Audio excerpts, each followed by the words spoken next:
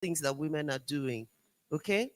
Thanks. So I just needed to add that this just speaks to what Big Sis Asma just talked about, the fact that if you learn it, teach someone else. So she was watching on television. She saw that, she tried it, it worked, and then she decided to pass the knowledge on to others who actually practiced it, and now they have results. Hopefully, they're also teaching it. Before you know, probably have your village all not bothered about what's happening in the farm, yet they are still farming. And you know, Rita, Yes, ma'am. there's really, it's Oh, always gain to teach another person. very true. Today they say, "Oh, Rekia, she's the consultant. I don't even know." I don't hesitate to teach you, and I'm not looking at the money. Sometimes I make money out of it, but the joy is to just help you correct what you're doing. Let that woman do it right. Even if she's selling tomatoes and whatever it is she's doing, she hasn't done it in the most neat way. Stop her and teach her how to do it. Say to her that this is, share your knowledge. She does it better. It's a plus for the women. So always be ready to teach another person. Thank you. Sorry. And Fumi? I think that when Auntie Mona Lisa teaches you, Sister Rekia, Yes. when Mona Lisa teaches you how to do the online thing, right? You promise to teach others. Oh, definitely. Thank you. I teach more people than. Good morning, everyone. My name is Dr. Fatima Kabir from Nigeria. I work with National Board for Technical Education, the organ that regulates Tibet education in Nigeria. We are here on advocacy and exposure visit to see what you are doing, and in such a way that when we get back, we can step that down to Tibet institution to empower women and youth. That was what we are here for. Having listened to what we have done yesterday clearly and attentively, I found out that there are things we should do more. Because after converging here, we need to evaluate ourselves to find out what we have done here, how did it go? That is one. And secondly, when we are debating on something, and because of timing, we felt we could not go forward, we could nominate 1, 2, 3 persons to go by the side and conclude on that so that we can have way forward. Another one I want to talk about was yesterday we talked about those we're going to reach out for to showcase what we have done here, our resolution yesterday. We're talking about Nollywood. We talk about our individual self going out there. I think we can include people that deals with public, such as regulatory body, parastatals, schools, clergy individuals, whereby we can reach out to them using our template or whatever means we feel we could use, so that we don't get away from here and everything is lost. And by the time we converge here, another year, we can use the template we have formed, that we have distributed to individuals there, and get out and evaluate ourselves. Because whenever women are gathered, people feel that there must be something powerful coming out of that. At the airport when we were coming, some men were saying, "Oh, we are in trouble. We saw so many women coming here and, things like that." I say, yes, you will be in trouble, because by the time we come back, we are coming back with a powerful point. So that is for that. Then another one I wanted to talk about is the evaluation, assessment. How do we assess ourselves? We talk about teaching women, empowering women, empowering youth, not only in Nigeria, in the whole of Africa. So now, if one person can touch, the last speaker said it, touch one person's life, I think we will go far. Yes. Then, if again, we can make it in our heart that we're going to touch 5 lives in our community. When we get back to wherever we come from, look around you. The stipend you have, you think is not going to work, will work. Let us use it on 5 individuals. And that 5 individuals, there should be a record to that. If I'm empowering a lady, perhaps I give her 10,000. That is if at all we are using money, or perhaps I encourage her using my experience. I should find a way of evaluating that. Maybe I have a template, I have her phone number, I have something I can use to show you that this is the life I have touched positively. I think that we will be able to assess ourselves and evaluate ourselves. Thank you. Thank you very much. It's a very, yes, Andrika, very Yes, powerful. very Yes. valid points. And the reason I came back to recapturing things, to hear more voices for what happened yesterday is for the same reason, Saja. Because, we don't want to leave without ensuring that we captured as many views as possible, as many concerns as possible. So, very valid. Evaluation goes on. I know that from the last women's conference, people made resolutions to go back and try certain things. And if Dr. Jumai was here, she would tell you, how many people contacted her to say, oh, we've started. We're in, so country and we've started already. We're taking, putting into work what we have done. So basically, I think what she's done is a call to action. Yeah. And I think that it's valid and we should imbibe it. And I know that Secretariat is taking note of everything that we're talking about, so it's not gonna, get lost in the thoughts. Thank you. Okay. Any more? It doesn't look like. How are we doing with the video, Fumi?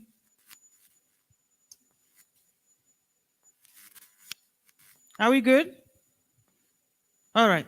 Auntie Ricky, I think the video is ready, so maybe we can. Okay, so I was talking earlier on about a talk on global treaty to end violence against women and girls, answer to women's health and well-being, and that's going to be delivered via an instrument of video by Dr. Eleanor Ann Wadinobi. She's the President Medical Women International Association, and I hear she's the first female to be elected into that position. So please give her a round of applause. I hope she's watching online.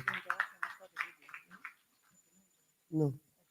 Okay, so Fumi, if you're ready, we'll take the next 5 minutes to take the message from Doctor.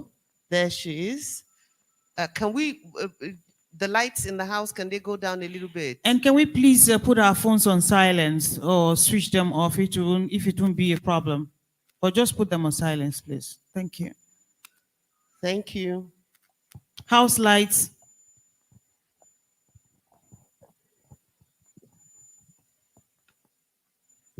Okay, we cannot hear, so take it back to the beginning and let's sort the sound out.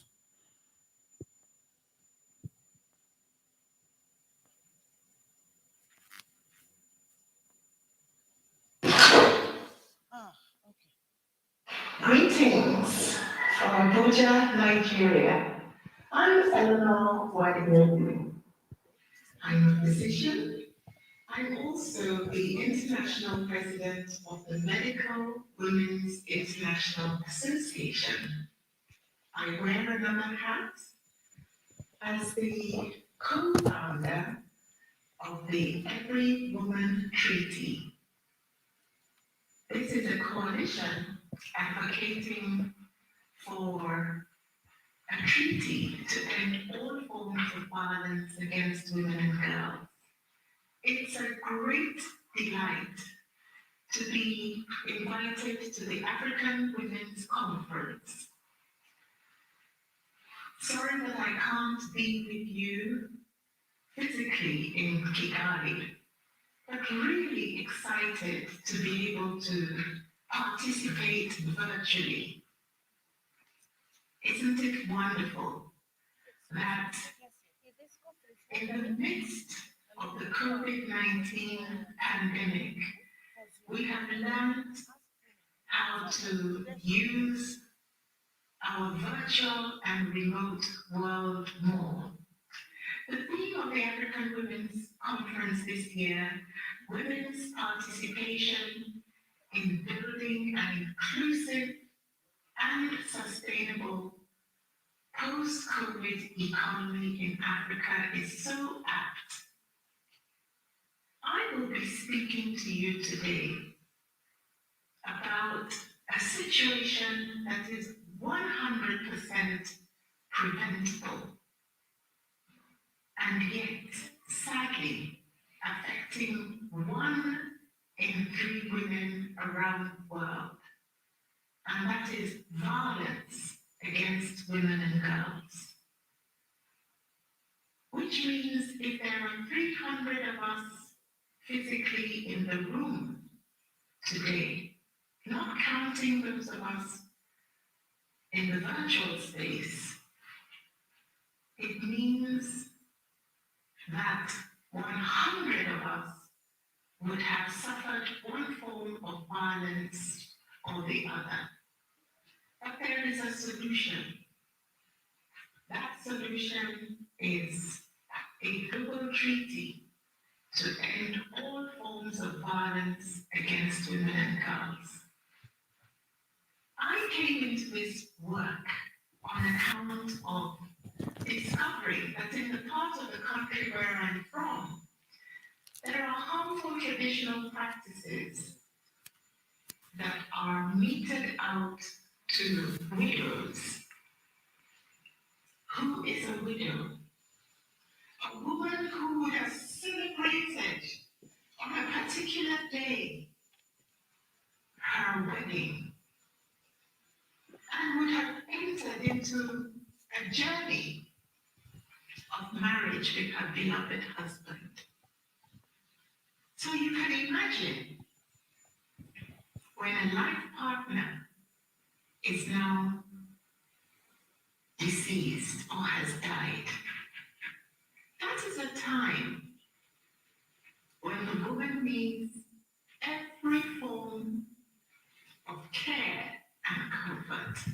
I came into this work when I discovered a certain type of harmful traditional practice against widows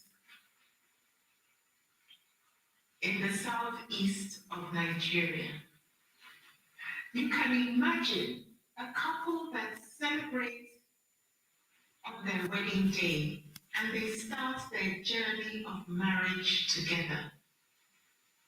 And sadly, the husband dies. No matter the age of the woman, she will feel, of course, that she has lost a great part of herself. She would be in mourning. She needs care, consolation. She needs to be treated like a very fragile and vulnerable human. And yet, unfortunately, on account of harmful traditional practices, on top of her state of mourning, there are practices such as disinheritance, forceful shaving of hair. When I started this work 25 years ago, women were being forced to lie in state with their deceased husbands. At that time, the body of the deceased man would be washed and the woman would be asked to drink the water.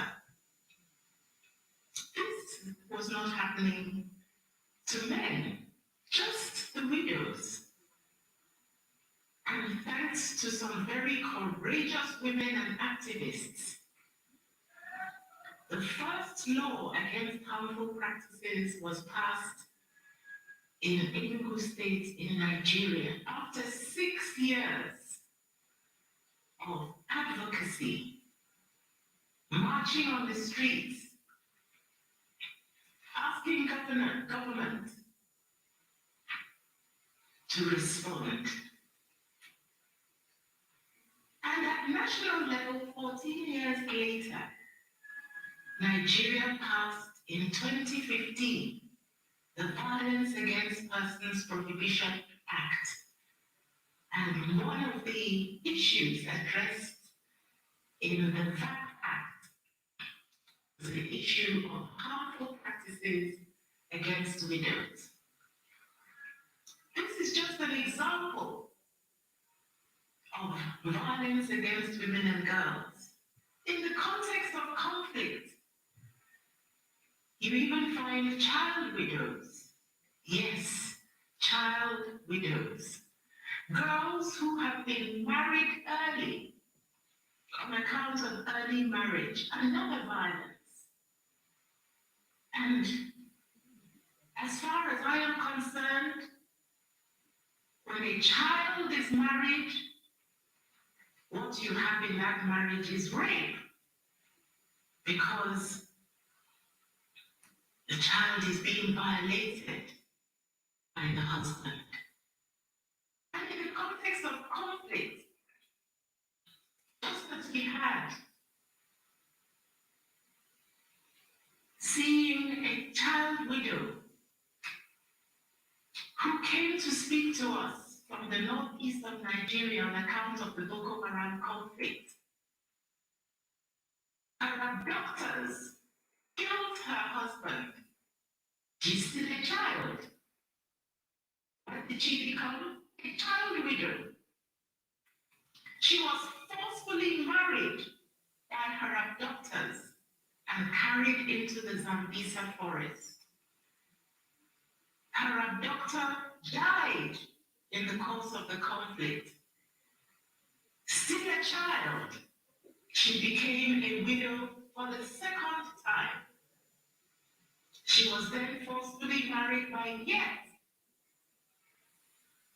another of the fighters in the forest. Married for the third time, twice a widow, a child, raped. And guess what?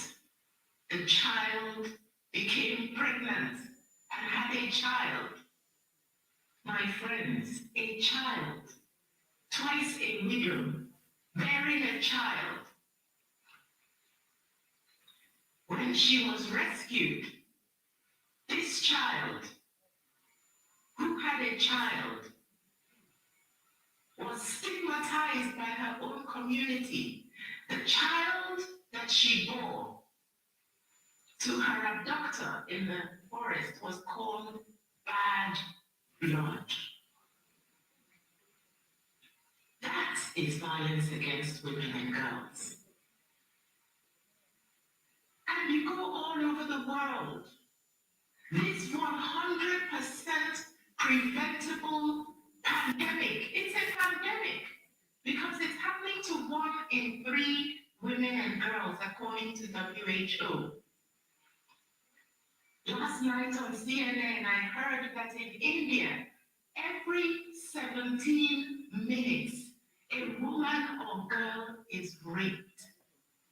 Every 17 minutes. We cannot turn a blind eye. And that is why the answer is a global treaty to end every form of violence against women and girls of all ages. In the context of COVID-19 pandemic, we called it the pandemic within the pandemic because women and girls were locked in, locked down with the same abusers. The opportunity to escape by going to the market.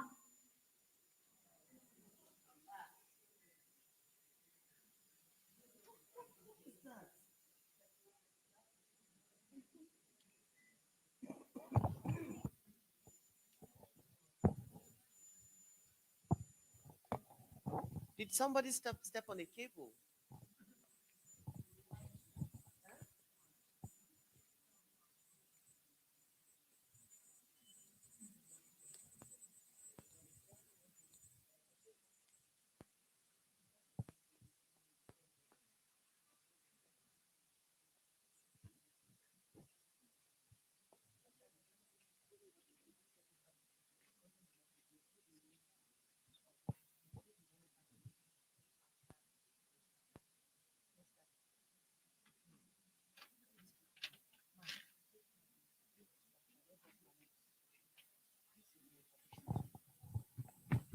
aside the name that you have here, Terojo, Terojo or Sandy.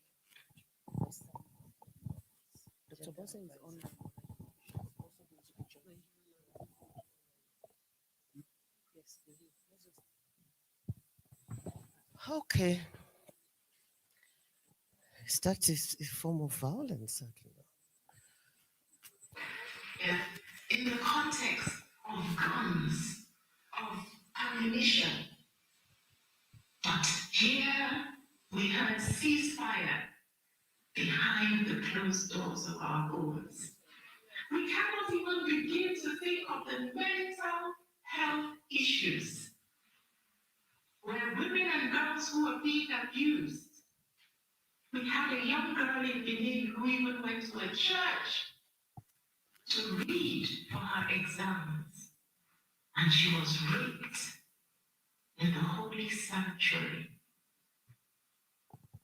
Yes, it is 100% preventable. We want to call on our leaders, heads of government, women at East Africa Women's Conference. You can do something. Don't stop at shaking your head. gender advisor of the You cannot be a bystander. Call on your government for there to be a global treaty to end violence against women and girls. What does the treaty do? I'll use my hand with 5 fingers to explain. First of all, a treaty will strengthen existing laws, and where the laws don't exist, let's put laws into place. Laws in and of themselves do not stop violence, but that is the very beginning. Once there is a law, then it means that we have a starting point and we can bring perpetrators to book. Then we need training and accountability of doctors, lawyers, magistrates, nurses, police. I am a physician, and there are some of my colleagues who attend to patients and don't even understand that a woman who has come with a broken arm was maybe pushed down the stairs by her husband. So doctors and nurses have to be trained to recognize violence when it walks through the doors of their offices.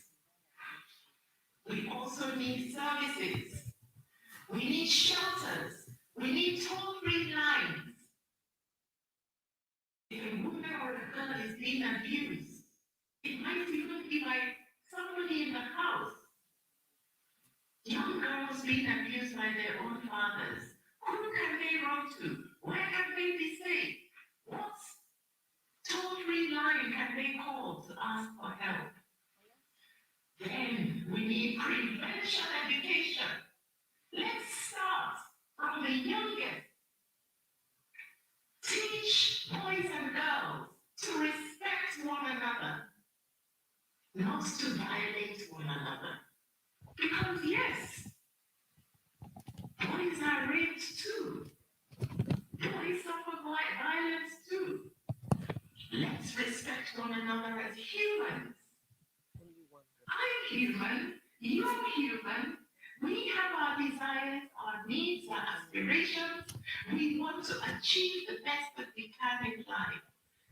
But if anybody has been violated, then it affects their achieving their full potential. And for all of these to happen, there must be dedicated funding. It is ridiculous to know that the entire development money to address violence against women and girls around the world is 11 cents per female per year. So those who are wanting to address violence against women and girls, the only available money being put aside 11 cents. And yet, when the violence happens, you need to rush a bleeding girl to the hospital. You need to provide shelter, feed her, give her skills, and support her. And for every female, the minimum is $1,200 in order to address violence. So why don't we prevent it? And still using my hand, we must have data and we must have monitoring. It's because WHO came out to seek for data that they discovered that 1 in 3 women and girls suffer violence. It's because India kept data that they could tell us that every 17 minutes, 1 woman or girl is raped in India. We mustn't leave those numbers as statistics. If we have a global treaty that does the 5 things that I have spoken about, then it means that heads of states will sign up to this global treaty to bring an end to violence.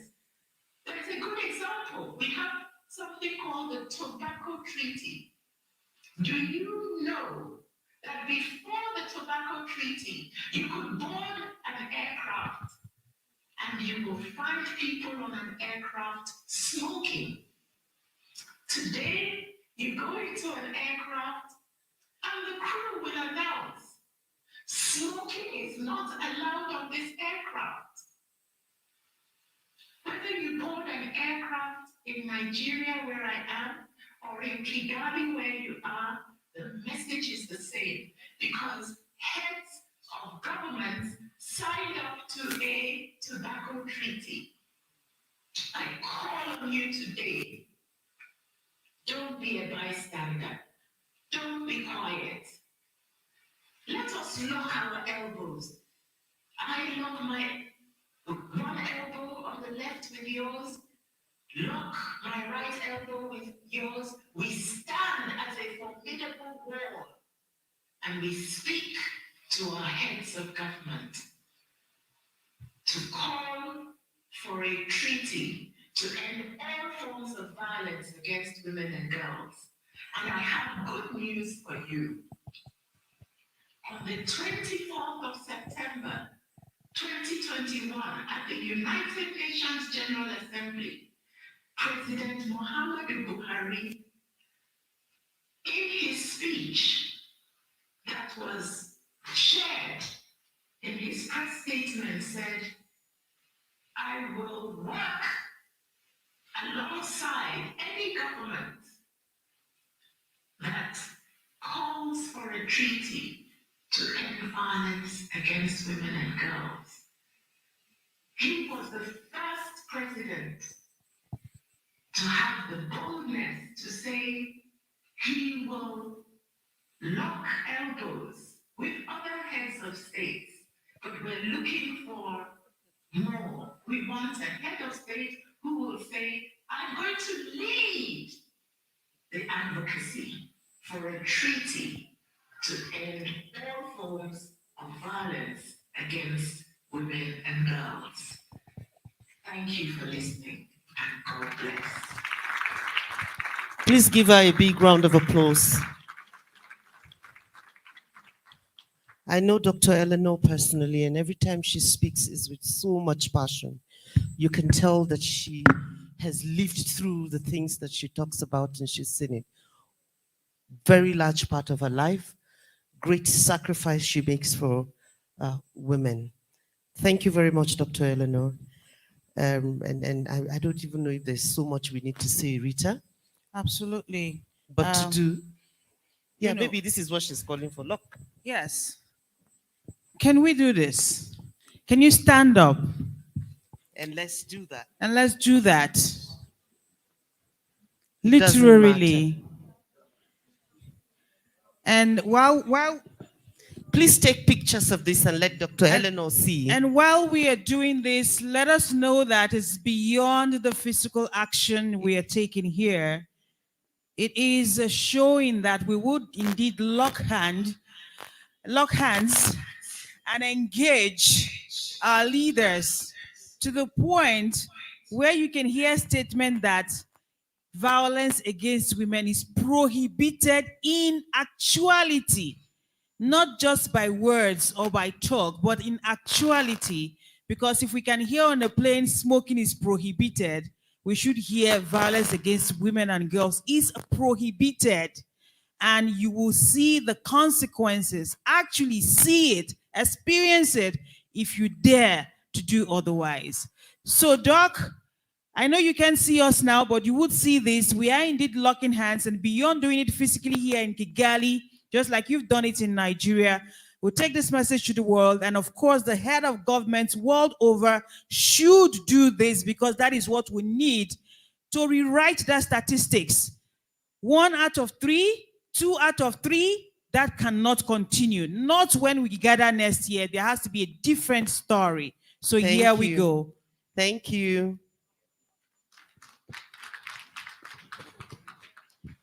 Okay, I'd like to take a little time to recognize the presence of Her Excellency, Mrs. Betsy Obaseki, First Lady, Edo State, Nigeria. Please give her a big round of applause. You're welcome, ma'am. She's right there at the back somewhere. Why is Yes, she? there No, she no, you is. have to come forward, ma. We insist. If you're Please. comfortable, if she's comfortable. No, give if her you a see seat. Oba talk by she will come. All right, let me quickly also recognize a delegation that was sent in from Zimbabwe, led by Sisi Mugabe, head of delegation, being Secretary for Finance. Sisi Mugabe, thank you. That's the delegation from Zimbabwe. They've been here since yesterday. Maybe because you didn't wear your collars yesterday, we didn't see you, but now we see you. Thank you so much for being And here. they came in really early Thank yesterday. you. I recognize them now. Thank you so much. So we're going to go straight to the next panel session that we have. Panel session 2 for the conference, but first panel conversations for the day. The title is Women's Participation in Reducing the Tide of Violent Conflicts and Insurgency in Africa. And I think Dr. Eleanor set us, ready for that very, very well. On that panel, we have Professor Suleiman Bala Mohammed, the Vice Chancellor, Nasarawa State University. Can we please welcome him as he comes forward to take his seat? We also have Mrs. Adesua Itohan Adebayo, the Coordinator, Defense Intelligence Academy Officers' Wives Association.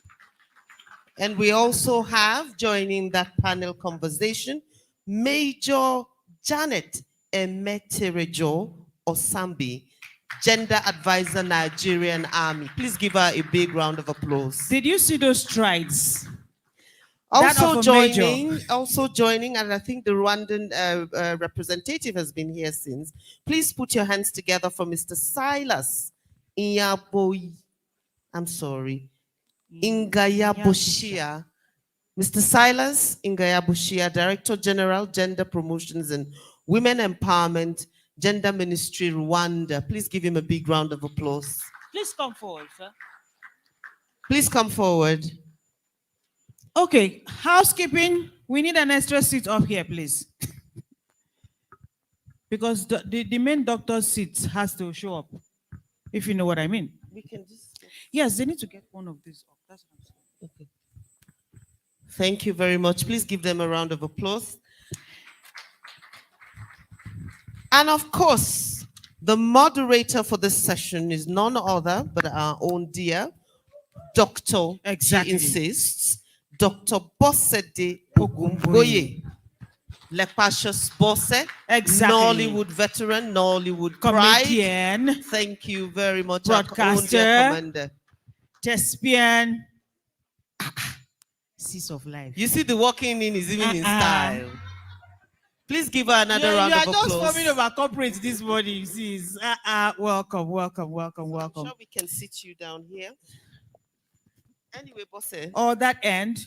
So the men don't feel lonely. Okay.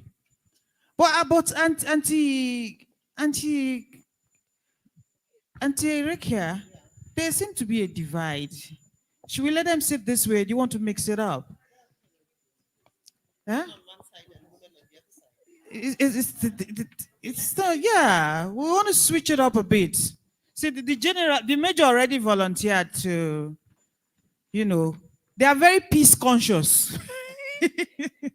Thank you. All right, over to you, Bosse. Very good morning to you, ladies and gentlemen. You know, during this kind of program, I don't like to refer to the men. I say, good morning, ladies. So if you are our keyboardist, you are the DJ, you are the photographer, you are the he for she, all the men here, you are all here to serve us. You are serving us today. We are the ones in charge. So we welcome you. Thank you for being here, sirs. And we'd like to start this program, first of all, by appreciating this first session that we had with the virtual presentation. It was so emotional at a point when she started talking about violence, gender violence, and all people go through, because sometimes we sit in these beautiful places and we don't even know what people are going through. A child gets raped, a child gets married, then raped, then gets married to her rapist, then have to endure all that and still have to bury her own child. But then violence is more than gender violence. It's more than gender violence. We have all kinds of violence, and that's what this session is about. Ladies and gentlemen, it is obvious and we know that violent conflicts and insurgency has become all too frequent in most African countries. Sometimes it is triggered by political, ethnic, religious, or even flawed electoral processes. It is time for women to become a leading force for conflict resolution and reducing the tide of insurgency in Africa. But the question then is, how? While we are aware that the situation differs in different African countries due to our cultures and our tradition, it is important to note that women are a force to reckon with and to create a working concept that is adaptable to suit local conditions of each community. At this point, we know that there are obvious reasons why women are important in peace building, conflict resolution processes. For example, women constitute half of every community. They are the central caretakers of every family. All through history, women have always been advocates for peace, and they have been wonderful mediators. Not just that, women are selfless relief workers. But is that all our job? Is that all we do? We stay behind and we bind the wounded. We take care of the sick and we take care of the people that are hurt during conflict. Is that all women are there to do? There is a need to encourage and assist women in developing their role in reducing all types of violent conflicts and insurgency in Nigeria. Ladies and gentlemen, this is what this platform is for. My name, once again, is Precious Bosse, and I will be moderating with these great people sitting with me. May I start with you, sir? Thank you, sir. I would like you to just say, what is your view on this topic?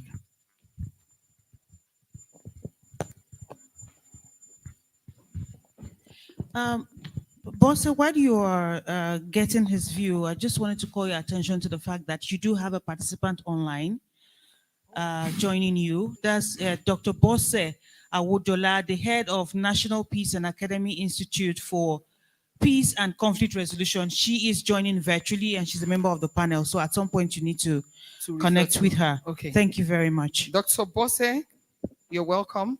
So we have two Dr. Bosses on the panel. I'm her standing. Thank you very much. Then can you introduce yourself and just... Thank you very much. As I said, as it was said, I'm Silas Ngayabosha, and I serve as the Director General of Gender Equality Promotion and Women's Empowerment at the Ministry of Gender and Family Promotion in Rwanda. So, welcome to Rwanda once again. And that's the Yeah. reason why I'm starting with you, because we just noticed that almost everybody else on the platform is from Nigeria. Yeah. So we are your guests, and we like to understand and see this from the Rwandans' perspective. Yes. Thank you very much. Again, I was asked what's my view about this topic, women's participation in reducing the tide of violent conflicts and insurgency in Africa. We all know, and from even the previous video, that conflicts, women and children are the most affected by conflicts, by consequences of insurgencies. And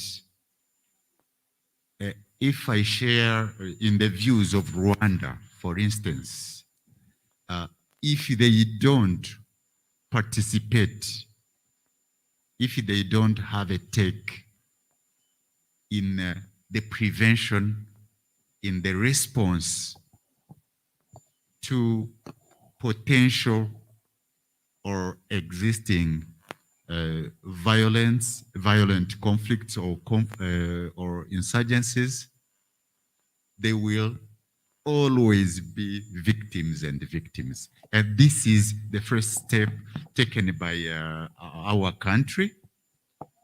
First of all, putting in place the legal and institutional framework that makes them participate. So maybe we will discuss more about that, but my view is that if women have to participate, that participation has to be a full participation from initiating or working on papers that govern the prevention and the response, and they don't have only to be there to initiate, but also be physical there.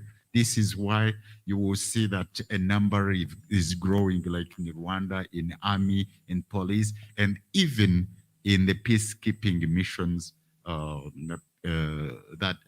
Rwanda is offering in different corners of this world at national, regional, and worldwide level. Thank you. Thank you so much, sir. Thank you. Please put your hands together for him. Thank you. Now, I like particularly when I see women in authority, not just that, when I see women in charge, especially in the profession we all call the uniformed profession. Because most of the time, it takes a lot to fight to get to that stage where you are a person of authority as an officer. I have with me the Coordinator Defense Intelligence Agency Officers' Wife Association, DIAWO. I hope I got that well. DIOWA, okay. Mrs. Adesowa Itoha Adebayo. And I would like to have not just your views, because I have seen you since we've been here. I have seen you. I see the way you interact with your people. There's no madam kind of attitude. It's more like interactive with them. So I think you're more in a position to share not just how women can be effective in conflict resolution, but how women in power can also empower the women beneath them to rise to take control. Thank you, Bose. As the coordinator, Defense Intelligence Officers Wives Association, we as wives, military wives, mothers of these children, we are there to support our husbands. We are not only wives, we are homemakers, because we keep the home front while the men are out there fighting. And as we all know, insurgency starts from the home. So it's our duty as mothers, as wives, not only teach our children right, but ensure that they do the right thing by educating them most times on the challenges of wars and to make them understand that it starts from the home. So while our husbands are out there in the battlefield, we keep the home front because we make these men. So most times when they even come home, most times they come home tired, frustrated. It's our duty as women to, in a subtle manner, calm them and make them understand that it's not about fighting most times, because our children, and another thing we have in our communities is the peer pressure. Because your son is out there with other children. So you're not only teaching your children, you are teaching the children in the barracks. So we as mothers, we are mothers to not only our children in our houses, but every child in the barracks, we are responsible for them. So we have NGOs in the barracks, like we are an NGO. Our duty basically is to provide support, community support for our women and educate our children as much as possible to do right and think right. Thank you so much. And yes, I was about to say, can we give her a louder round of applause? Because I like the authority in which she used in saying, we make this men. And until women begin to realize the power that we hold, we will keep shouting that we want a seat at the table. We already have a seat at the table. Because without us, these men would not even have a table to sit on. And that's what she's saying. Because when we give them that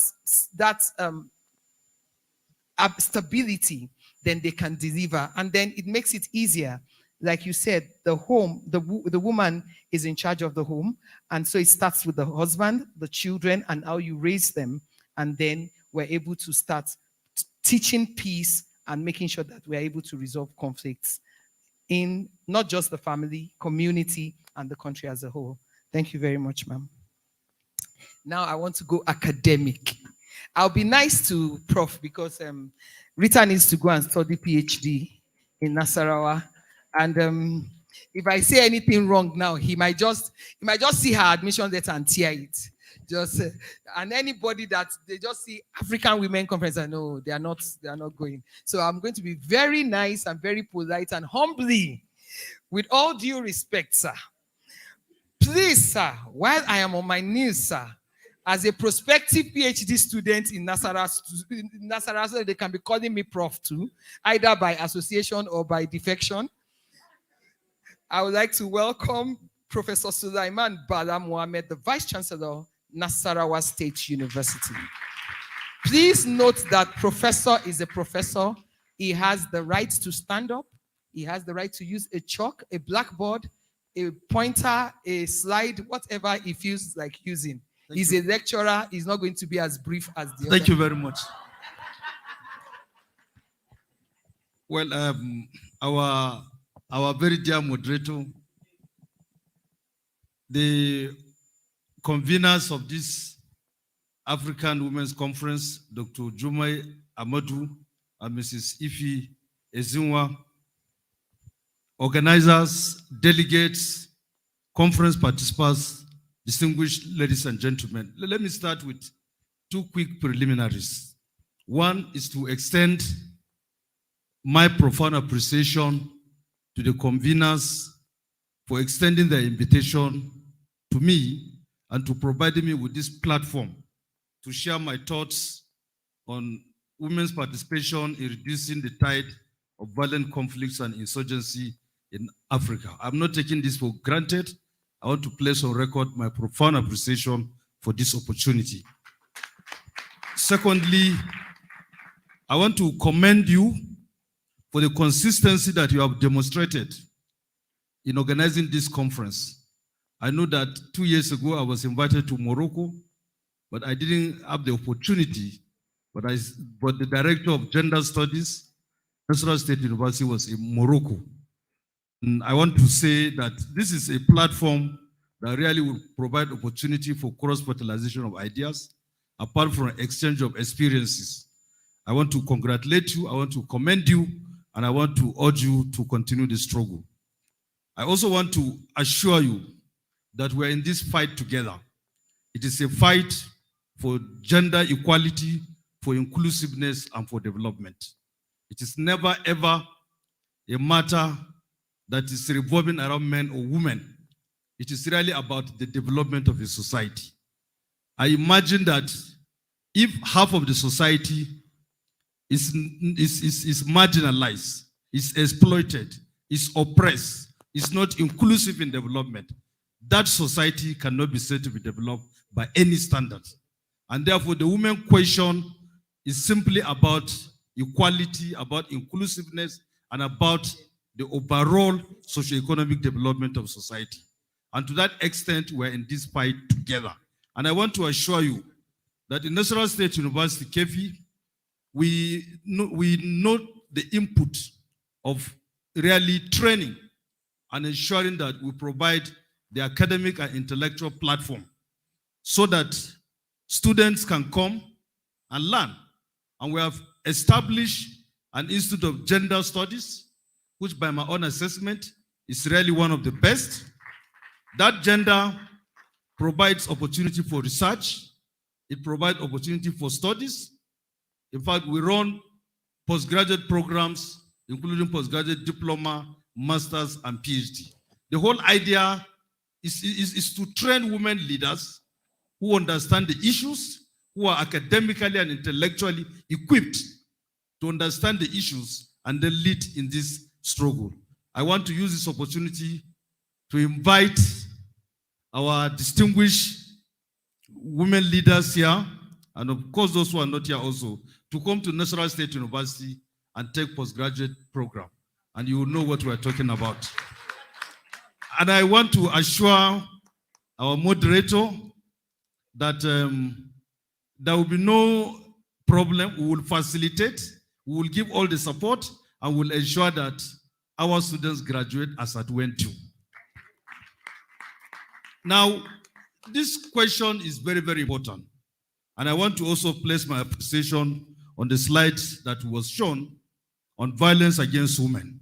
And in building on that, I want to start by saying that it is no longer news that Africa is ravaged by violent conflict and insurgency. I think this is well established. If you look at North Africa, politically related violence, either fighting authoritarianism or dealing with elections, has caused massive conflicts across that region, whether it is in Libya with the fall of Gaddafi and what has followed subsequently, or in Morocco with the struggle by the Sahrawi Democratic Arab Republic against Moroccan colonialism. There is massive violence going on there because that is the last colony in Africa. And people don't even tend to understand that there is a fight going on in Morocco with the Sahrawi Democratic Republic forces. And it's really a very serious war. There are also conflicts going around in Tunisia. If you go to West and Central Africa, that is where you find a lot of conflicts bordering on ethnicity, on religion. In South Africa, of course, the xenophobia attack.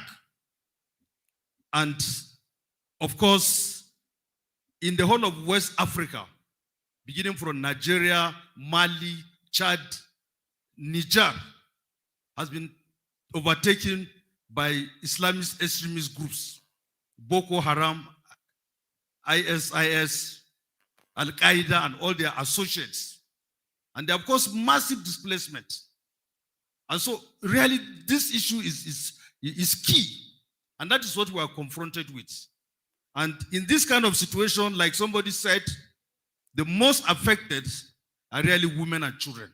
Whether it is in terms of death, or it is in terms of injury, or it is in terms of loss of resources, or even in terms of the refugee crisis.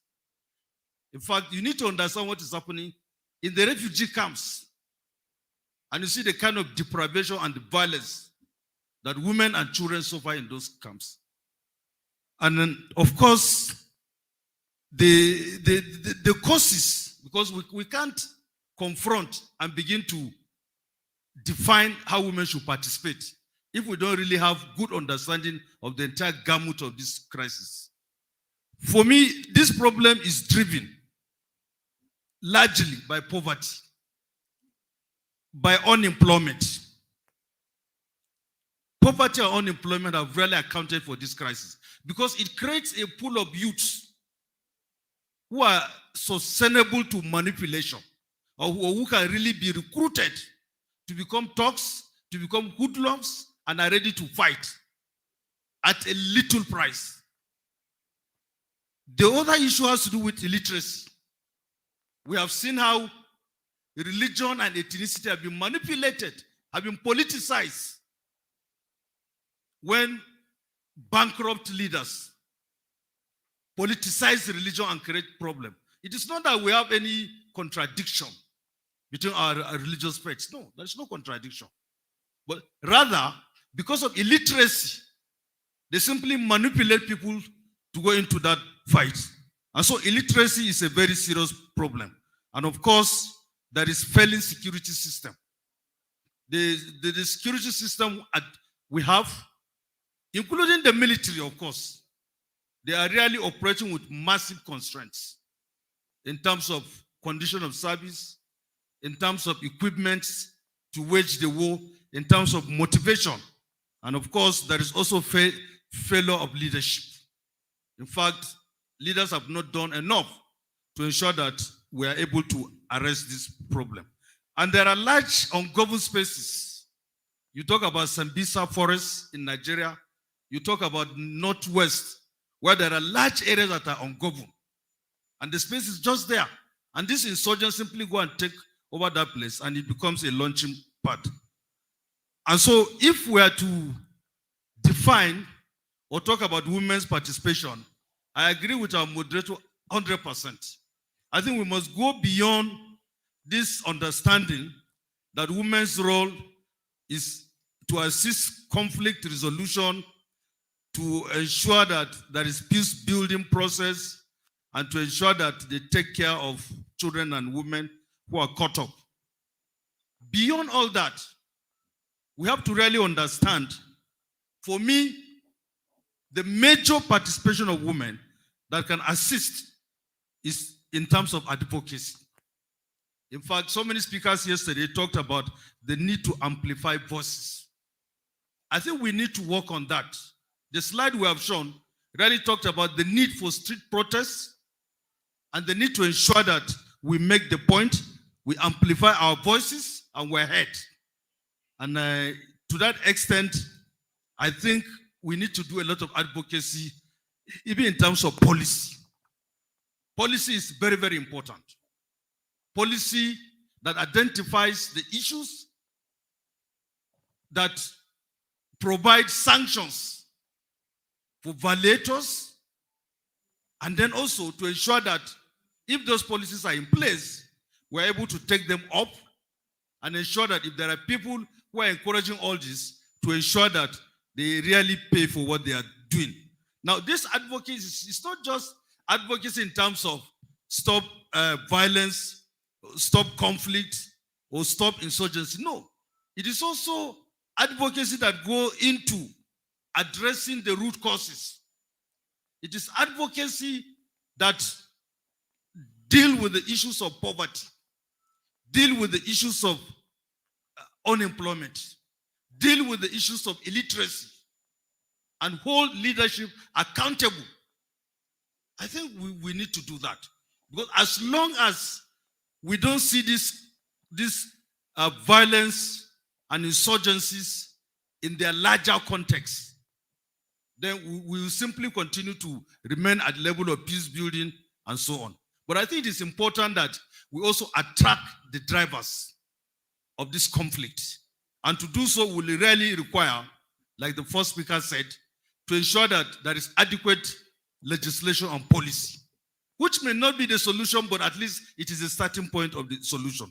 So my first recommendation is that women will have to really move into the area of advocacy in terms of both policy as well as policy implementation, dealing not just with the conflict, but also with the underlying conflicts. For example, we have seen in Nigeria how conflict entrepreneurs have really gone to manipulate ethnicity, gone to manipulate religion, so much so that we not just have ethnic conflicts, religious conflicts, but we have ethno-religious conflicts. I think that is the need to move into that space, to ensure that we demystify the myths that they creating around these issues, and then ensure that we give correct narrative so that we understand. Because the reality is that there is no contradiction between our religions, between our ethnicities. In fact, in all cases, we didn't even determine. And therefore, when people come to politicize it or manipulate it, we should have a counter narrative. The second area is that we must move into public enlightenment and education. Not just about policy, about the policy implementation, but also in terms of public enlightenment and education. At the root of most of the crisis is clearly the question of illiteracy. In fact, across the continent, there are a large chunk of illiterate young persons who are susceptible to manipulation. In fact, you can't tell an educated young boy or girl to go and fight in the name of ethnicity or religion, because that person would have seen beyond the smoke screen. But an illiterate person, you place the smoke screen before the person and simply goes to fight because he's fighting in the name of his ethnicity or religion. And so it is important that we mount public enlightenment and also provide education to ensure that we appreciate that these conflicts are just serving some sectional interests and they are retarding our development. The third area for me is in terms of collaborating with not just government, but also NGOs, so that the point which has been made since yesterday about the need to see that we make a difference, about the question about what have we done as individuals, about the issue of in a community, how many persons have I been able to influence and change their lives? I think it is important we come out heavily in this area, collaborate with NGOs, collaborate with individuals, and ensure that we have really something that we can work on, we can point at. The other area for me is in the area of holding leaders accountable. This is one area that we have not been doing much. It is important that we hold our leaders accountable on what most of them have publicly declared, on what they ought to do and they are not doing, on what is harmful to us as a people. And we can really come out and influence. There are representations that we have at legislative bodies that we can work with them to ensure that we get our job done. And so it is important that we actually do that and ensure that the lobby goes on so that we achieve what we want. And the other point is about education and training, which of course, one of the speakers alluded to that even at homes, we're in charge of the socialization and training of the children. It is very, very important that we take special interest in terms of the kind of peer groups that they associate with, the kind of education that they have. We always try to find out what they think about situations, about happenings in the country, so that where there are misconceptions, where there are wrong notions that they have started imbibing, we should be able to correct even at that level. Because most of these rarely grow. It's not something that comes of sudden. You don't just go and recruit somebody and say, come and let's fight. But you start with some level of training, with some level of indoctrination. And so I think we have a role in trying to counter those kind of teachings so that at the end of the day, we're able to produce children and leaders of tomorrow that we want, not the ones that we can allow them to be manipulated. Distinguished ladies and gentlemen, I think in addition to the conventional areas that we have been talking, I think women can also participate in these areas so that gradually we will be able to address or reduce significantly these issues of violent conflict and insurgency. Thank you very much for your kind attention. Thank you very much, Prof. Thank you very, very much. You did justice to the topic. And you know, when we started, I wanted an icebreaker from each speaker for just something to say for us to have a feel of them before they do their presentation. So when the Prof got up and he went there, Mrs. Ito, was like, I've not done my presentation yet. And I said, yes, ma'am, I saw your speech with you and I know that you have your presentation with you. But then Prof, you know, he's a prof. He just has to stand up and do it the way profs do. And thank you very much, sir, for really, really nailing and marshalling the points that are important and that are viable for us right now. And one of the things that you said that really touched me is that we are really not as different as we think, religion-wise, even ethnics. I remember when we were in Namibia and Mama P and Mama G was talking about how they were treating widows. And she was saying it passionately as an Igbo woman. And she was saying, in my culture, and almost everybody sitting down from all over Africa kept saying, they do it to us too. They do it to us too. And suddenly you realize that it is not just a particular people that go, it's everywhere. The issues are the same. It's just the different ways in which, like the Prof said, our leaders have learned to use our differences, manipulate it to use it against us. And until we begin to do as he has said, advocate, train and retrain and teach and eradicate illiteracy, then people would not have any other choice but to keep falling into the wrong hands and to keep following this wrong information. Once again, this African Women Conference is always a good platform where we are able to continually tell people what we need to do as women to help ourselves. Thank you very much, Professor. I'd like to go to Dr. Bosse, Dr. Bosse Awodola.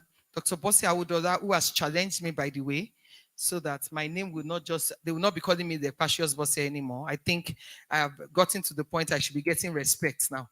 So I have to go for my doctorate now, so they can be calling me doctor. Ladies and gentlemen, please, can you put your hands together for Dr. Bosse Awodola? Thank you very much. And thank you for inviting me to this event. This is the first time I'm participating, and I think I am so grateful that I'm part of. Having said that, problem with sound. We're having can you hear me, please?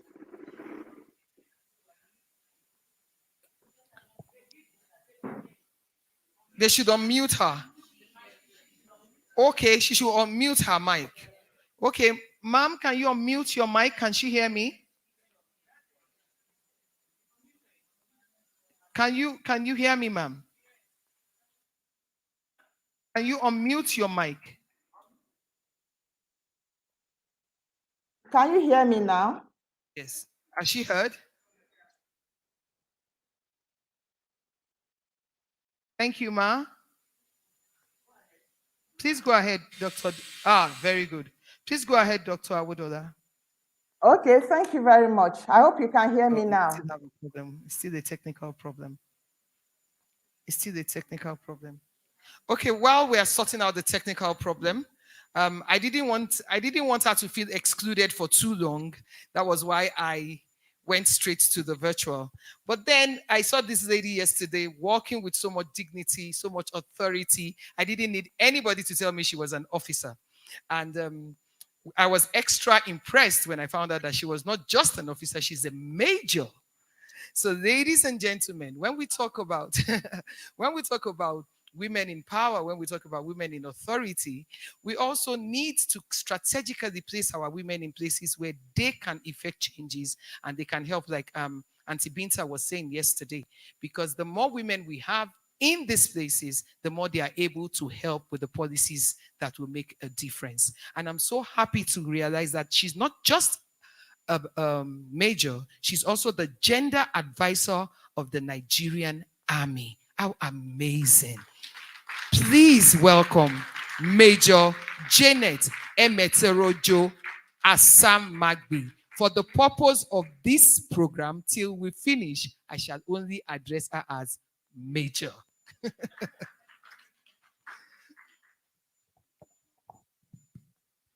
Thank you very much, Bosse. My name is Major Janet Emeterojo Osanbi. Emeterojo meaning women are important. Wow. Yes.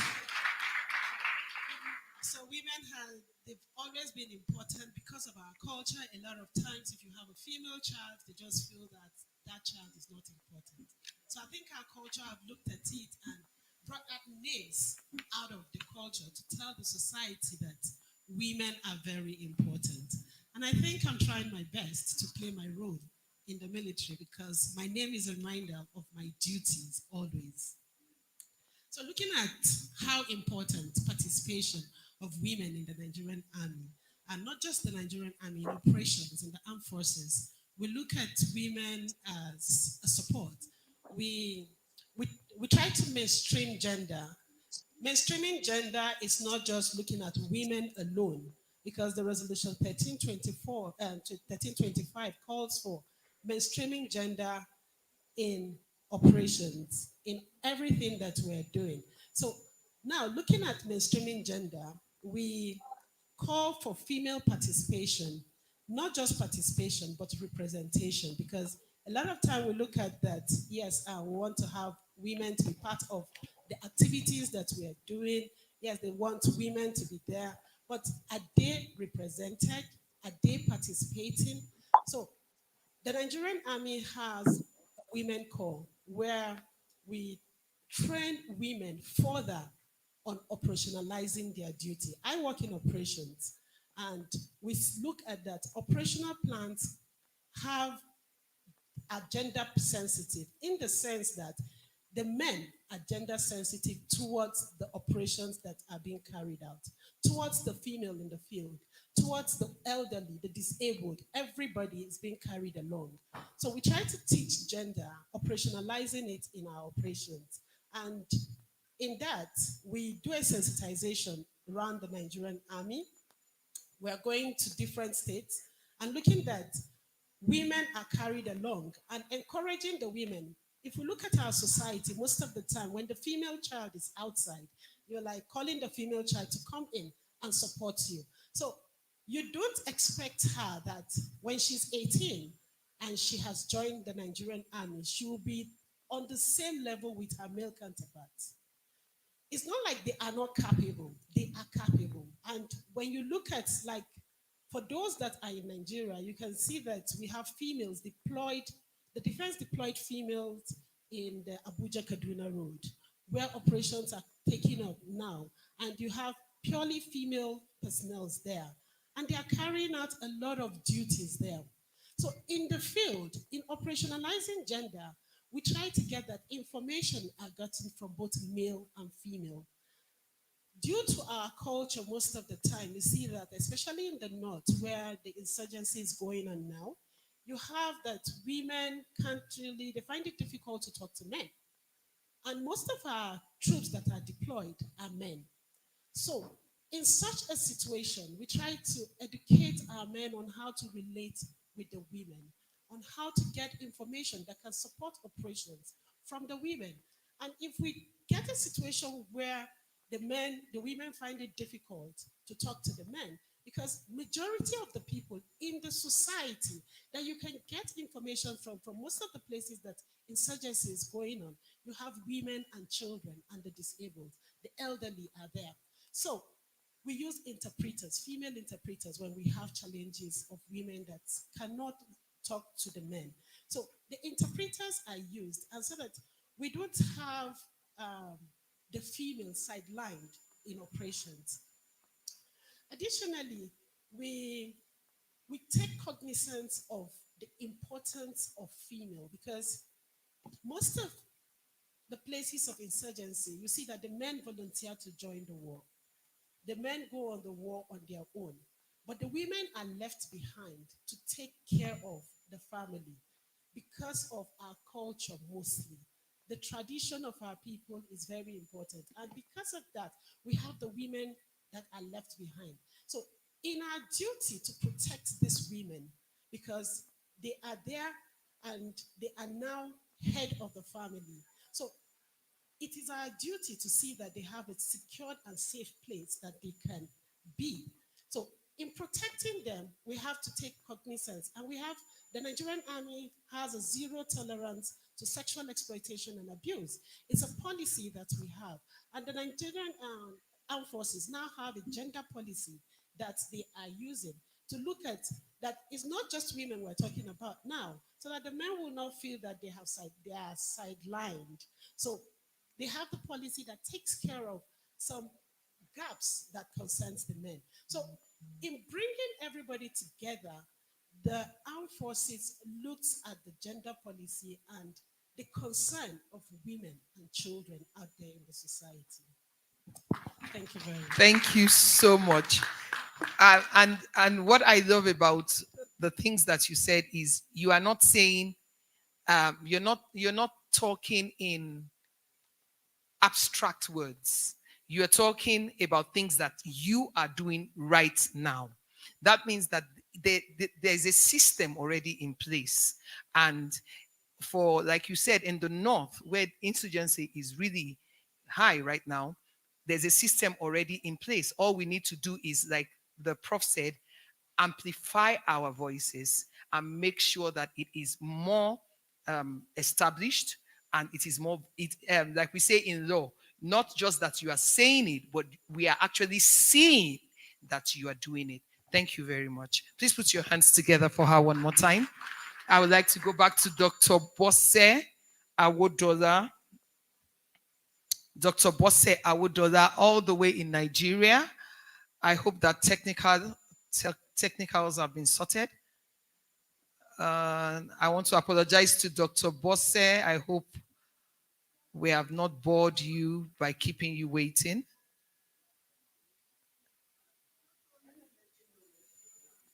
Ma'am? No, you said she was ready. All right. So, because I don't want to waste time, this topic is really, really very wide. I have gone to a female, and I would like to come back to you, sir. I don't want to destroy your name, so pardon me if I don't mention it again. I will just say our Rwandan representative.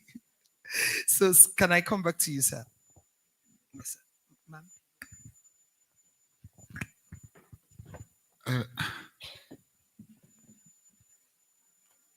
Thank you again. I was also worried that I misused the time that was allocated to me. Thank you. To come back to this topic, I think we all know that Rwanda has been victim of the highest level, the highest atrocity a conflict can bring to people. Rwanda has, we have a genocide against the Tutsi. I think we all know. And out of that, there has been some lesson learned.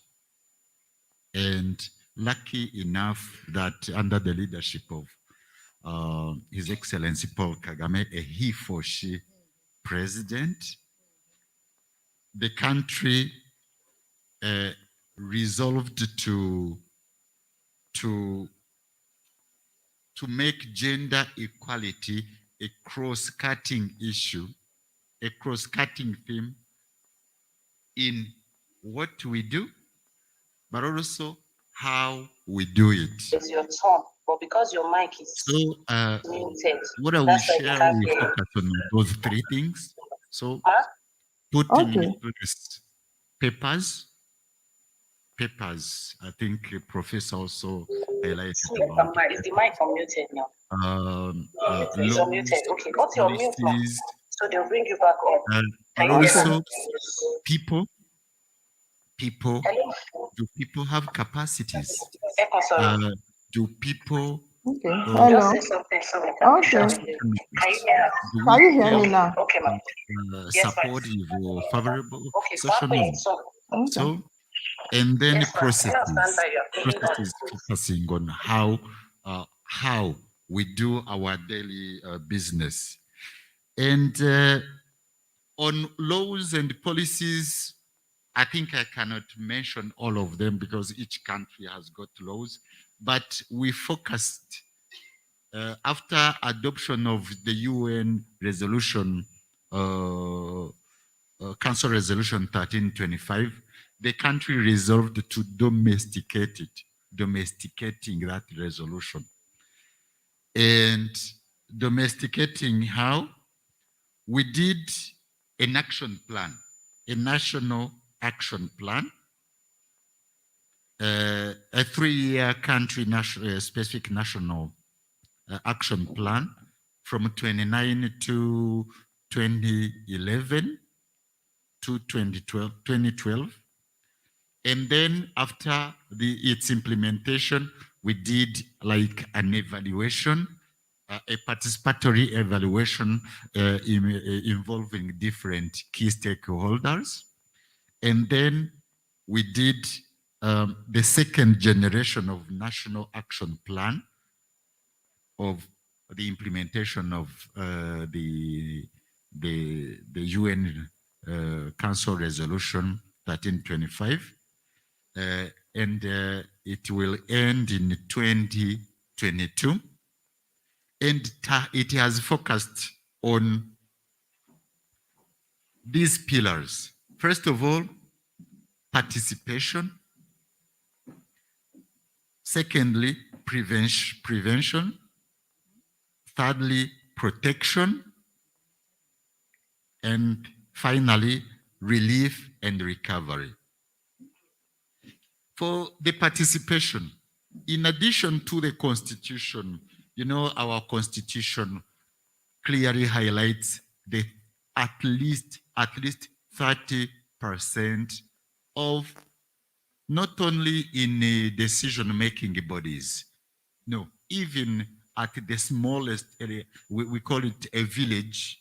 If you are electing, if you are thinking about something, think about at least 30%, and that is monitored. So it's not something you can do as a favor or whatever. It is a must.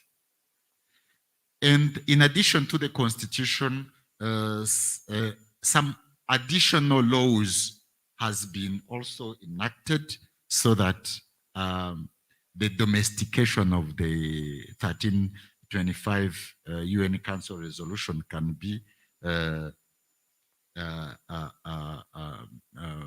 implemented. For the second pillar, the prevention of violence against women, the government of Rwanda has been and also remains determined to fight against violence, gender-based violence in all its forms. For instance, a new policy recently, we had a gender policy and GBV policy. We had two of them from 2010, but the gender policy has been reviewed and adopted recently in February this year. And it highlighted, among other pillars, maybe I would share the involvement of men, not men as a way of reinforcing patriarchy, but men as allies and supporters, partners with women in promoting gender equality. I think, I remember when I was in one of the countries in West Africa, a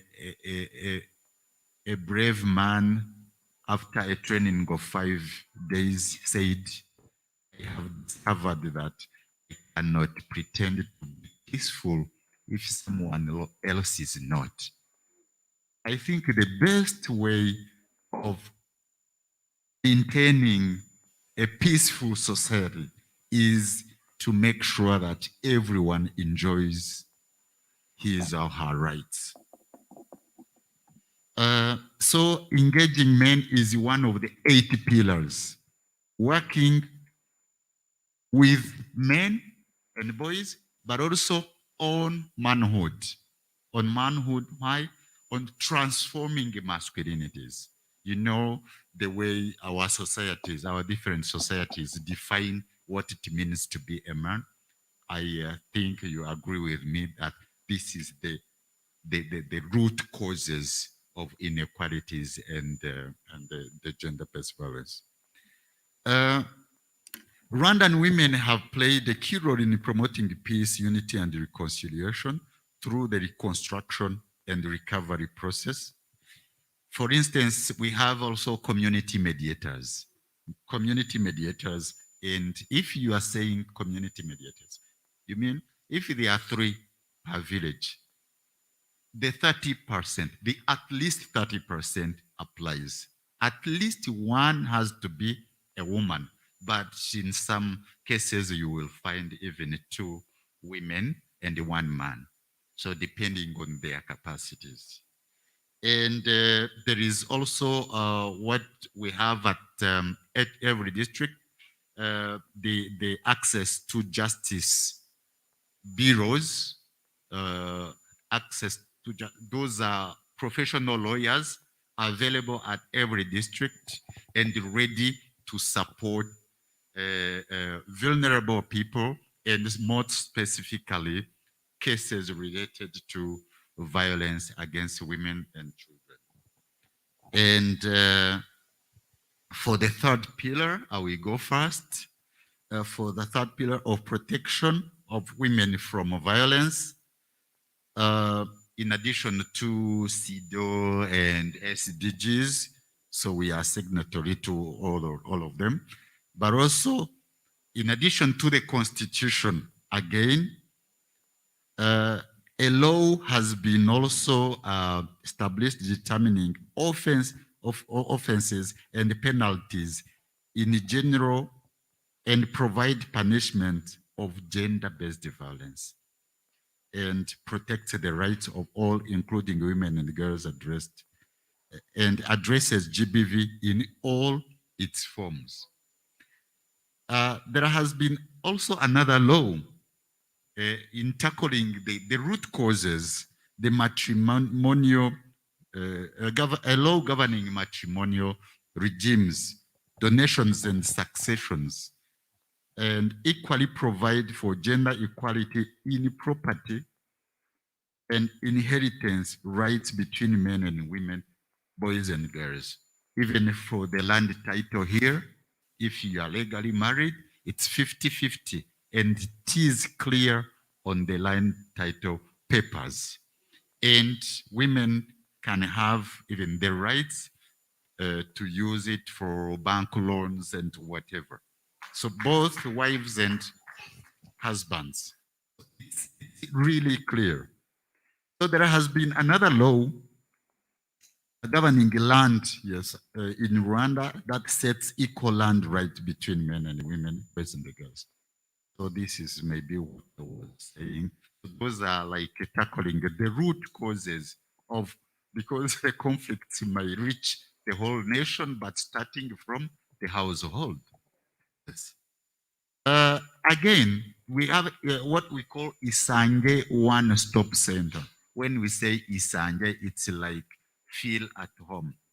Say this is about response, and this started in the police hospital, but it has been finally adopted by all 44 hospitals across the country. When I say 44 hospitals across the country, bear in mind that Rwanda is small, is only 26,338 kilometers square. So it's a small country, and 44 hospitals across the country. yes, it's not that closer to the whole population, but it is accessible at least because we have good roads and you can easily reach a hospital. But again, although these services, this holistic, Isange One Stop Center provides holistic services to victims. Victims remain holistic, I think you can understand. But also we have temporary shelters that were set up in 4 districts to accommodate some victims who may need length protection from suffering further violence or continuous services and follow-up over a longer period of time. We have a forensic laboratory that can also um, avail DNA test results to accelerate. So to end, because I'm taking much time, for the pillar of access to means of relief, economic recovery, and rehabilitation.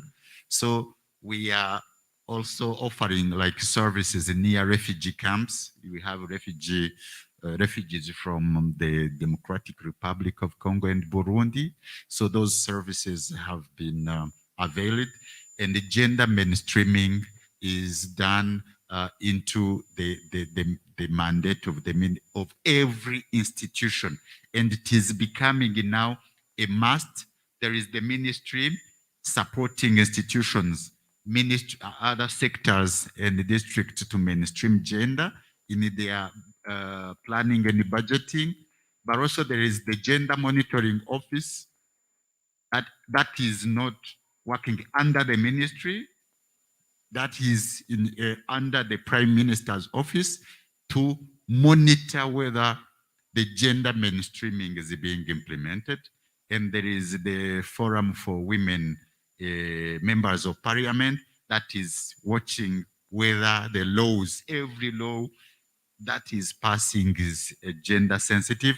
And then the National Women Council that is guaranteeing the mobilization of women and their capacity strengthening for participation. Thank you very much. Fantastic, fantastic. Please, can you put your hands together for not just the representative, but for the government of Rwanda? Because this is amazing, is amazing. And the only thing I can just take away from everything that he has said is until we have leaders that have the vision, we cannot drive anything, because when they see where they are taking us to, then they can guide us. And then he said it in every community. They are not doing states. They are starting from the grassroots. And he said something with so much confidence that made me smile as a Nigerian. He said, we have 44 hospitals, although they are not many, but we have good roads, and so we can get there quickly. If you're Nigerian, you know what I mean. So, so let's go to Dr. Awodola. Hopefully the mic is working now. Yes, hello? I would like. Hello, can you hear me now? Hello? Hello? Hello? Hello?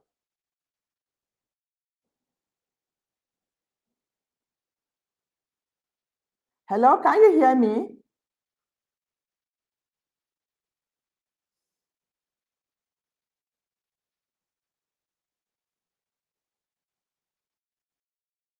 Hello?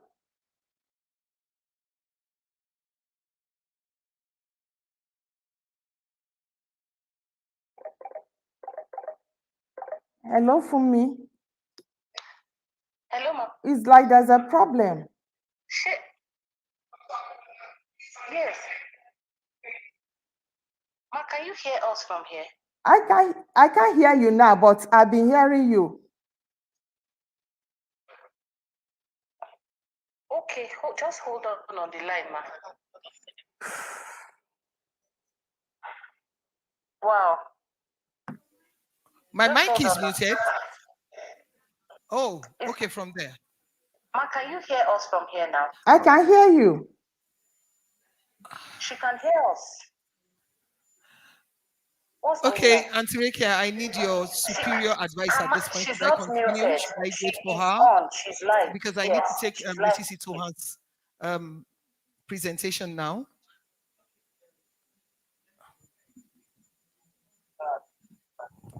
Thank you very Don't hear much, this. Dr. Use Bosede the microphone from the I know you device can directly. hear us. Can you hear me? Ma? If you can't, just do this. Yes, she can. So I can hear you. yeah, we're having a problem. I don't know what it is. Technically, still trying to sort it out. Ma, can you But we take off can't the earpiece? hear you, even though you can hear us. So and we're running out of time for taking the session. So what I'm going to do is just give them more time to work on it. Should we Hello, ma. and I Can you hear understand, me thank now? you so much, I because she can. canceled the meeting she was supposed to be at, to be here with us, and yet technology Please, were there's no unable to camera hear or you. anything there. We're completely sorry about that while they try to sort it out, but we'll continue with the session and I'll keep in touch with you. Thank you. Okay, thank It's you. going So to. keep getting in touch and know exactly when her mic starts Oh, working. I can. And we'll come back to Okay. her. Yes, now I'm rounding up with the woman in the house, a powerful woman. I've been told that if your husband is a major in the army, then you, the wife, you are the major general. The wife is always a step. Is that right? The wife is always a step ahead of her husband. That's why all my friends, when I was in university, wanted to marry army officers because they said they will be respecting them anywhere they go to. So we have not just military wife, we also have the coordinator of Defense Intelligence, Defense Intelligence Agency Officers Wife Association, Mrs. Itoha Adebayo, for her own presentation. Thank you.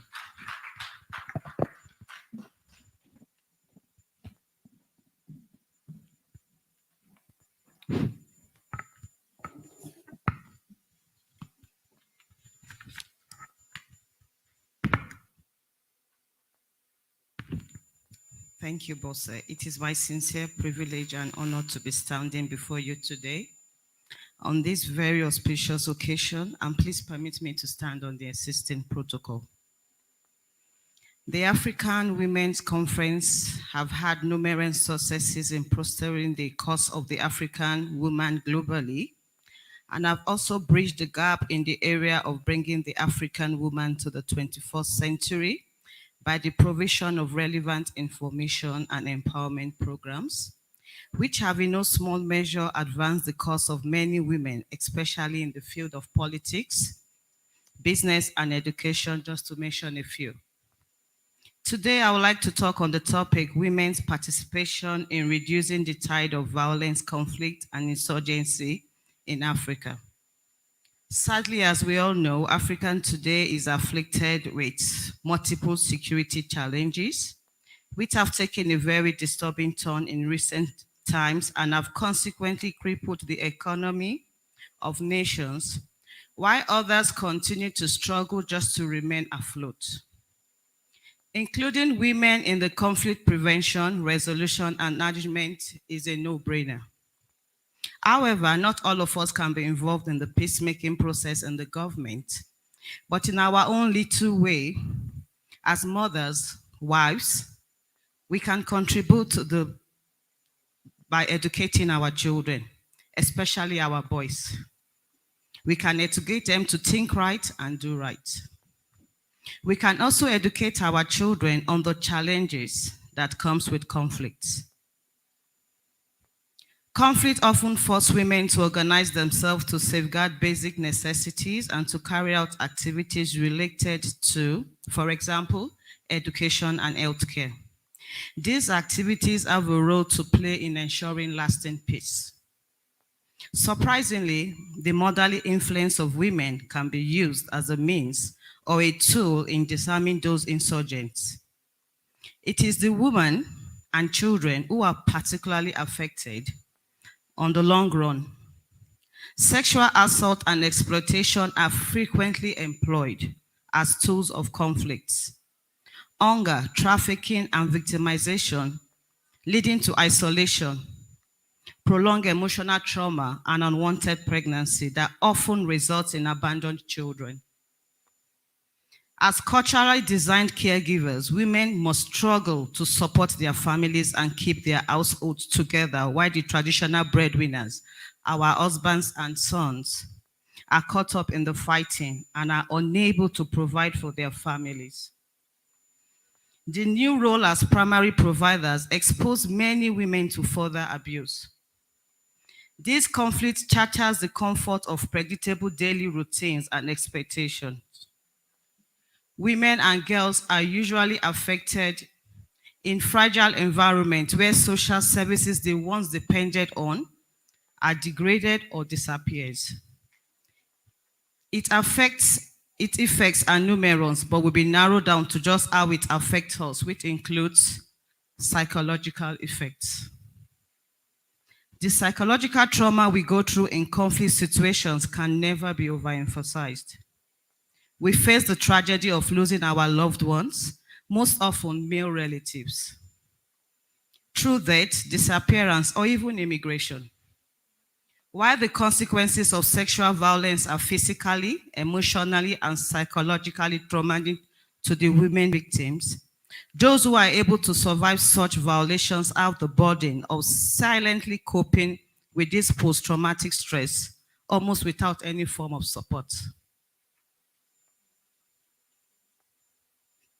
Let me talk about the health and physical effects. In an armed conflict, both women and men get injured as direct consequences of widespread violence. However, women's health often face further burdens. The lack of privacy and space in the relief camps have compounded the impact of it and other reproductive health problems for women. Mind you, many of these families are resettled in this camp for many years. These camps have little or no access to food, safe drinking water, or medicals. The irony is that in such camps, it is the women who have to sustain their families by ensuring the availability of food and clothing. Finding also revealed that there's a sharp rise in infections like AIDS in these our camps. Evidence has suggested that women are more open to infection than men. Sometimes these women are forced by conflict conditions to trade sex for food, money, and shelter, and other necessities of life. As an organization, we have roles to play. There have been rapid increase in various types of women organizations in the barracks. These women organizations are not only playing an essential role in the empowerment of women, we are also engaging our youth positively. And as we know, insurgency is traced to the home front. Because we make the men, what my association is doing is shaping the thinking of children and providing community support for women in and around the barracks. As a woman, a mother, and a military wife, we should know that we are the brain front of our families. Our husbands and sons are in the battlefield. To this regard, we should all at all times put in our quota in every way possible, and for us to raise our voices to one, proud to the conflicts during and after because our opinion matters. Thank you. Can we put our hands together for Mrs. Adebayo, please? From the major to the prof to our Rwandan brother and Mrs. Adebayo, one thing has been repeated over and over again, and that is the importance of education. Education, education, education. The people that are informed cannot be manipulated. And a person that is not manipulated cannot be used as a tool for destruction. So from Mrs. Adebayo's point of view, as mothers, we start from training them at home and teaching them and educating them so that even when they get out there, they cannot easily be influenced. And we really do appreciate your presentation. Thank you very much, ma. I know you can see that all my panelists are very academic. very, very detailed. So at this point, I would just like to take a few questions because I know that there's no question safe. They've done justice. The questions are not going to be many, and they will just answer the questions and we'll be able to move ahead. I would like to start respectfully with my very, very amazing Auntie Binta. Can somebody give her a microphone? While Auntie Binta is getting a microphone, please let me see your hand up now so that I give the numbers now and nobody will join them again. Can you stand up, please? Can you stand up? Yes, so that I don't want people that will now think of their question when somebody else is talking. So we have Auntie Binta number 1. We have the lady in green number 2. Then we have the gentleman at the back, sir, as number 3, so that we don't have women. Then we have the lady in glasses as number 4, and then we'll have the last person. Thank you so much. Thank you. Well, thank you very much. I think mine is a little contribution. And I'm glad that the area I wanted to talk on basically that has to do with the military and the security aspect of our country. Well, when I was in the Senate, my senatorial district was under attack by the Boko Haram. So I was a victim of that. And till today, we have some military personnel within that area. That is Adama North Senatorial District. Talked about Mubi, Maiha, Minchika, Madagali, and surrounded by the southern Borno where the chunk of the crisis is. But there's a particular issue I have been confronted with some of the military wives in court. And I just want to draw their attention to see how they can leverage on that and bring second to those. Unfortunately, most of the men have other wives outside before and after. No, it's not something to laugh at. Because, like I said, a lady that was with me was divorced by her husband. She has a child. Unfortunately, he was killed during the crisis. But being who becomes the, what do you call it? The next of kin. Obviously, is the woman in the house without recourse to the child outside. So how do you being the gender, and again, I'm happy that my sister here is here. How do you now factor in those children outside? Because whether you like it or not, they are victims. So if the woman in the house does not have recourse to know that he has another child outside, then that child becomes a problem to the society if not properly taken care of. I think those are things, especially your office or your desk ought to look into. Yes, the next of kin might be the wife in the house, which obviously she is being protected with the children, but he has other children outside who are not protected. So I don't know how you're going to work on that, maybe on your policies, just like what the Rwanda DG made mention of some certain policies that are working on too. Yeah, a lot of things you've discussed here, a woman having the right to have a property or whatever, it is not a problem in Nigeria. But the issue of Article 1325, which I wish some of our parliamentarians are here. Again, we can work again because the minister representative is here. How I wish you could hear on the national policies on women. How we can now see the 30% or 35%, which Nigeria is a signatory to, but has not been totally taken into cognizance into the constitution because you have to domesticate it for it to become a law. But if we can start politically, I think the only governor that started it, now he's in the Senate, was that of Borno State, where he said out of 10 councillors, one must be a woman. So it is a political drive. But since the Minister of Women Affairs is here, they can deliberately, in the national policy on gender, try to see how women can have that 35% underneath, not until when it comes to the parliamentary aspect of it.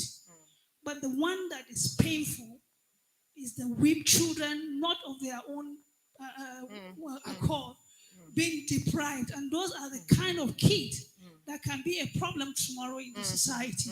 So I think the military has to look internally to see how they can accommodate these children that are being deprived when their father is no more, at least. And I want to appreciate the Nigerian Army or the armed forces of the Federal Republic of Nigeria for putting your life On the line. online for our sovereignty and for our unity and for our peace.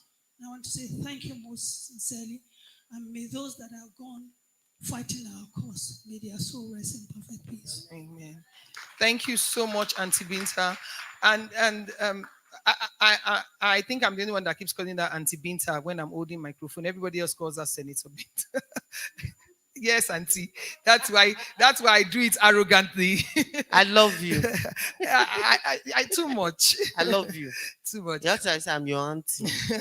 But really, Auntie Rekia, there's something Auntie Binta said that I love, and I would like to say it because the Minister of Women Affairs is being represented here. Auntie Binta, that thing you said about the children of the army officers, it's more potent because they died in the line of duty. But then it's everywhere, in civil service, everywhere. The children outside, due to no fault of their own, end up being the tools that the manipulators use to activate violence and conflict at the end of the day. Because now there's no father figure to look up to, and the system has failed them and not trained them. So they are already angry and they are bitter.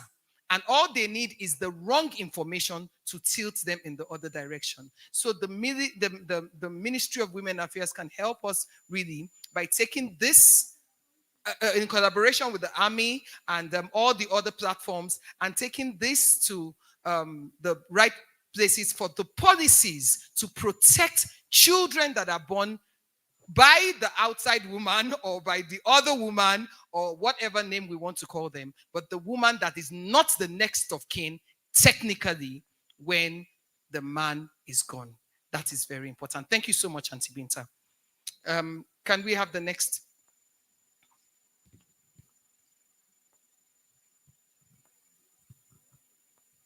Please, can we make it quick because my time is, I have done overdue right now. Okay, thank you. My name is Blessing Gupe from Nigeria. Thank you. Looking at the topic, reducing the tide of violence, conflict, I want to align with the prof and also to add that drug abuse is one of the causes of violent crimes, because none of the conflicts are unrelated with drug abuse. I think we can take our advocacies to, especially in support of NDLEA in their fight against drug abuse, and we can also advocate that the rehabilitatory facilities are properly, they are carried out in line with what they are established for, because most people relapse after the process. We also, as women, have to form a support system for these people who are involved in drug abuse, because I noticed that some of them don't have support. That is why they still go back to it. I think if we take our advocacy against drug abuse, it will go a long way in reducing the tide of conflict in Africa. Thank you. Thank you so much. That's a beautiful contribution. Thank you very much, ma'am. And I think that's why Auntie Rekia was saying that we should allow people to really speak rather than write, because somehow when people speak, it's more impactful and you really get the message. Thank you, ma. Can we have you, sir? Can someone please help me give him the mic?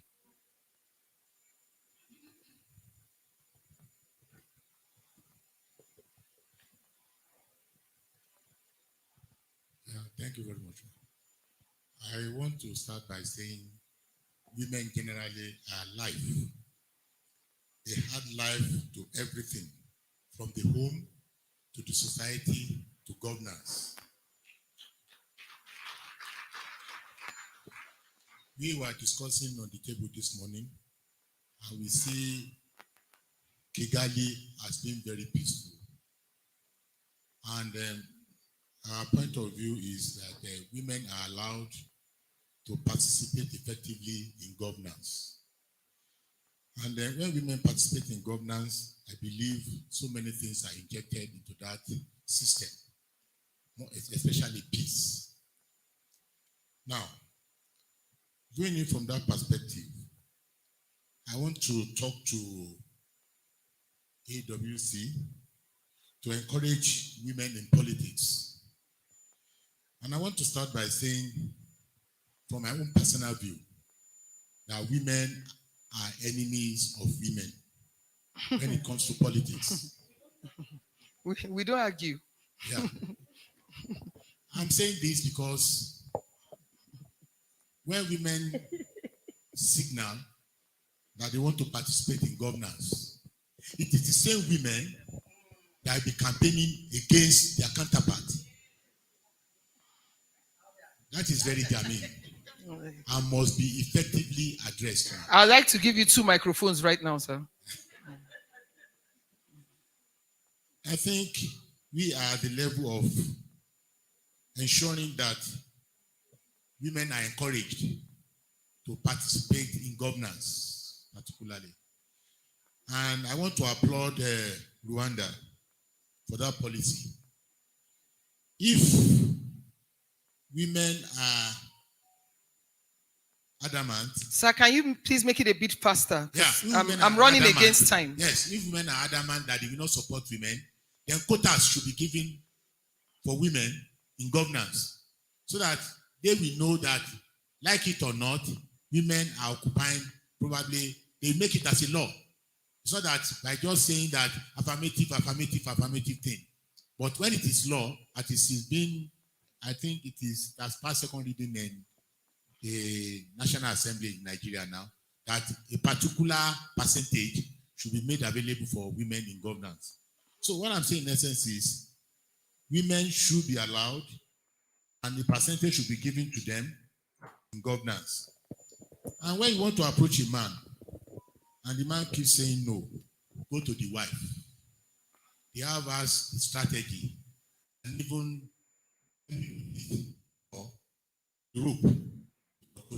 And our women, the first ladies, they should see it as point of duty to always talk to their husbands that are in government.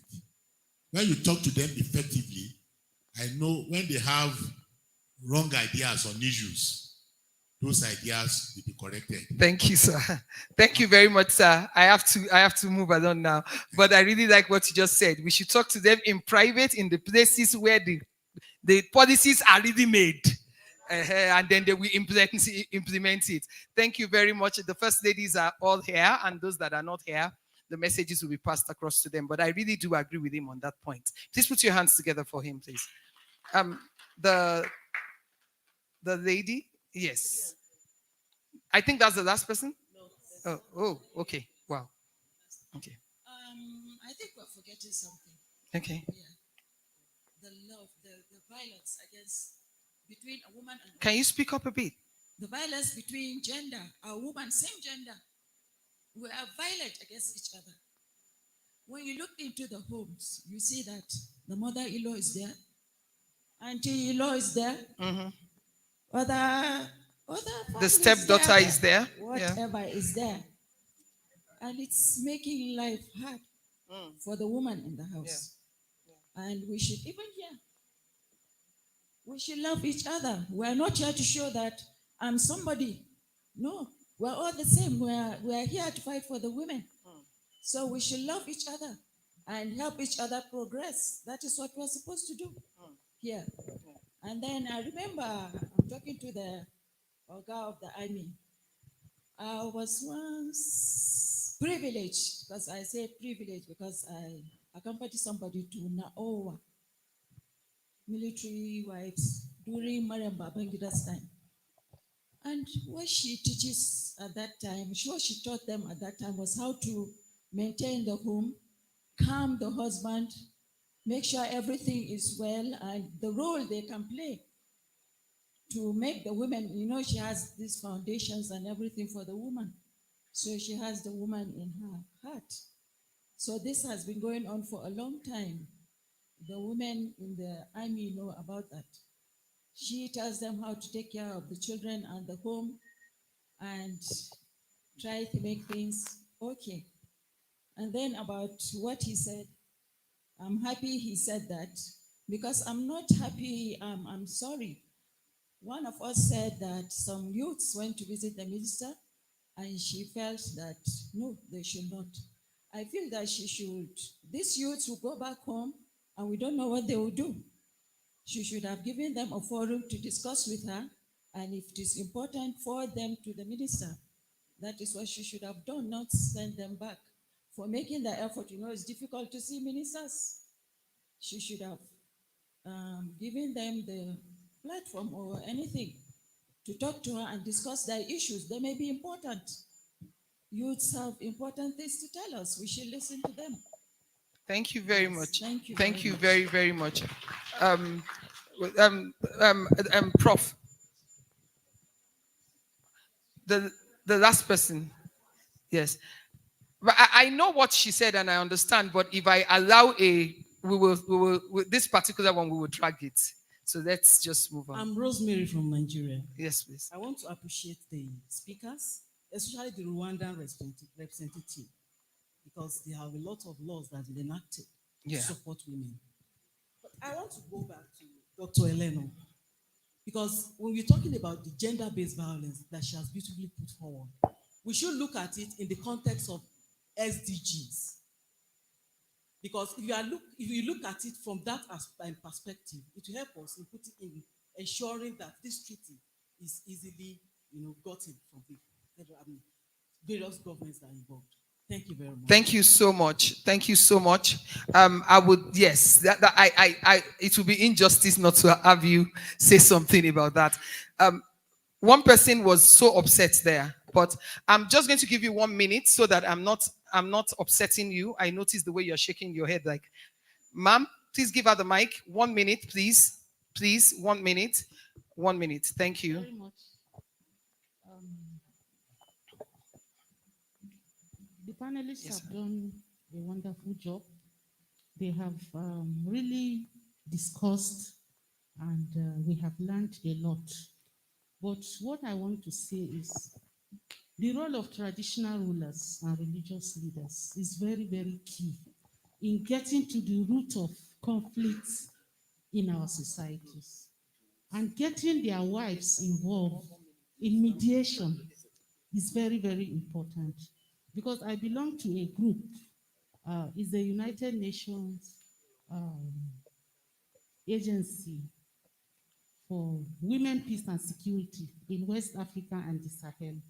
And UN is really talking about getting the women in the palaces involved in mediation, because these conflicts start from the grassroots. Just like it was mentioned by the professor, poverty, illiteracy, unemployment, there are serious issues. And the issue of ethnic and religion, there are a lot of misconceptions that are really brewing conflict. If you look at Nigeria, we are peaceful people, but just like the narrative is changing and we are becoming very volatile and impatient. And our traditional rulers in the communities, they own everybody. They own both the religion, the ethnic, everybody, even the people that don't have religion. So we have to give them a serious role. And their wives, as you see them, just like my sister spoke, I was having breakfast and a solution was given to me by one of the traditional rulers on polygamy. It's an issue too. Yes. We don't accept each other. We don't accept each other. Yes. So these things are very key. I'm sorry, I'm not upset. When I came in, I was asked to prepare that I'm going to say something. Okay. I'm a student of conflict. Oh. I'm a policy analyst. No. Policy analyst.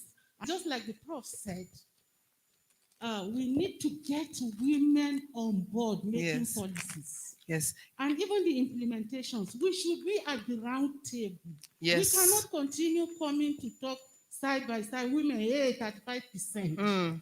We have to be at both the decision making and the implementation. Yes. And that's the only way we can make a difference. Yes. Thank Yes, you very much. I totally agree. I totally agree with you. Thank you so much, ma. Thank you so much. Wonderful contribution. Dr. Jumai, this is where I think that this is very important for next conference. Maybe there will be letters to churches and mosques and palaces for them to send their wives and their oloris and all of them to the conference so that they yes, I know you used to do that, so that just like we have first ladies here, they will have representatives there and they will take the message back home. Oh yes, because I remember you always have them. Yes, let me. I remember you always have them.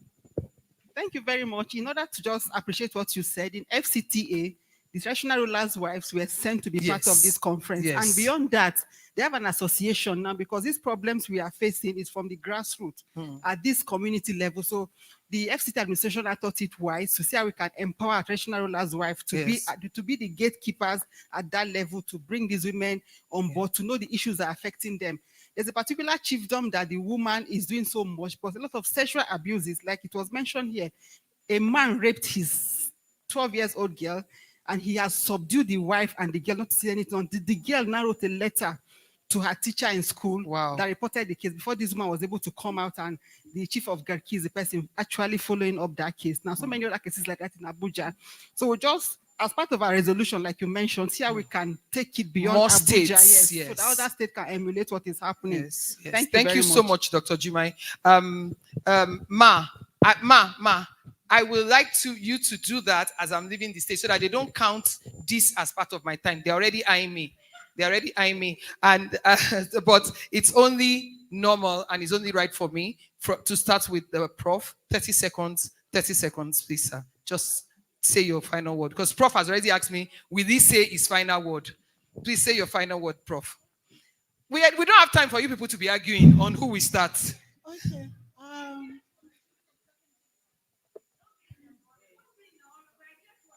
It's my coordinators. They are doing me like this as if it's my fault. So, So says Senator Binta. So I'm at peace now. I'm at peace. Auntie Binta, thank you very much. We have the civil military legal decks that handle such issues when they are reported. So we are also doing a sensitization to all locations, and we have a flyer that we distribute around too, to when we go out on sensitization. I came with one of the legal officer, the dex officer, the focal person on the civil military decks. Lieutenant Fatima, please stand up for recognition. So on cases of maybe having children out there, if they are reported and investigation are being carried out, we have somebody from the Department of Administration too that handles such welfare. Lieutenant Wogo, please stand up. So we chose our crowd according to the departments that are really important to handle cases in the society. And we have the civil military relations that still do liaison between the military and our other populace out there. Thank you very much. Thank you very much. But I just want to make 2 points based on the discussion. The first one is to link up with my colleague from Rwanda and to say that what he has explained to us clearly shows the importance of leadership in the transformation of society. And I think what has happened in Rwanda is simply that they have gotten a leader who is clear-headed, has the vision, and mobilizes the community to do that. Unfortunately, that is what we are lacking in most African countries. In fact, unfortunately, those in leadership position are those who are aggravating the crisis. For example, if you take the issue of religious conflict, ethnic conflict, it is largely manipulation. People are just manipulated into that fight. Like I keep saying, there is no difference between us in terms of religion and ethnicity. In fact, nobody decides whether to become this ethnic or that ethnic. And so, again, it is striving because of illiteracy. And that is why education is very important. Education is very important because an educated person will see beyond the smoke screen. Yeah, because it's simply a smoke screen that they put. And if you don't have the knowledge, you can't see beyond that. The second issue I want to raise is actually to say that the women question is simply rooted in culture and tradition, including religion. And that it is also important that women activists should understand how culture and tradition, including religion, have contributed to the subordination of women in society. Once we don't have that fundamental understanding, we'll begin to move on irrelevancies, and then we'll not be able to understand what really the issue is. When people are talking about women opposing women in politics, I simply laugh. They simply do not take into account the kind of political system that we have in place. And because of that, even what is really major is money.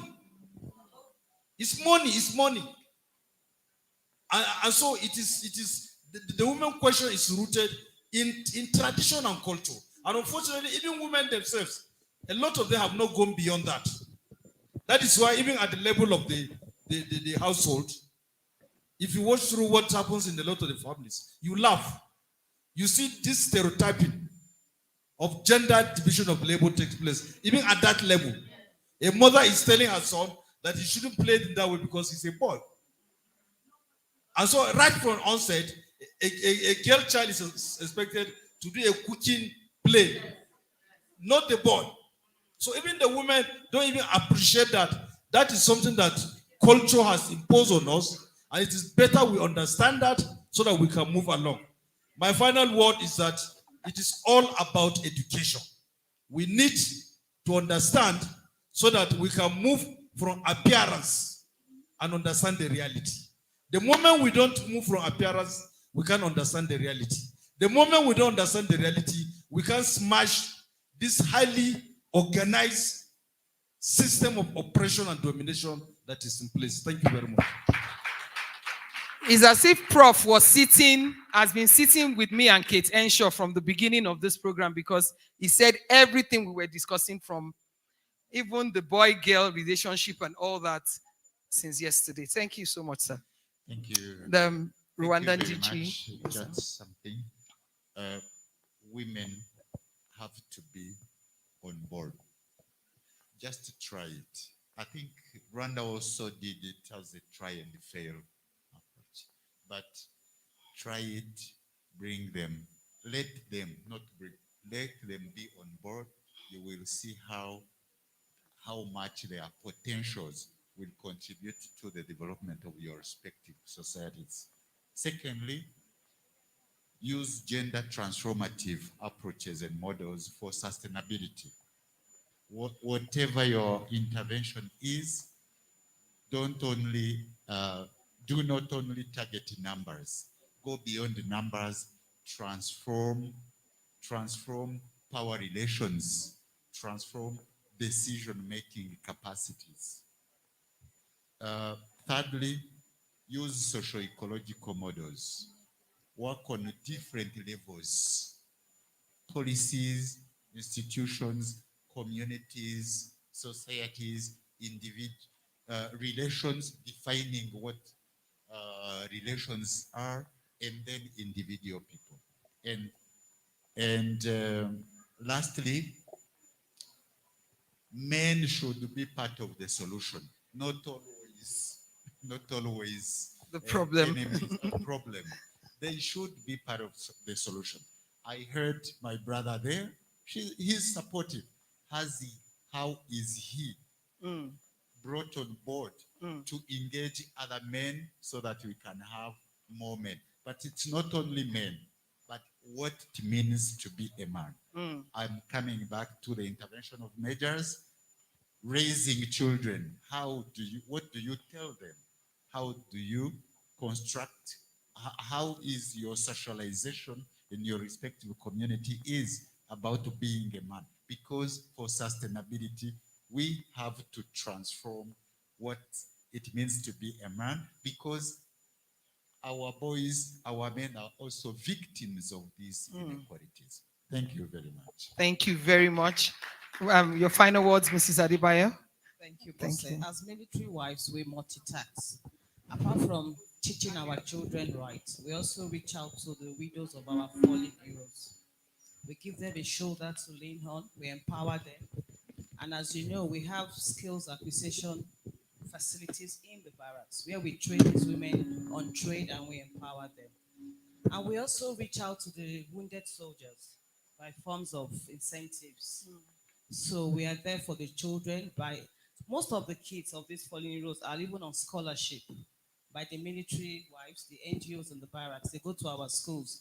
And the good thing, we have schools in the barracks. We all know of the command secondary schools. We have primary, we have nursery schools. So we are there for these children. We are there for the widows. Thank you so much. What a fantastic panel. Thank you, Bosse. Have they collected your microphone, Ma? Yes.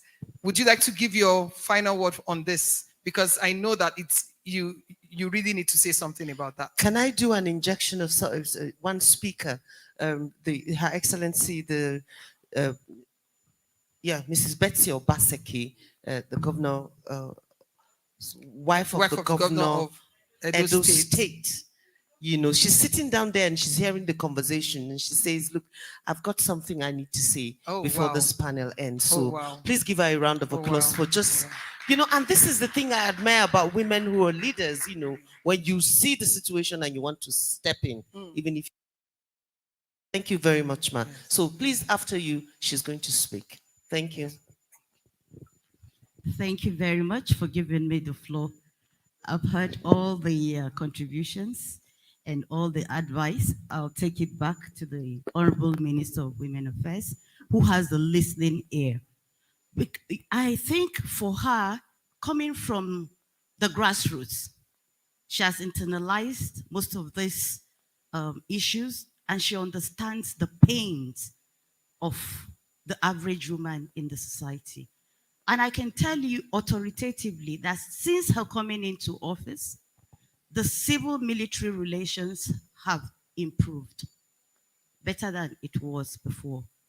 We have, on the UN Security Council Resolution 1325, talking about participation of women in conflict resolution. You know, we've done very well with that. And we're not just standing there, because we do realize that beyond just the women in the military, we also need to have the wives of the officers who are there, you know, providing succor and support. We need to also bring them out of the barracks to feel the pulse of the nation. And that we are doing very well. And that's why we've extended our invitations to them to come and hear what the society is talking about. Before now, I'm sure Mrs. Adebayo will not have been here, including the wives of the very senior officers, including my sister, Major Janet, who is sitting here. And you know, one defining moment for us as a country is the opening up of the Nigerian Defense Academy, an academy that has existed since 1964. And for the first time in the year 2011, the doors were shattered. And the girls who are there as combatants are doing very well. The recent graduation of the 68 regular course, it was a girl who shattered all the ceilings there. She took all the 5 medals that were presented. And so what are we talking about? The woman has it if she's given the right opportunity. Talking about the 35% affirmative action, we've gone back to the drawing board. We've listened, we've heard everything that's going on around to say that beyond just a policy, we need to make this a law in the country. And we are redefining the gender policy right now. All stakeholders are reviewing it. so that by the time it gets to the Federal Executive Council, we'll still take it back to the National Assembly before it is formally made into a law and all the consultations finally ended. I know we may have that challenge, but I do know that the minister has a goodwill with all segments of society. And in terms of gender-based violence, like I announced yesterday, Nigeria is on the front burner and has been very proactive. If you recall, at the peak of lockdown measures in 2020 during the COVID-19 pandemic, which we now term for us in Nigeria as a pandemic within a pandemic, you know that the government was very, very, very instrumental in putting together an environment that tolerates zero tolerance to gender-based violence because of the memo the Honorable Minister sent to Council and had an engagement with the governors of the 36 states. And immediately, unanimously, they declared emergency against gender-based violence. And the wives, I'm happy to say that Her Excellency, the Edo State First Lady is here, and she will talk about the role of the women because they are engaging with us on all fronts. Because, you know, most of these issues are at the rural levels, and they are the foot soldiers. When they speak, the society listens. Nigeria is a big country, I must say. 200 million people. 200 million people. It's not that we don't have laws, but implementation has been the biggest bane. Every time when the women say, oh, we want a law, yes, it goes on. But one interesting thing I read this morning when I was communicating with my colleagues back home is that some state governors are doing very well. For instance, Kwara State Governor. Thank you. Listen, just hear me out. I couldn't have flown all the way here, and I'm giving you an information that will help you in your advocacy, and you tell me to step down. Kwara State Governor, beyond just what they're doing now, has already taken the 35% affirmative action law because they have exceeded 35%. They are now doing over 50%, and they've taken it to the state executive, to the state assembly to pass it into law. These are best practices that we need to also showcase as a country. Edo State Governor, they are on 50% at this time. And so we need to celebrate. It's not Uhuru yet. We will get there with the he for she advocacy campaign that Nigeria is actually running with the minister committed to this. I'm sure very soon, come 2023, we will get what we're looking for. Thank you so much, ma. Thank you. Thank you. I was not stopping you from saying what you wanted to say, though. I just wanted you to round it up quickly so that we could go to the First Lady, and then we don't take too much of the time of the next panel. Thank you very much. Our Excellency, the First Lady of Edo State, Mrs. Obaseki. Hello, everyone. Would you like to come up? Yes. Let me just stand here. I need to face everybody. Let me first of all appreciate and congratulate Dr. Amadou and Ezinwa for convening this session or birthing this conference. I was telling my people that I came with that I do not attend conferences because they become like a cliche. Talk, no action. You know, and I don't do awards. Princess practically dragged me to this conference, practically dragged me here. And up until when I walked in here, I was just wondering, is this going to be worth my while? Is this just a waste of my government's money in paying for me to come? Will there be any value? I hate jamborees. I hate empty talk. I just hate, anyone who's genuine, who sincerely wants to see impact and development in any community that you are involved in, whatever level it is. You really would be fed up with the talk conferences, and no other nation does it better than Nigeria. Yes. So the reason I'm coming out here to speak is because I walked in here, I listened to Dr. Eleanor, right? It was Yes, on the screen, and I took out my pad and I began to write things down. So I was happy that I was getting value already in the first minute of sitting here. And then on and on with this marvelous panel and everything everyone has said and contributed here has been, I've been just so impressed. Seeing the spirit, I heard Senator Binta there saying that, look, we are here for serious business. So let's not rush. And that inspired me. And I decided, listen, I have to say something here. And let's be serious. You know, I'm just saying this to commend you and to encourage you to take this a notch higher from now on. This is an important conference from what I've seen. If I have been engaged here and I've learned a bit, quite a bit, I've been inspired, then I'm sure that you have a lot to offer. And I would like to see this conference grow. This hall is too small, you know, for the issues you're discussing here. You need a lot more people to listen. A lot more out of Nigeria and out of, you call it the African Women Conference. We want to see not 90% Nigerian participation. Let it be 50% Nigerian at least, because we are the giant of Africa, like it or not.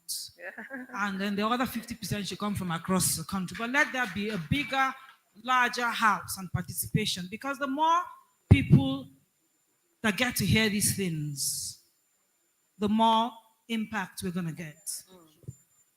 And the sooner and the quicker we'll get to see the things that we want to see in our different countries, especially in mine. You know, so I will encourage you, and I will take an interest in what you're doing, and I'll get my sister excellencies to also be interested. And if we get more and more serious, you know, about what we're doing, we will go places, and this conference will be a landmark, iconic one on the continent. I promise you. Thank you so much. So having said that, and we are not rushing.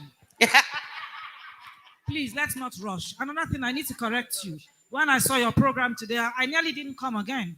I said, this will aren't serious. How can you give somebody 5 minutes to speak? You have a panel, and it was like, check your program. Panel discussion. I think it was 15 minutes. Senseless. Let's be reasonable, realistic, and practical. And if you're doing business here, let's take it seriously. You don't have to have a long list of who's who in Africa to impress participants. And then you come here and then you have a program that you're not following. If it's only a few people, let people have enough time to talk. This is not a jamboree. We want to come learn, interact, take things back home and implement. Okay, so let people speak, rearrange your schedule.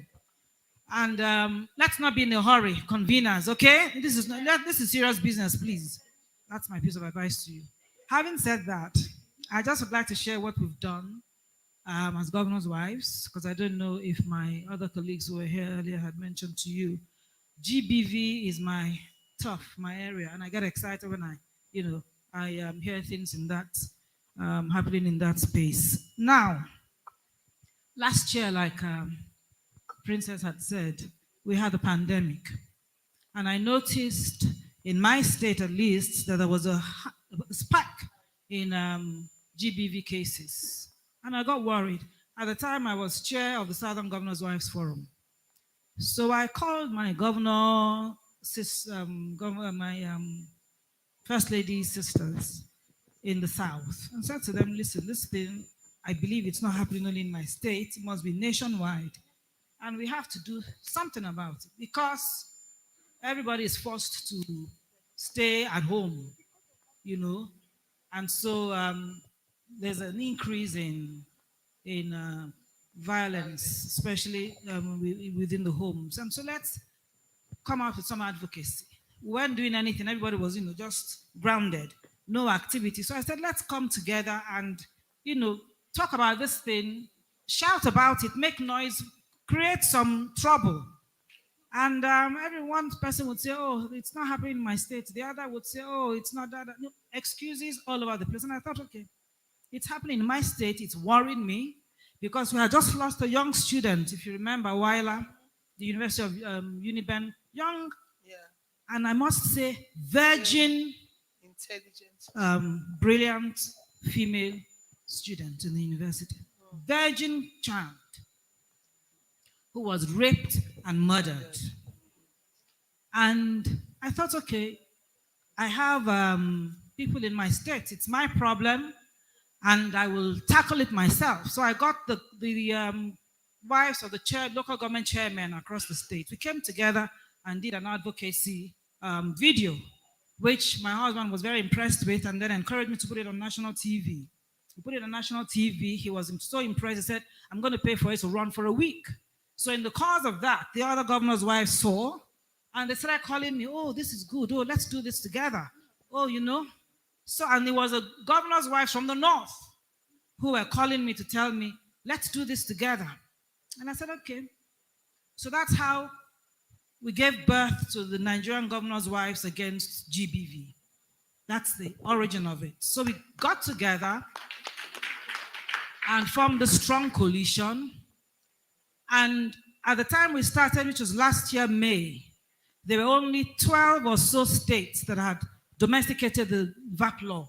That's the Violence Against Persons Prohibition Act of law in Nigeria.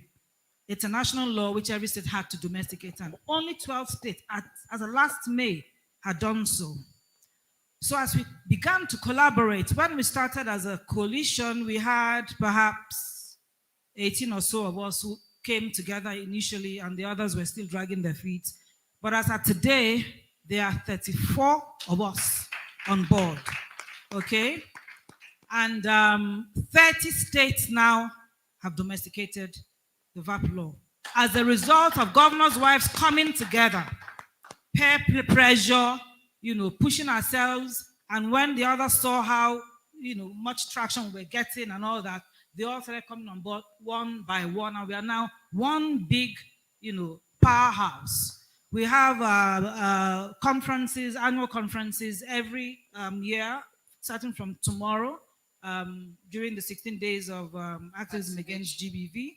We go to Abuja, we have a big conference, invite the governors, stakeholders, and all, you know, everybody, all governors' wives, and we bring people from our states, we participate. The first one we did was last year, and we had a communique, which we then sent to the Governors Forum, and I want to correct Princess there, and we got the Federal Minister of Women Affairs involved, and got her to take it to FEC, so it was our initiative. And it all started from Edo. So she took it to the federal, to the FEC, whilst we pushed the Governors Forum with the chair of the Nigerian Governors Forum, His Excellency Fayemi, and the Governors Forum adopted every item on our agenda, everything. Wow. In it, we recommended that first ladies, that we first said that the president should declare a state of emergency on GBV in the country. We also said that the governor and the president should then more like decree that every state government should set up a GBV committee, GBV mechanism to fight, you know, this problem in their states. And then we also recommended that the first ladies should chair these GBV committees in their states. You know, so like you all know, we are the ones who sleep with the governors. And so that is really where the decisions are made. Exactly.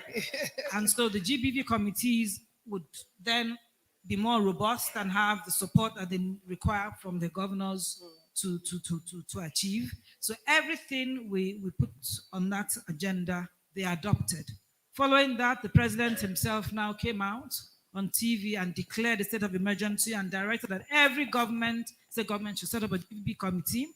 And then on our own, back home, we took the communique to our various husbands and said, see, we are supposed to chair this thing. So the governors have now set up GBV committees in the various states and are making their wives the chairs. And we're seeing a lot happening now in that space as a result of governors' wives coming together. So that's why when I walked in here and you were doing this thing of holding our hands and all that, it's so important.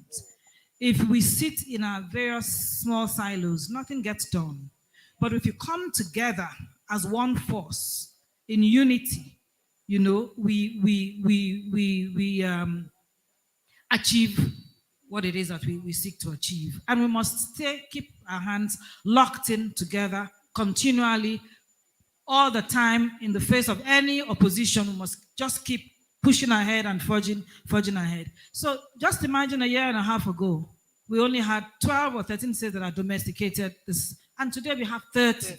Just in 1 year. You know, the huge, and then GBV, I mean, there's a lot of activity going around across the country, various state governors getting active and their wives and all of that. We have a high number of cases of convictions now because governors' wives are involved. I go to court when there's a case that, you know, grieves my heart, you know. I appear in court, you know, and they then know that this is serious business in the states. And we've declared zero tolerance to this in our state, and that's happening across the country. So that's what I just wanted to give you an update on that. And we're having, starting tomorrow, on 2nd of December, every year is when we have a conference. So we're having another one this year in Abuja, and it's going to be bigger and more impactful. We're going to be sharing our experiences in the past 1 year. Some of us, 4 states, won a grant from the Ford Foundation to help our work in our states, and Edo happens to be one. We're also having a conference after that to showcase what we've done with that. And it's like somebody mentioned about the community heads and their wives, the chiefs, and all of those being very important. And also took a cue from the Rwandan government of how they've gotten where they've gotten, because the laws and policies they've enacted and passed at whatever level, the high federal level, they have ensured that it got down to the lowest, smallest community. That's what it is. You know, that's the only way you get results. And that's what they've done that have really taken, it's a big takeaway for us here. That they had, apart from, like Jumaya was saying, laws is not our problem in Nigeria. We have them in abundance. It's the political will and to implement and to enforce. And what is it now? Devising, like they have done in Rwanda, a national action plan.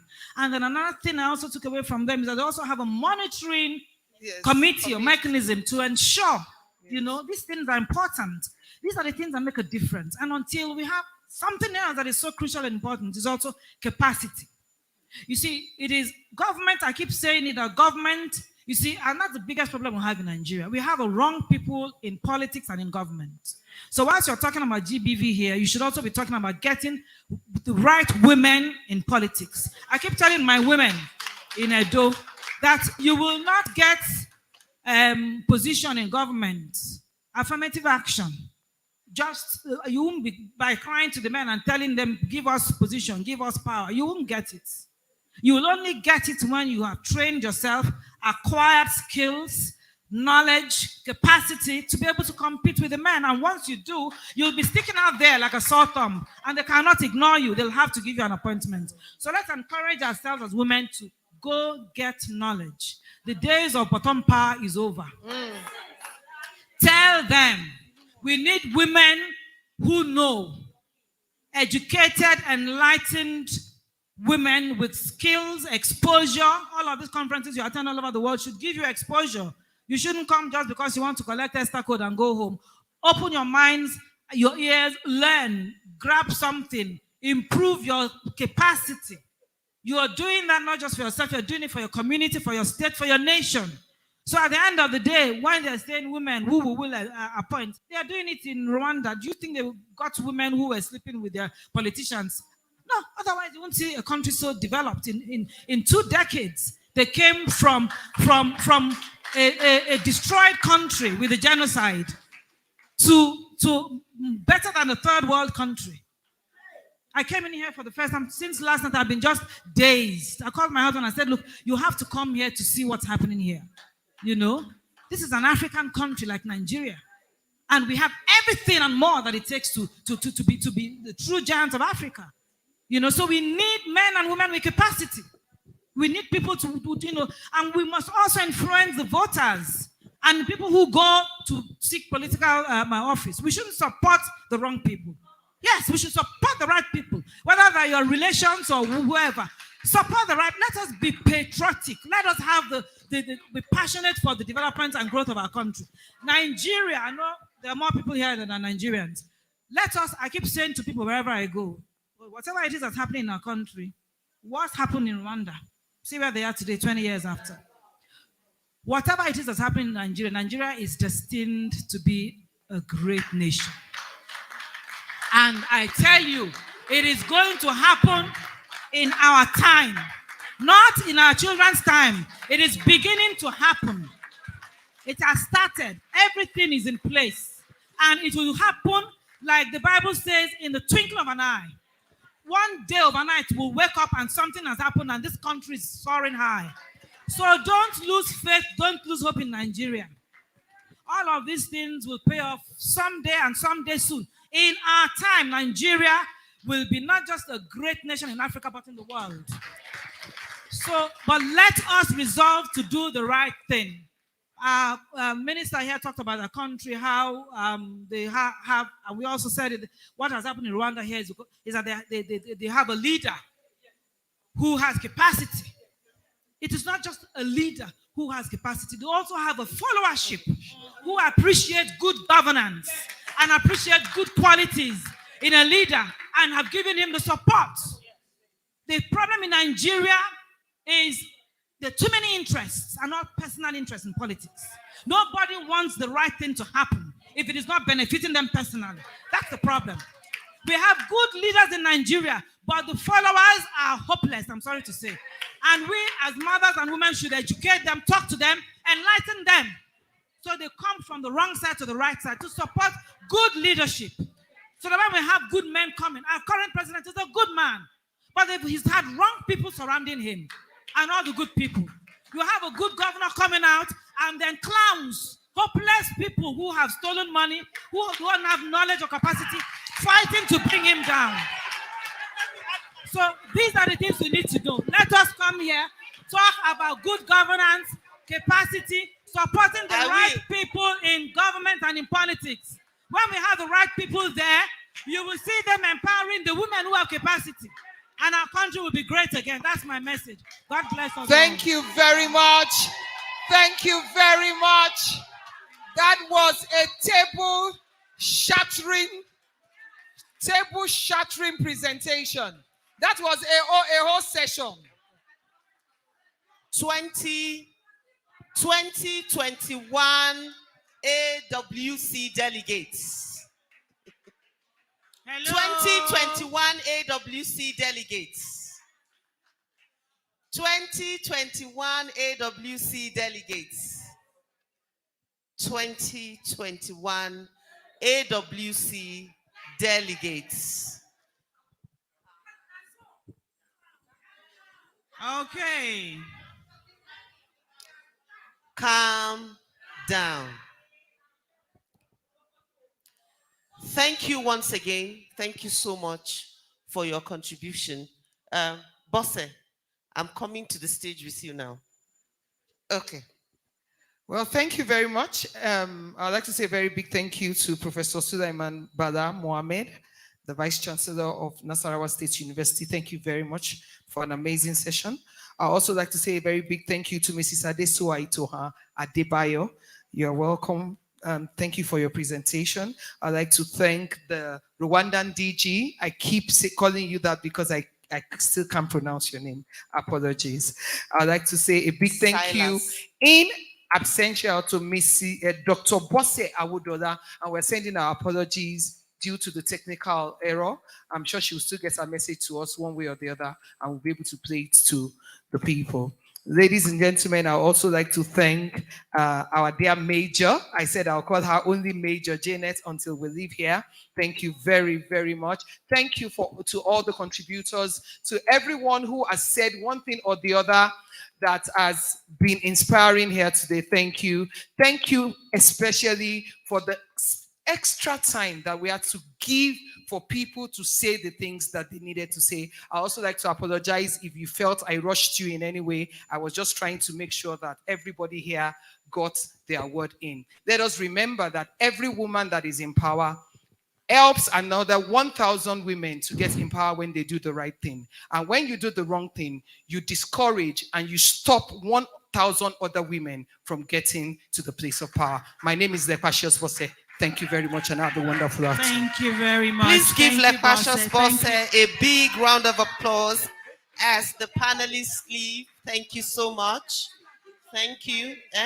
We want to do a picture session with the panelists. Lepasios Bose. Lepasios Bose, can you come back for your photo opportunity with the panelists? Ify,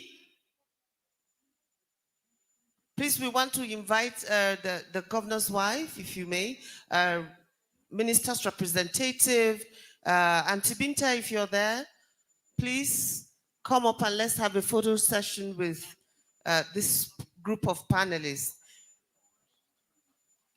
While we're arranging for that, let me quickly use this opportunity to chip in the word of message that we're getting.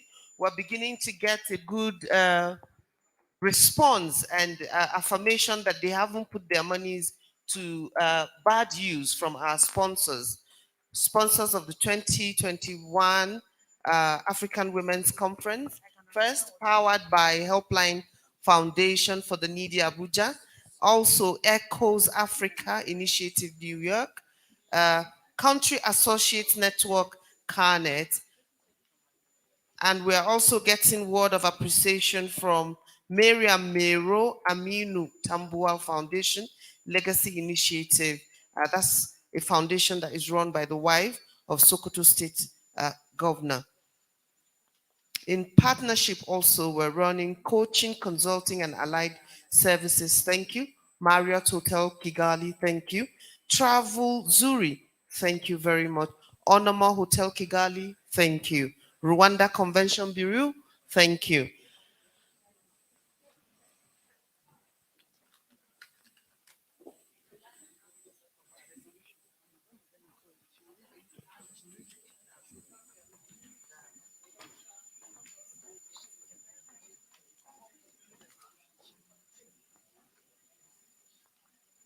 Okay, distinguished delegates,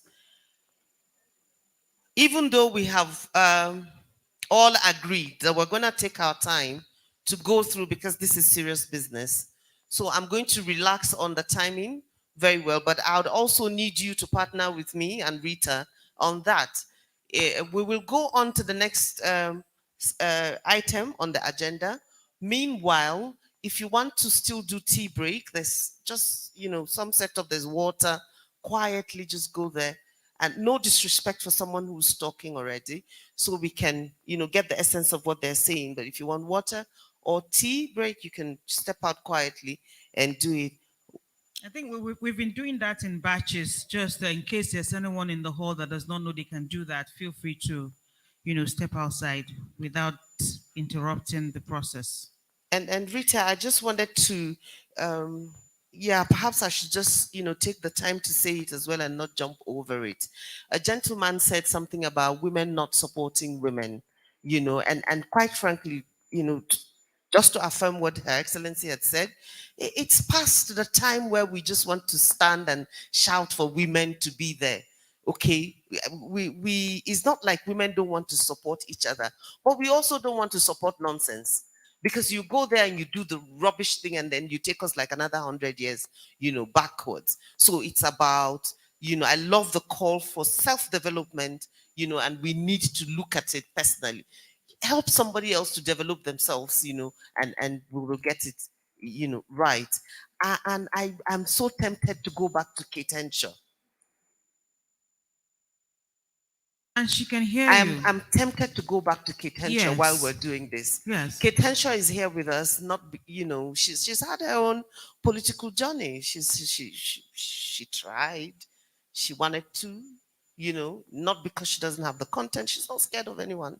She's done the very thing. She felt motivated to do it. Today is not supposed to be her session. She's not supposed to be talking. I thought I'll motivate her to talk when we do, the dinner session. But Kate Henshaw, do you want to say a little thing? Please come. Now, I haven't, please give her a round of applause. Please give her a round of applause. Now, let me say something. I need us to help her settle with it emotionally. And it is something that we're still at AWC trying to set up a platform for where we can respond to the efforts that women are making. I know that Senator Binta has adopted Kate as a political daughter, to go through these processes and stuff like that. So let's just listen to Kate for a few minutes and see how she feels. Good afternoon, delegates of AWC 2021. When the First Lady of Edo State was speaking, I just said, conference is over. She spoke very well. She spoke everything. She spoke the hearts, because I'm very, very particular about supporting the right people, not just women, a good woman, because we've had women go there and do rubbish. And then it's like, you people want more seats, you want more, but are you doing more on your own, developing yourself, building capacity, intelligence, not using your beauty or your bottom. I was telling Senator Binta, she said, it's no more bottom power. I said, bottoms these days are fake. So we're not going to depend on bottom anymore. So my foray into politics was just a desire to help. I wherever I see a chance to put myself in place to help people, I'm about people. I'm not about myself. I'm about people, because people are the real wealth that you will have. So, but it was very expensive, and I was trying to convince Senator Peter. She said, Kate, you have to try again. I'm like, I don't have money. I don't have money. It's very, very capital intensive. And I felt betrayed by my own people, because I ran in Cross River State. So I learned a lot of lessons. The lesson is you have to be there with them. You're not coming from outside to show them. You have to conduct a needs assessment, what I call needs assessment. What do they need? Don't come like a savior, even though they need a savior. But you have to be there with them, developing with them, contributing with them, spending time with them. So, because to them, I was an outsider, even though I was from the States. I was an outsider because I hadn't been toiling with them. And there are people who have been there, who were with them. So they have order. You can't just come, even though you are equipped. But you have to be in the trenches, for lack of a better word, to be in the trenches with them, so that when it's time, they will look and say, she has been there, oh, please, oh, this is the person that we need. So that's the lesson that I learned.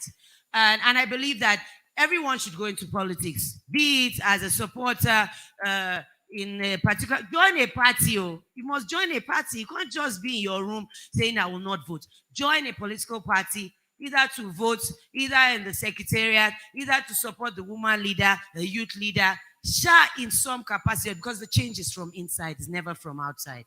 You can't do anything from outside. You can't. When decisions are being made, you have to be in the room to be counted. So I took a lot of lessons away from it. And when I was talking with Rekia the other day, I burst into tears because, my money. My money. Hey, money that I worked hard for. Money that if I use it and build house, I'll say this is what I touched. But I'm glad I went through the process, because experience is always the best teacher. Teaches you a lot of things. I'm going to support. I'm not going to stop speaking out, supporting a good woman, a good man who decides to run for office, because we're ripe for change. We are so ripe for change, and we have everything that we desire in Nigeria. We just need to be ready to take what we desire. We need to be ready to suffer. We need to be ready to just take away the bowl of broth and look to the future, because the banquet table is ready for us. Thank you very much. Thank you. Please give her a round of applause. Thank you. Thank you. All right, people, thank you. I don't want to concentrate on Nigerian issues because it's not a Nigerian event. We have other countries here with us, and I hope that we can use the time to share and across board learn from one another. But another thing I want to re-emphasize is when the gentleman who was in the last panel kept talking about allow the women and they're going to do, marvelous things to the system. Thank you so much. Please give her a round of applause again. Okay, from the program now, we're moving over to Health Talk, a talk on women's health and general well-being, talk on women's infertility struggles and the effects. I'm not sure whether we have Bolanle or Oluwojolu. Is she here? No, that's Tunika.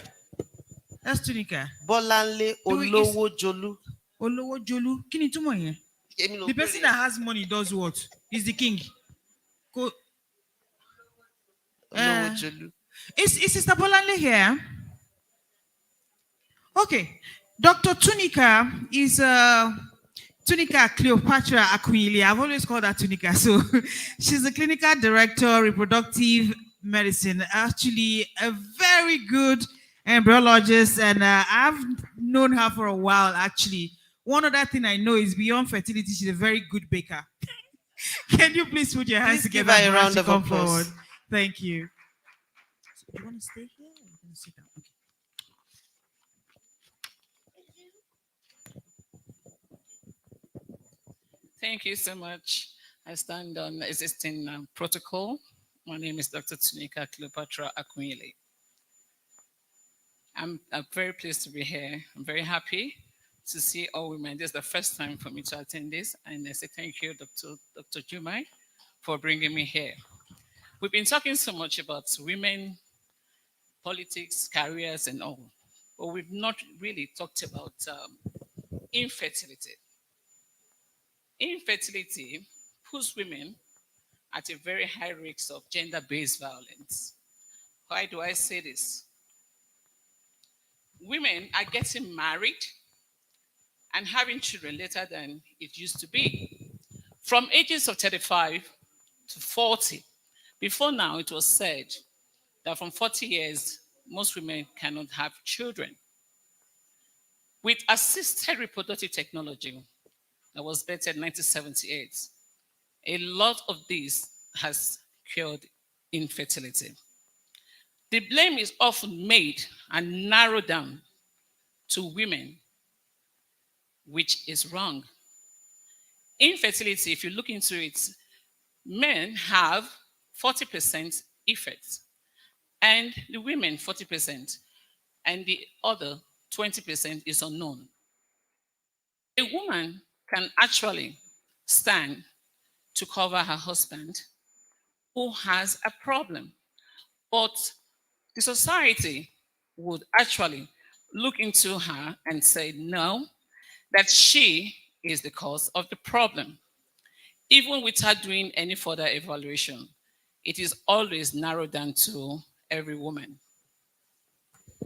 I stand here today that 21 years ago, I was driven out of my marital home because I didn't have a child, because I didn't know the problem which I was facing, because I had polycystic syndrome, which acts as a form of an ovulation. Education, yes, it's expensive, but the fruits, it's sweet. Most people, even if you think and you look at them, that they just think, yeah, they've gone to school and this is the end of it, that once I'm married, the problem is tailored down to a woman. I suffered it. Suicidal attempt. I wanted to kill myself. I was kicked out and I diversified. After 2 years, I was locked in my homeroom because of stigmatization, shame, and disgrace. I continued reading. I'm 16 years in my job now, and I'm grateful to God that we women that the violent take it by force. Knowledge is power. I tell you today that I've seen women 36 years, 40 years, 24 years, 18 years. They've had triplets, quadruplets, and more because of assisted reproduction technology. Most women cannot talk about their problems. They are ashamed, which leads to a lot of high trafficking in Nigeria or other African countries. We talk so much about HIV, malaria, in United Nations, how to cure this and that, but we forget about infertility. Infertility is something that actually affects women like an emotional violence. Some people may prefer that their husband should talk to them or have physical assault with them and have solace in the fact that they have a child where they can have suck on. But when this is not there, the woman is depressed and have mental disorder or pain. I will say this again, that please, in this African Women Conference, I think we should look into how infertility, how we can all come together, not to nose over your fellow women, or like, oh, she's so beautiful. No, she doesn't have a child. We should stop that. That is an unfriendly manner. There are ways in which we can actually adapt to talk to every woman in question. Is there a way we can do this? Can every woman actually afford in vitro fertilization? No. What do we do? There are other alternative means that which we do or we see. And I will tell you today that there are so many women I see. IVF is not 100%, but with the increase in Nigeria and hospitals coming up, we've gotten up to 80%. And we are very pleased with that. How affordable do we think we can do this? Assisted reproduction is barely known and accepted among many undeveloped and poor population because of the African tradition. Social norms, culture, and religion hinder many of these pursuing medical attempts, all through assisted reproduction technology. Why do I say this? ART, like I say, is expensive and beyond some family. We need to have a gathering where we think actually we can put women together to actually talk about how to cure infertility in the society. When a woman is being called all sorts of names, why do we women, why do we join them? We should also try to be our neighbor's friend. It's very, very unfriendly for you to actually speak ill of another woman because you don't wish that your enemy not to have a child if you know the pain. When you have this pain that somebody actually hasn't had a child, you will keep your mouth shut. There are women 56 years, 58 years, they've lost hope. But I tell you today that there's hope for them.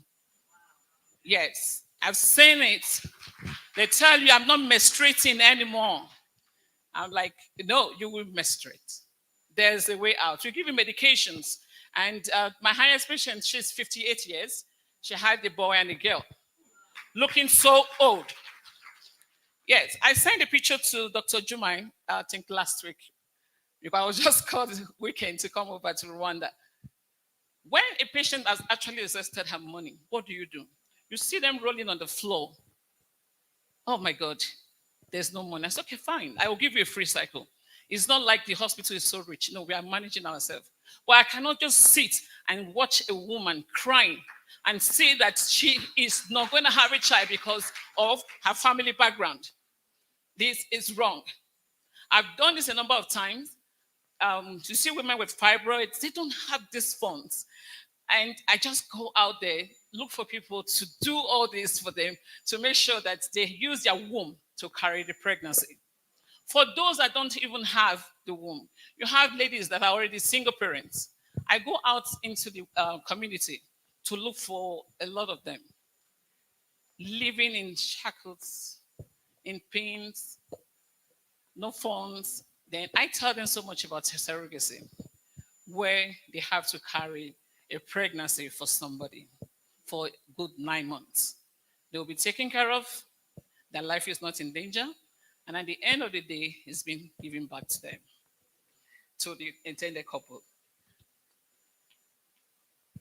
Now, the way forward, I asked everybody here for advocacy and sensitization to educate and tell men and about infertility and to let them know that there are options, alternative for infertility. When you have social gatherings, they tell you they want to pray for all women looking for the fruit of the womb. How did you know that the problem is from the woman? Do you know if the problem is on the man? Both of them need to come out. The couple looking for children, please come out and let's pray for you. Or let's do further evaluation for you. It must not be that the woman should come forward and let us pray for you. That is wrong. Sensitize infertility and ART treatment alternative to make it more affordable. And we have to stop the culture of shame, silence, and stigma against women who can have children. I was one of them. I had all my children through IVF, and I'm very proud of it, and they're very intelligent. Yes, I had a second marriage, so I'm very satisfied, to God's glory. Women go through mental and psychological trauma as a result of infertility, and this affects their input at work. We're talking about careers and politics. You say, yes, we're all shouting. Yeah, we need to be there, it's true. I need to come out too to talk about myself because the journey wasn't easy. When a man and a woman is together, they'll say, oh, she gave birth to 4 girls. I have a patient like that, almost 58 years. The daughter just got married. When the families, they came all the way from the village to attend the wedding. They were leaving, said, brother, so you don't have a son. What's wrong with a girl child? What's wrong with a girl child? They take care of you better than the men. I said, man, some people are talking to me. They just want just a child. Then you are talking about sex selection? That's family balancing. I said, no. He said, no. She was crying. I said, at your age and with your underlying image? No, I don't think I can do this. I know we need it. It's a selfish interest. But it's because of the African tradition that we have, that we must have a male child in our family. Yes, it is true. But without the women, can we beg the men? I ask you the question, can we? No. I put it to you today that women are very important in the society. No matter what it is and what it looks like, I think we should stop the stigmatization. We need to look forward on how we can move women forward. There shouldn't be any shame. There are some people that you know you need to talk to. There are ways in which you can attract people, different ways which you can kill a rat. Let me use that word. And then the message is being driven down to them. Funds development program for resources, voice, and action to counter negative stereotypes about assisted reproductive technology and other alternatives. There are other alternatives that people do, traditional, which has caused a lot of women having endometriosis, adenomyosis, and having a bulky uterus, where medically, we cannot work with. We have to be very careful. I also need us to support women and men going through this challenge for us to move forward. Thank you for listening. God bless you. I will plead with everybody here that we women, that we got the power, right? Can we move every infertile couple to start having children? When I say African women, so we've got the power. We've got the power. Thank you very much. Thank you very much, Dr. Tunika. If there's one thing I know is that you're very passionate about this. and I'm not surprised to hear of your success story.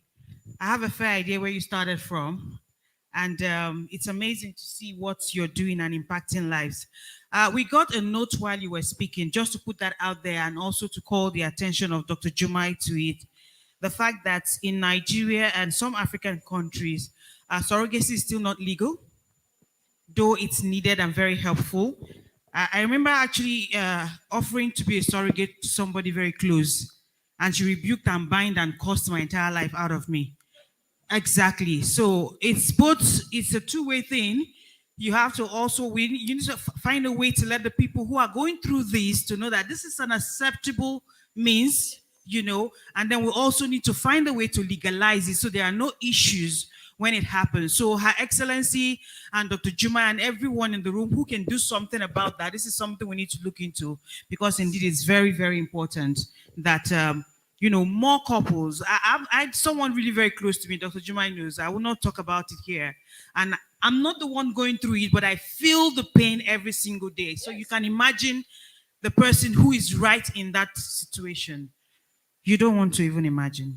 Thank you so much, Dr. Tunika. I truly appreciate you for this wonderful time. And hopefully you can always meet her. She's still very much around with us. If you have questions, you can meet her, talk to her, get her contacts, get more information if you need it, or you know someone that needs it. Foundation. Please go ahead and say it. Why? You have the mic and you're here. Let's just do it already. We have a foundation, Tuniklo Fertility Foundation, to help couples, or rather the women. Yesterday we launched the Orange. Orange World is tomorrow. Okay, tomorrow to be launched. And I've decided to change the name to Orange Fertility Foundation. Interesting. Yes.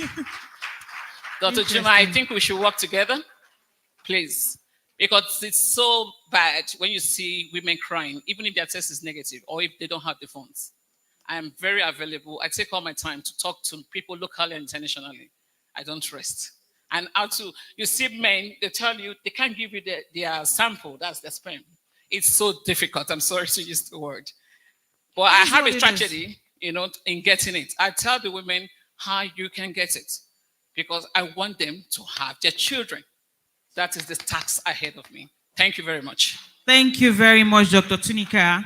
I really appreciate you. Thank you very much. Like I said, please feel free to meet her should you want to. And for all the speakers you've heard since speaking here since yesterday, if there are personal issues you think that they can help you with and you need to talk to them, or someone they can help, feel free to meet them. That's the whole essence of everyone being here. Beyond what we say here, we also want to network and be able to impact each other's life, and by extension, families, communities, and the country as a whole. We'll move quickly now to our next session, and that is a panel discussion, which will be on improving women's leadership access through connectivity and global value chain. Beyond the country and the continent, we have to go global. Somebody say, go global. Go global. Amazing. Ladies and gentlemen, my big sister, distinguished Senator Binta Masi Garba is going to be on this panel. She can hear me, I know, so she'll walk up here and join us very soon. She's grabbing a cup of tea or coffee outside. I saw her earlier. She'll be in this panel. Also, we have Dr. Teresa Ukata Merimot on this panel. Is Dr. Teresa here or joining us virtually? Okay. For me, if you can hear me, I need to confirm those who are virtual and those who are physically present. Mrs. Ifi Ezinwa, the co-convener of African Women Conference, and of course the CEO of ECHO's Africa Initiative. Mrs. Ifi, can you please come forward? All right, we also have Dr. Tamara Akulagasi, the President, Security Council and International Forces for Development and Peace. I hope this is not going to be a virtual session, because it looks like all of them are physically present, but I do know the moderator is physically present. but I would want to have some of the participants seated before he comes up. DJ, can you give me music for 2 minutes? DJ Junior, let's do it immediately. Thank you very much.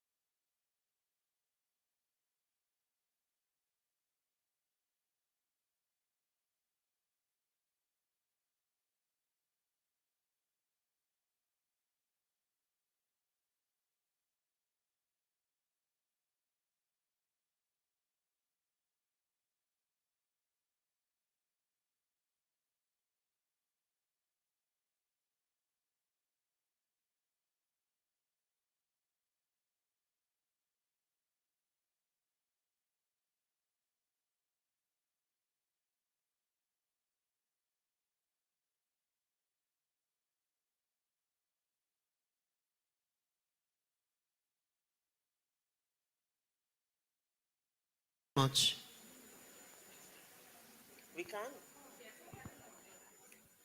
We can go straight to lunch. Oh, great. So we have 2 sessions left for today. And since we're not in a mad hurry, let's all go and do lunch. And Fumi, what time are we back from lunch? Eh? Kate. It's 1 hour from now for lunch, and then we're all back after lunch. Please. 1 hour for lunch, and we're back after lunch. We still have 2 sessions to go through.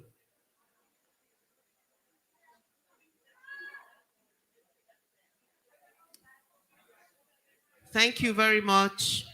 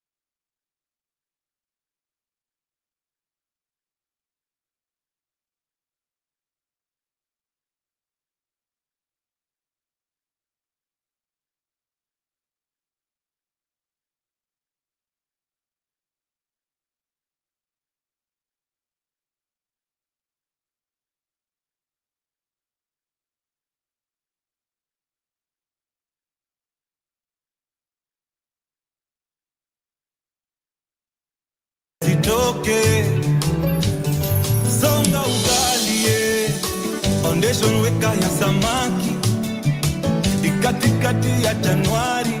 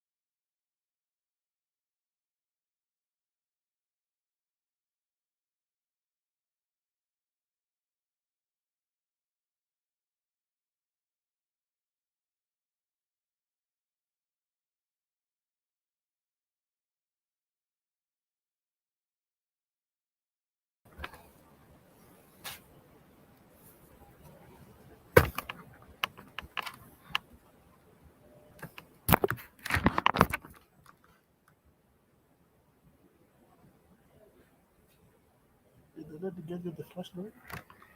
No, he's here. Where's she? Was she looking for me?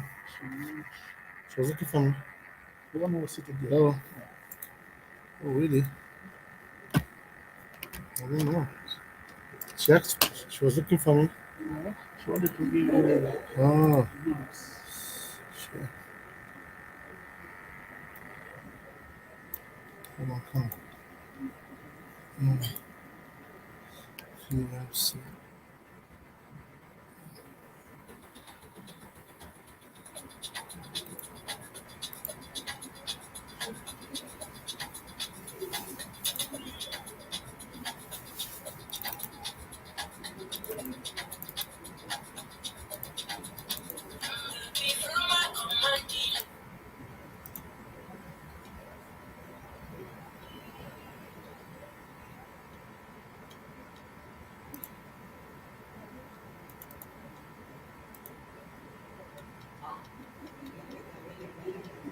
Video.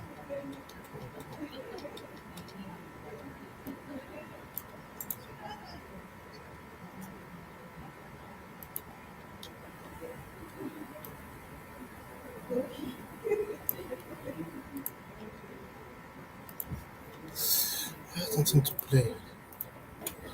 PRC.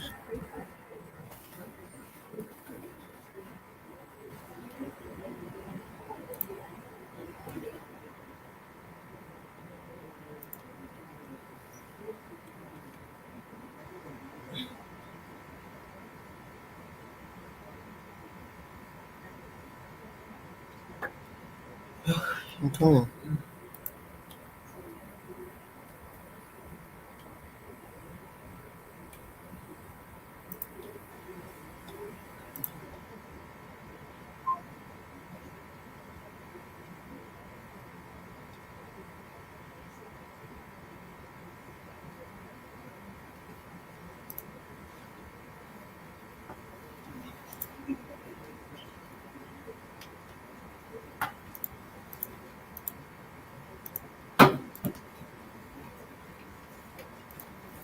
Okay. So let's see if this would go up now. Let me do something. I'm gonna join now. Say hello. Hello, hello.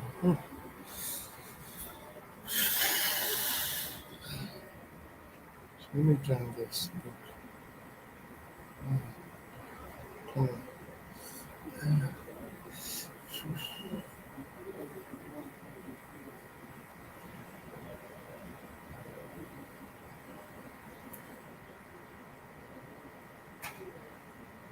See if they want. Shit.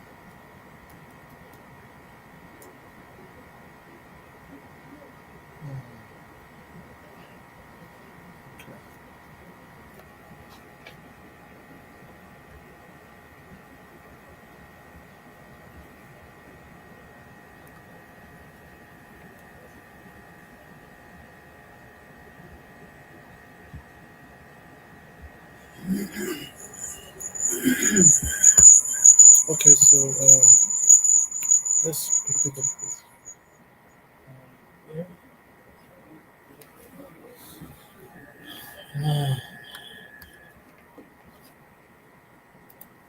This is supposed to be out. Huh? Switch the mic. Right? Bro, it's supposed to. Hold on.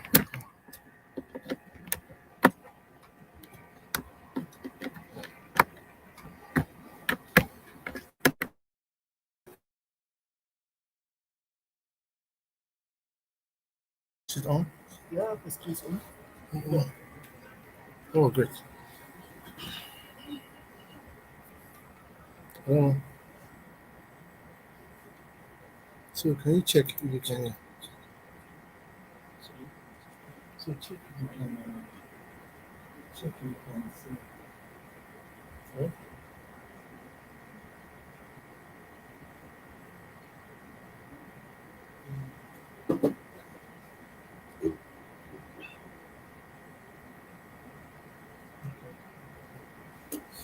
Hello.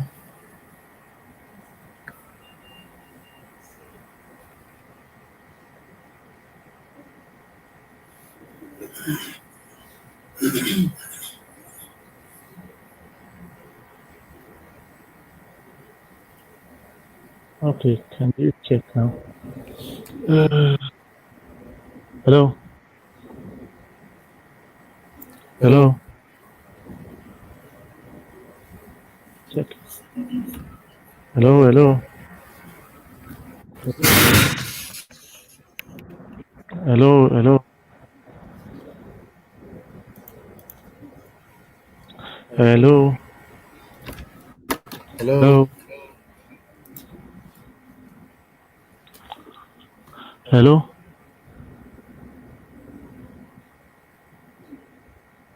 Hello. Hello.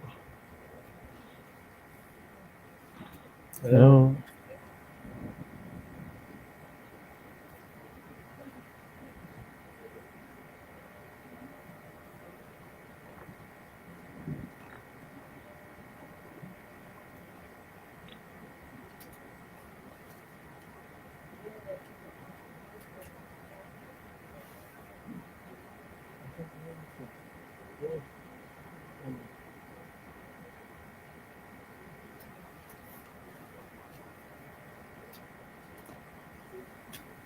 Hello.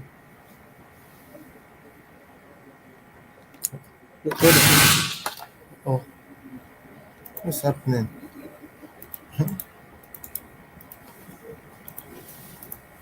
Hello.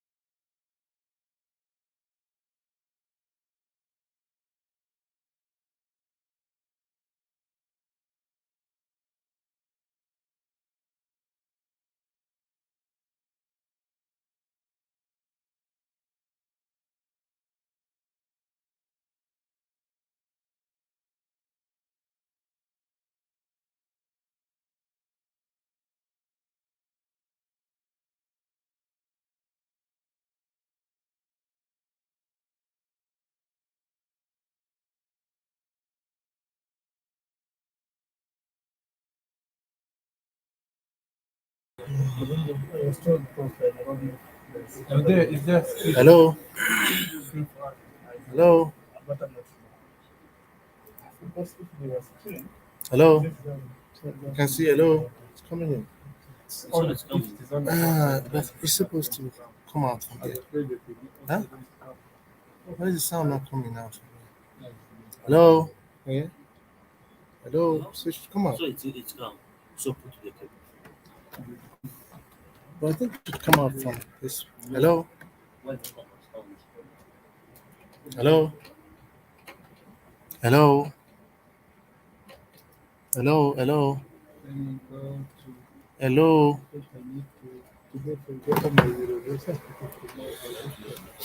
Okay. Let's check. Sorry.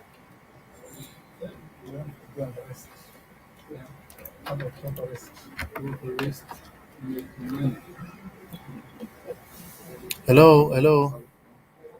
Can The you hear? sound is not coming. But what I'm saying is, if I play something, would you be able to hear? Like, let's play like Go to the YouTube. YouTube. Yeah, okay, let's go YouTube.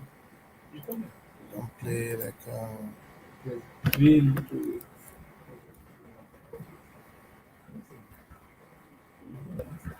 I did not call him to tell him that I am working. I want to know I called him. I wanted something that he needed to talk. But I needed to talk to you. You wanted to know that answer. So that No chance, music, no music. but the other he didn't miss the time. So what is Yeah. music? Yes. Oh, so that the changes. Huh? So let me talk here. It's music, right? Yes. Oh, that means we're using Now this. sound is coming. HDMI. So let's do use of HDMI. So let's do okay. I understand. Now. So if I say, can you hear me? Hello? Hmm? No, no, no. Cannot hear me. Hello?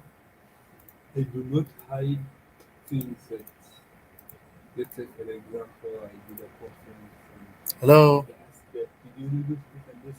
And I said, no, I thought you did. Hello? Because you know me, I'm straight. I am stubborn, Hello? I'm truthful and straight. So I do not I'm actually, yeah, but I then tell you. I'm trying to see how can you.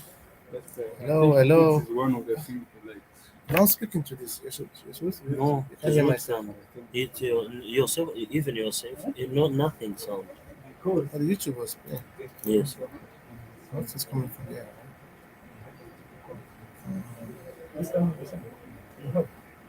Yes, I can. This is muting here, I think. No, this one. What's here? Yourself. What's here? Oh, yeah. But I don't think I believe that Alpha is moved to me. And it's not that it is one event. It is just double days that where there is people for 2 days. And I'm like, I told those people that that's it, 4,500 I lost. Just like that. Weddings are not calculated. Hello? Even this gig for the president, I think and I was like, this one, go to people.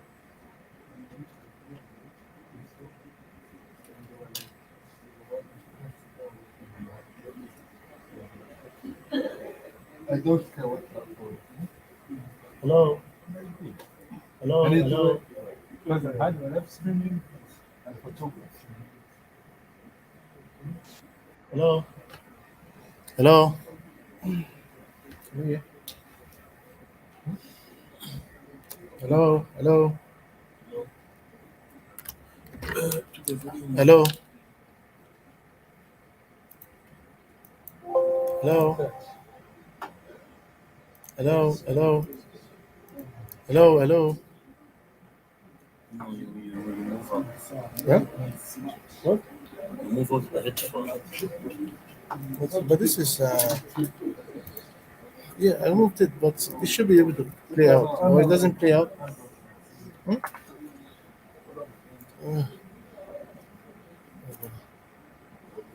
The issues is when Right? Leave around that guy. You know, the first thing I told him,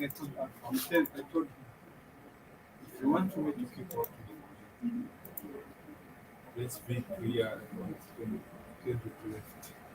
Hello, hello, Department of Total. hello. I beg, I need code. I need my code. See, So this where's my guy code? No, no, called Mohammed.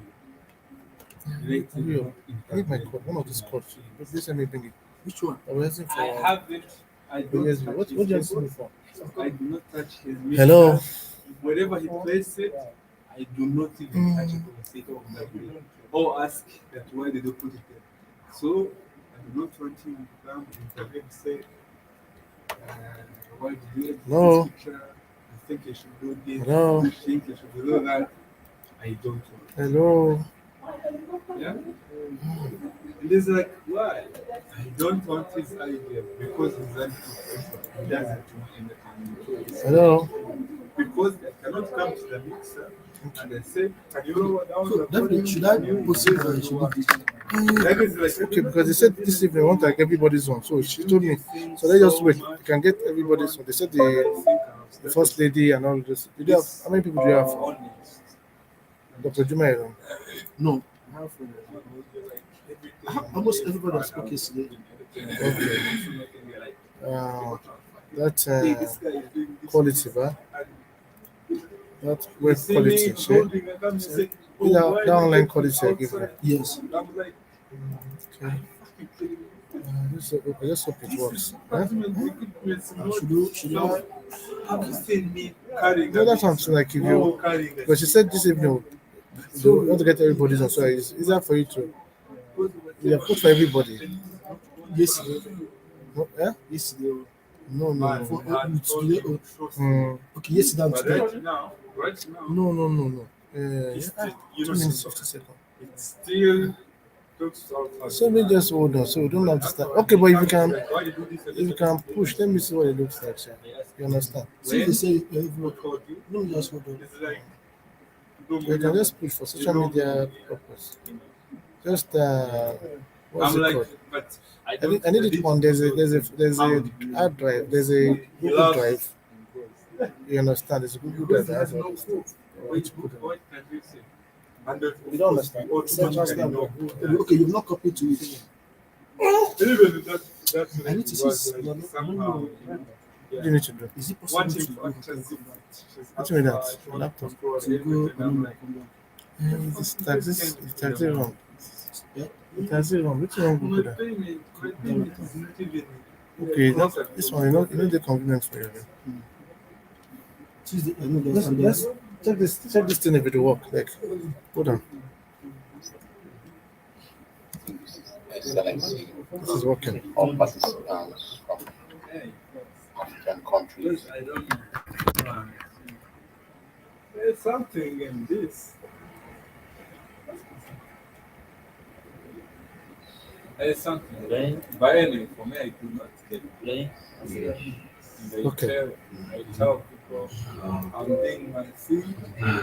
Okay, so just leave the setting like that. So let's. Let me give you a link. Are you connected?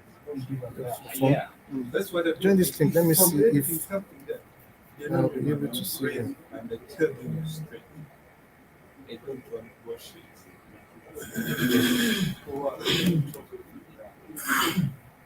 That is not my style.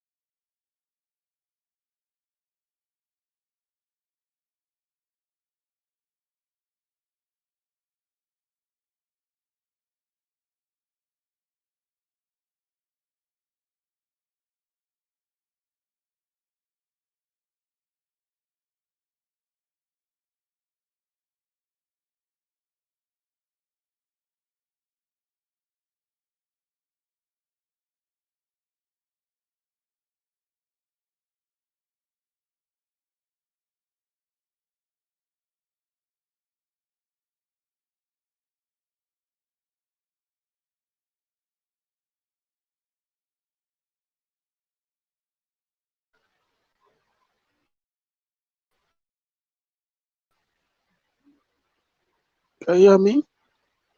I'm talking. Okay. Good afternoon.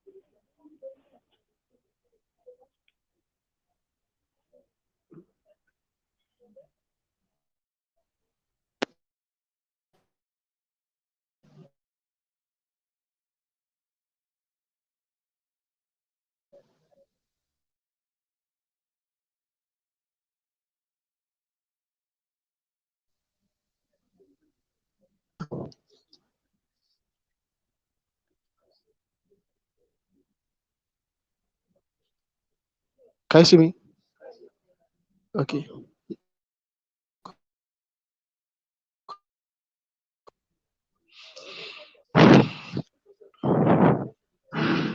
Yes.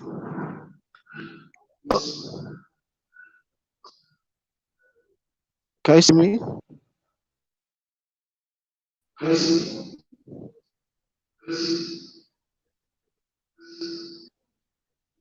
I should talk.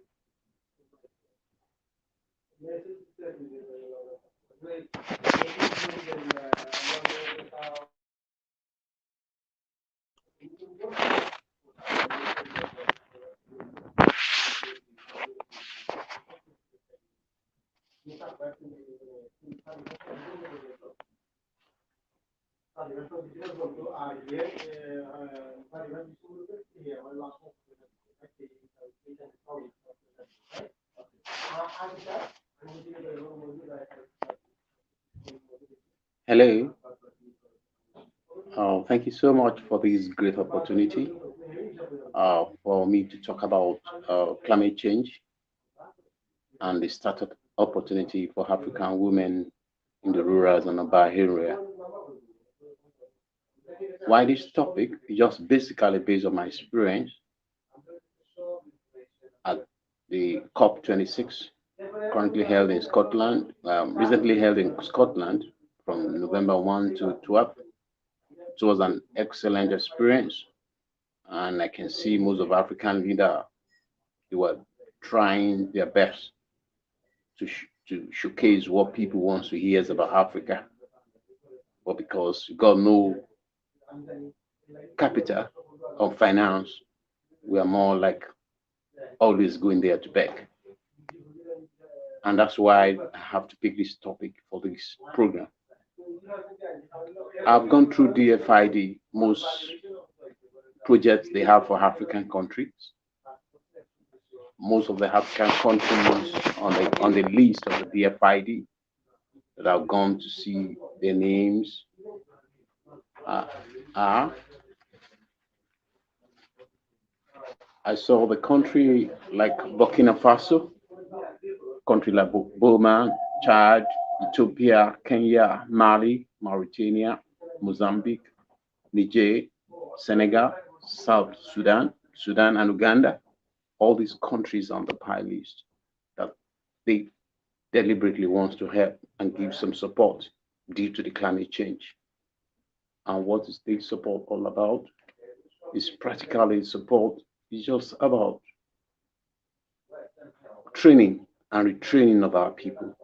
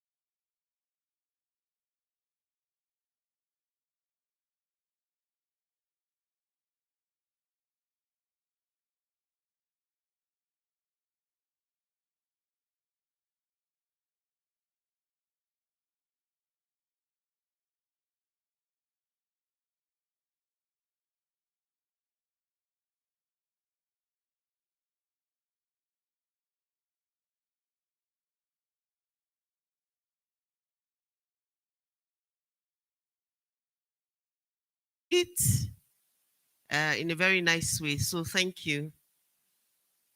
We do still have 2 discussion sessions to go through, and we'll try to do that as impactful as possible. If you notice, I didn't say as fast as. We will try to do it as impactful as possible in the shortest time possible.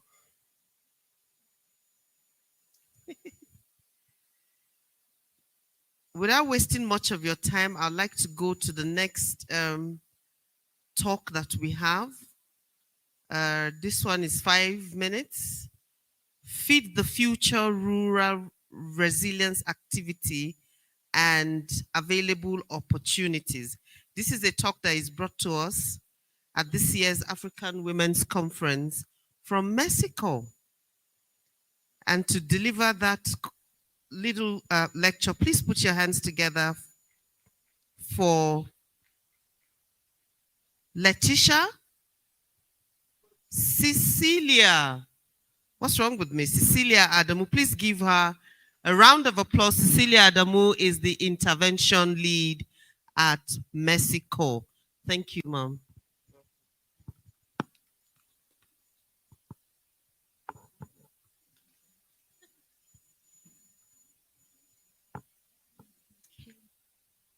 Ladies and gentlemen, permit me to stand on protocols already existing.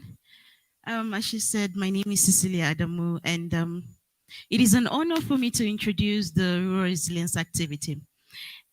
It is a $30 million USAID funded initiative.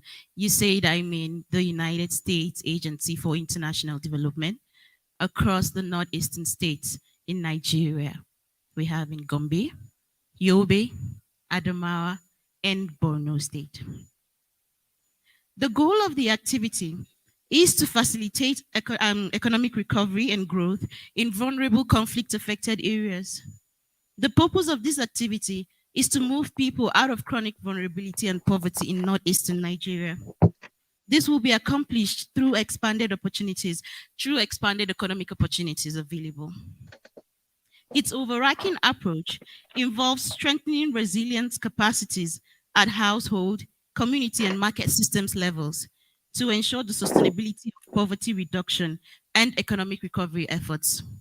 The activity intends to reach 540,000 individual participants. We're talking about farmers, those in micro, small, medium enterprises, youth, women, and children in the 23 local governments that we are working in across the 4 states. Mercy Corps leads a consortium partnership of Save the Children International and International Fertilizer Development Center. Now, this year in July, we received an additional 15 million US dollars to support 45,000 smallholder farmers, ruminant producers, and micro enterprises to recover from the impact that COVID-19 has had on livelihoods and markets. The activity has now expanded to Kebbi. We're also in Niger, we're in Benue, and we're also in Ebonyi, then the Federal Capital Territory, Abuja. One of the many ways the activity is impacting lives. So we have the NEA initiative. It's the Northeastern Young Agripreneur Initiative because we target youth and women. And then Farmer Field School Initiative, which you will be viewing shortly. And also Demoplot is through the Enterprise Innovation Fund. This is where it might interest all of us here in this room, hoping to achieve one goal. The Enterprise Innovation Fund is the additional fund that we received. For every quarter, we call on partners to collaborate. And this is a fund that is amounting to 150,000 US dollars. So every quarter, that fund is available for partnership. Or notice of funding opportunities, which are not limited to in smaller buckets of 25 to 35,000 US dollars. And this is all available for potential partners and innovative approaches that leverages the United States Agency for International Development resources to develop practical and market-driven solutions to implement innovative business models that are targeting women and youth. So we talked about reaching those at the grass level, and this is how we intend to do it. Dr. Jumai said it yesterday, there's no amount that is too small. If you have all the money in this world and it's accounted for, that $1, the additional $1 you receive is going to make a lot of sense. So this is a call. This is an available opportunity for all partners here. Every quarter we call out, we open up this call and it's available. You come and you partner with us and we're able to reach those lives. So shortly, if we're ready, there's a short message from our chief of party, Margarita Aswani. It is one of our initiatives, which is the Farmer Field School, and it's being replicated across other regions. We have other partners actually looking at what we've done and learning from it. And I hope we also see and we learn. It's one of the ways we've reached those at the grassroots. If we could project that, thank you. One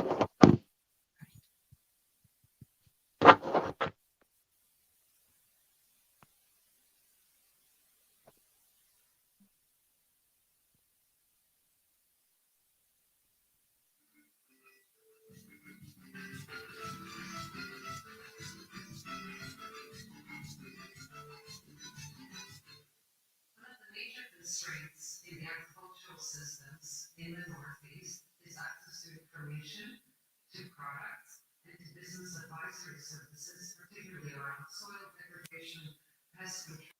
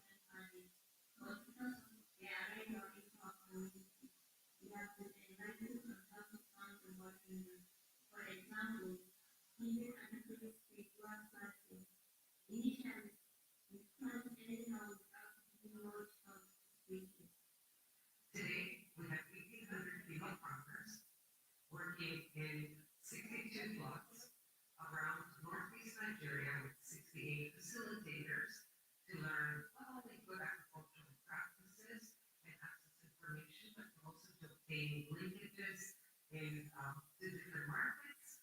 And those locations, those plots now act as places where social cohesion can be improved and safe spaces where they can access information about nutrition, about conflict mitigation, and other challenges that they face in their daily lives.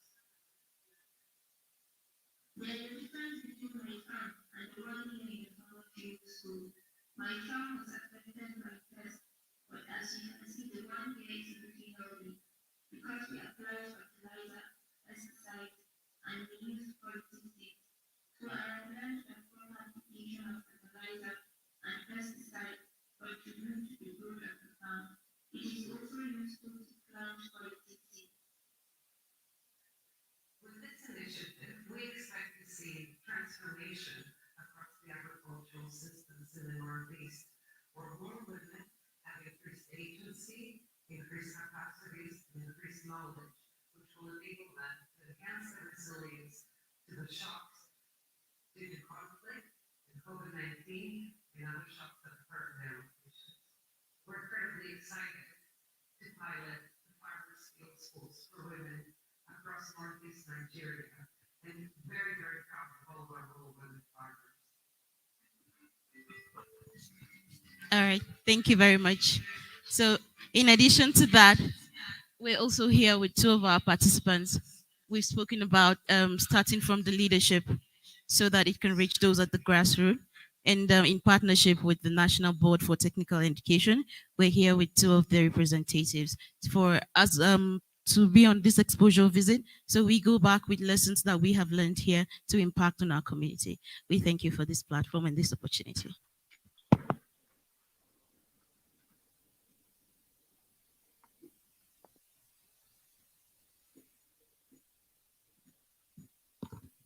Thank you very much, Cecilia. Just before the next panel conversation, we found 3 opportunities that women sat in here could take advantage of So please follow up with Cecilia. Find out how you can co-opt many people into the program that is going to go on, especially for Northeast Nigeria. Another opportunity, let me quickly take the next 5 minutes also to invite Mr. Ayodeji Abduraouf, who's going to talk to us. Technical, are you ready with that? Okay, this is an opportunity. He is the founder and CEO, Think Start Beyond Borders. It's a climate change one. Startup opportunities for rural and urban women in Africa. So please just take the next 5 minutes to listen to Ayodeji Abduraouf. I'm sure that Secretariat would be able to provide further information should you be interested. Thank you. Yeah, can I go on? Please go on. Welcome. Okay.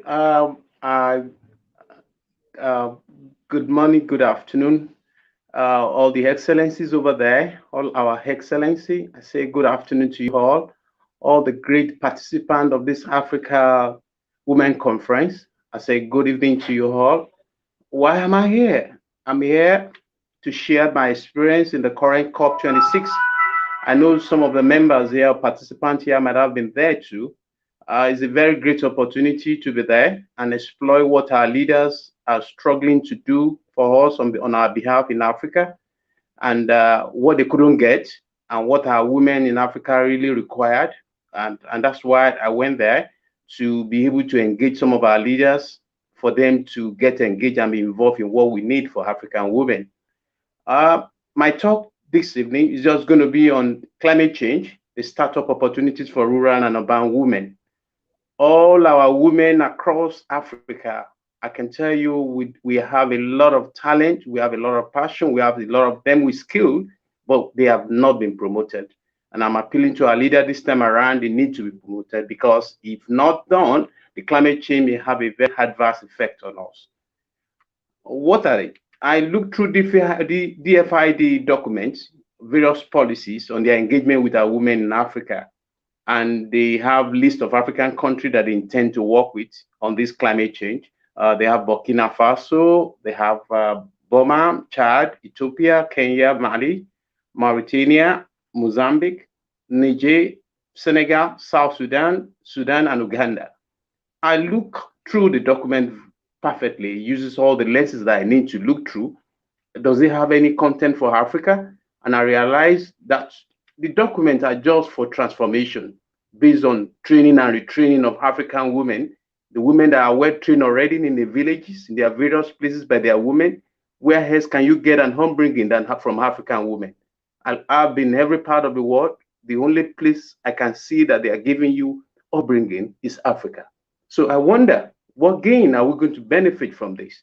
From their so-called transformation solution to climate vulnerabilities and disaster for millions of people in Africa. And it's boiled down on consultancies. That's just what they want to push money out. A lot of people challenge many developed world leaders about spending close to about 80 billion on $100 billion on climate change for Africa.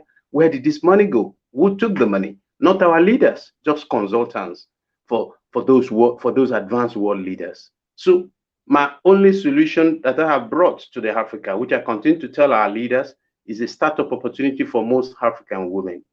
African women have talent, they have passion, they have skills, but nobody has ever gone beyond the boundary of policies making to go and ask them what they need and discover who they are and give them the best that is required of a woman, of an African woman. Every home in Africa, when you are rearing a girl child, you give her the best skills, the kitchen skills, the home skills, apart from the hand-on skill that she can make use of, even apart from education. And not now that we have added education to it. So our women are so resourceful that somebody needs to go beyond the bridge and see them in their own making, either in the rural area or on urban area, and give them the best that they require at this point in time. What they need is to discover them, especially those in the rural area. We are talking about deforestation. The United Nations is talking about mitigation. It's talking about adaptation. It's talking about getting finance to fund the current crisis we have in the climate change. But if this fund eventually come, who takes it? They are the one that take it back via consultancies, and it's not practical. So what Think Startup Beyond Border is looking at is how we can have a startup opportunity for African women in their own domain, based on their own belief, based on their own conception, based on the thing they know that they can do better. I could imagine if I go to a village and I look for a woman that is so sound about the way she's doing her stuff, what else will I do than to support her and give her all what it takes to get that thing done? And that's why we look at the environment we have. There's so many things. We just raised a woman in Nigeria presently using the tires on the road and converting it into furniture. And we can upgrade such a woman to a level that she can start exporting such furniture because it's unique, it's different, it's African in totality. So I wish all our African women could be given the opportunities in the startup so that they would be better for what they have. And what is my call? What is my call this afternoon? A call to action that government and international organization and private sector should work to encourage development that is more strongly aligned to long-term sustainability pathway and to facilitate the investment away from pathway that are less sustainable. Importing ideas to Africa for sustainability of environment is not what we need. We need to look inward and generate what is for Africa so that it will be better for our women. And all stakeholders should work together to achieve a global decoupling of GDP growth from the overuse of environmental resources. They have overused our environmental resources. Now they want us to stop using coal, but they have taken the coal over the time to develop the industrial world, and now we are backward because we have not got what it takes. But nobody has ever seen the resilience in our women and tap into it and get them better for what they can do. So I want a different approach across reach, the middle, the incomes, and poor country. Everybody has specific. What you can see in the south of Africa is quite different from what is in west of Africa. What you can see in the north is quite different from what is in the east. So its best thing is for African to look inward and check our women, but our women have one common thing. They have discipline. They're well brought up right from home, except those that lack it, and they can be guided all along. So I call on government at the same time to support the civil society, and the private sector should promote an upward convergence in living standard and opportunity accompanied by reducing inequality in wealth and income within and across country. The women can be the best of the instrument we want them to be. They are the best species that have ever been produced in the world. And I continue to appreciate our women for what you are doing. Your resilience force, keep it up. Yours is unique. But what we need now is to go to every woman and ask them and check their potential, check their need and passion, so that we can get them developed, and which is what I call startup opportunity for African women, both in the rural area and urban area. Thank you for this submission.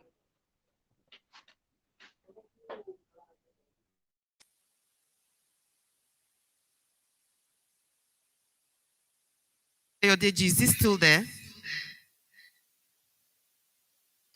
Thank you very much. Please give him a round of applause. I do have a question though, if you can still hear me. How can women sign up to be part of this opportunity? Is there a process? What do we do?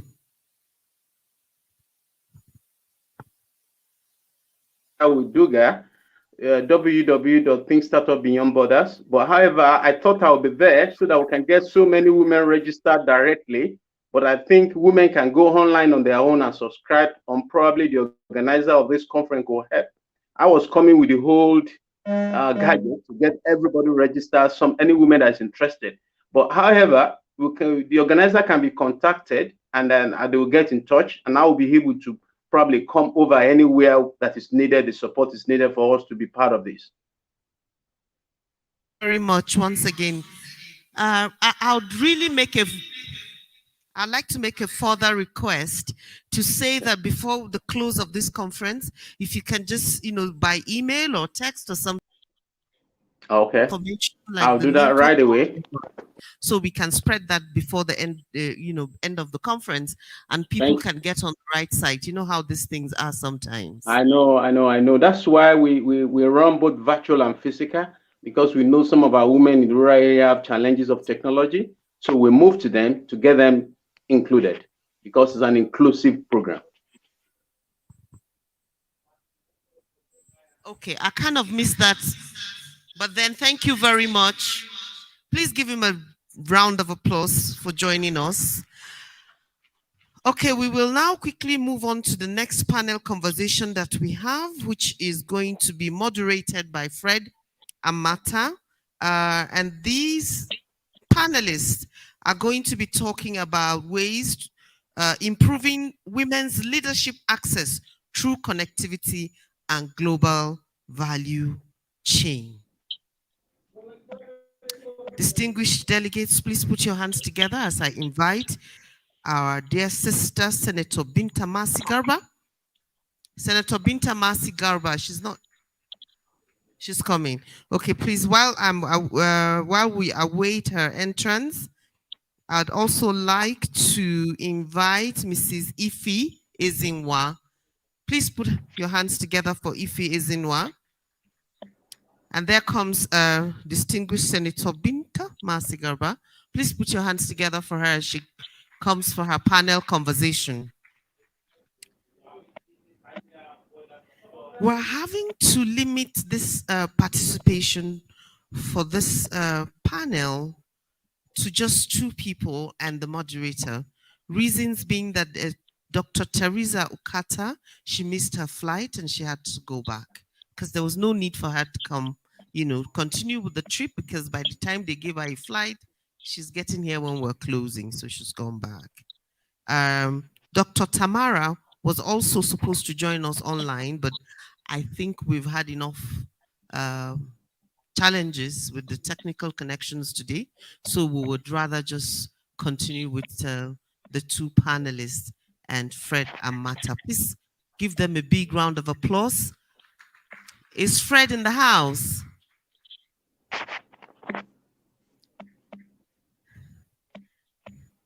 Senator, please come.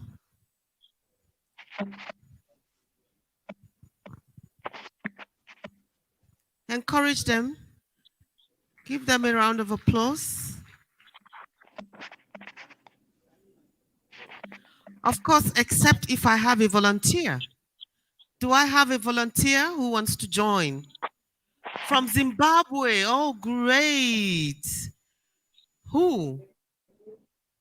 Someone from Zimbabwe wants to join this panel and give it a more robust feel. Please put your hands together. Fumi, as soon as you can furnish me with the information. What?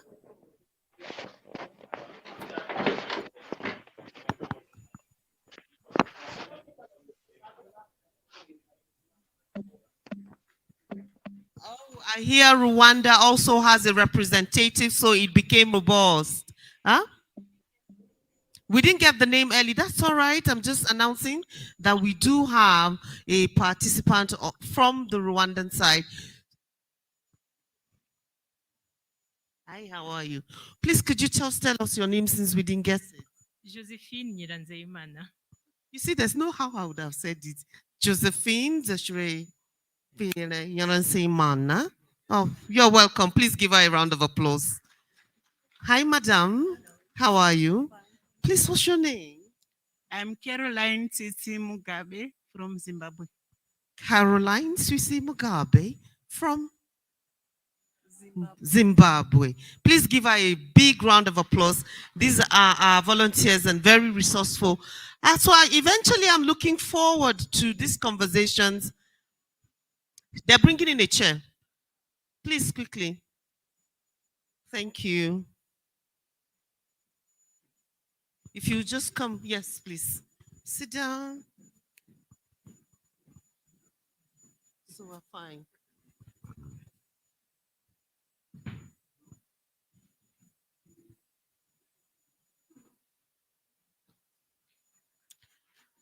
Here are our panelists. Please give them another round of applause as I hand over to the moderator of this session, our own dear pioneer veteran of the Nollywood industry in Nigeria, Fred Amata. Thank you. Well, once again, good afternoon, everyone.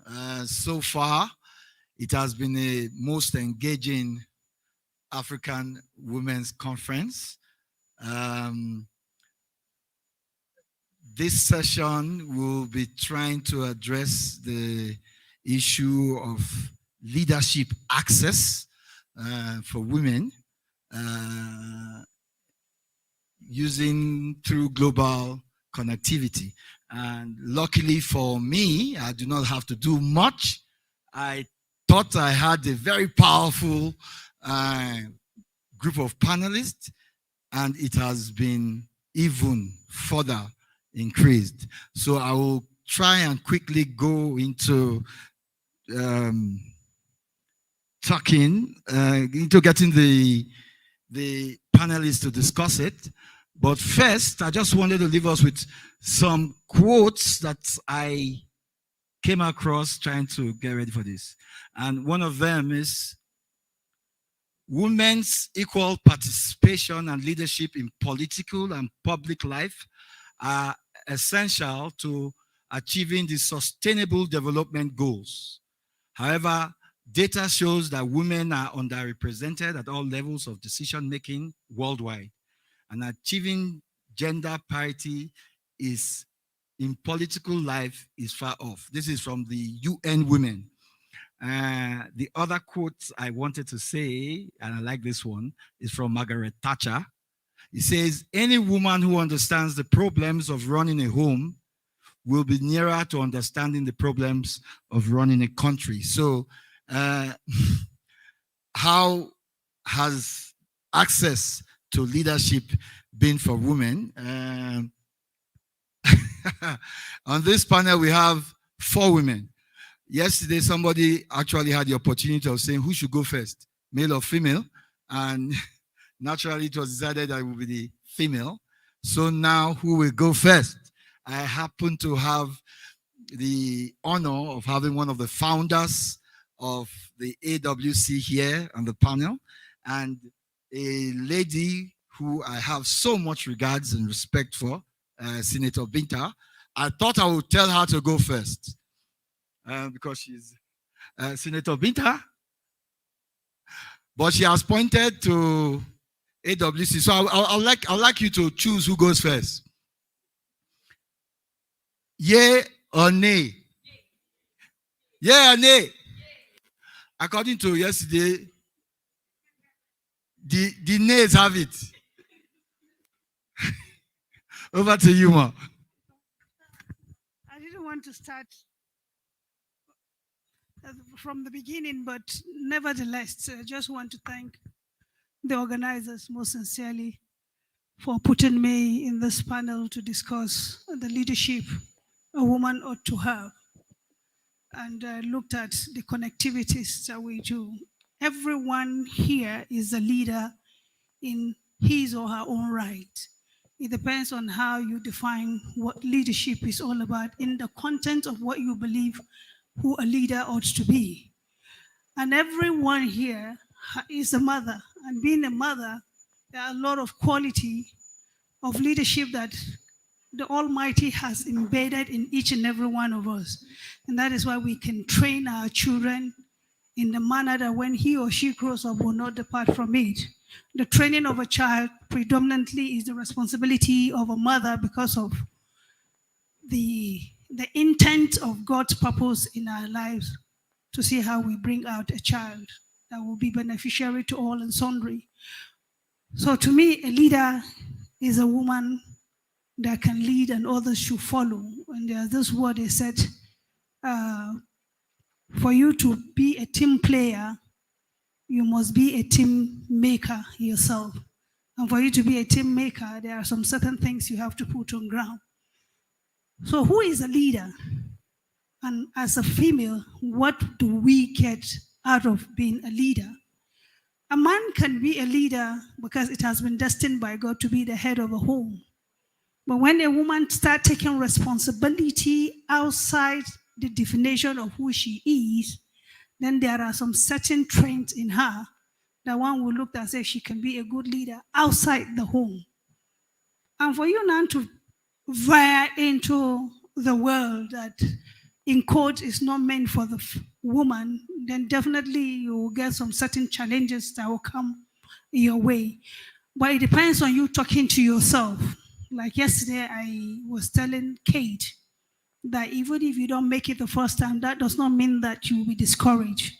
You go back again and try it. If you failed, you try it again, because that was what I did in my life in 1997 when I ventured into politics in an environment that is not acceptable to women, being from the core northern Nigeria and in an Islamic dominated environment.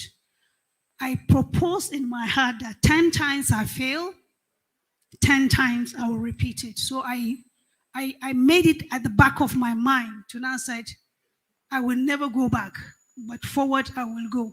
And then once if you have that kind of a intent inside of you, you have gathered some certain momentum to make yourself very resilient.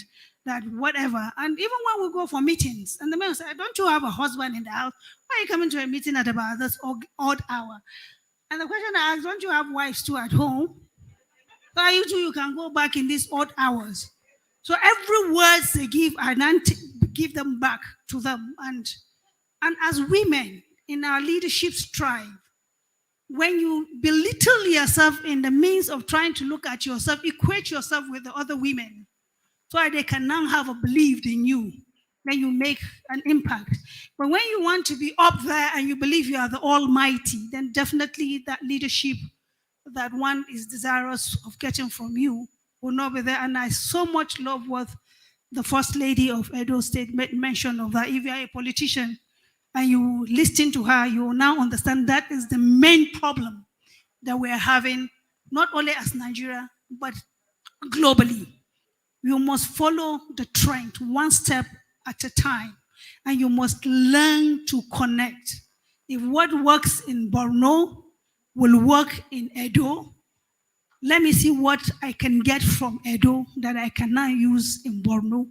If what works in Oshun, and I'm from Kaduna, so we can have that kind of connectivities that will now bring birth about the leadership that we want within and outside where we find ourselves, then definitely we will now see that that connectivity is guaranteed to bring about our liberation. Because we women need to be liberated, but we need to liberate ourselves first before we think about the society. The immediate society is you, the immediate society is your family, and the immediate society where you have to break all the barriers will start with you. So teamwork is very important and vital. Thank you very much, ma'am. Thank you very much for that. From what the senator has said, teamwork, very important, very vital. I would like to, we actually have two volunteers here, and I think they have a lot to tell us. I want to go straight to one of them. Who would like to go first? Would you like to go first, madam? Okay, please.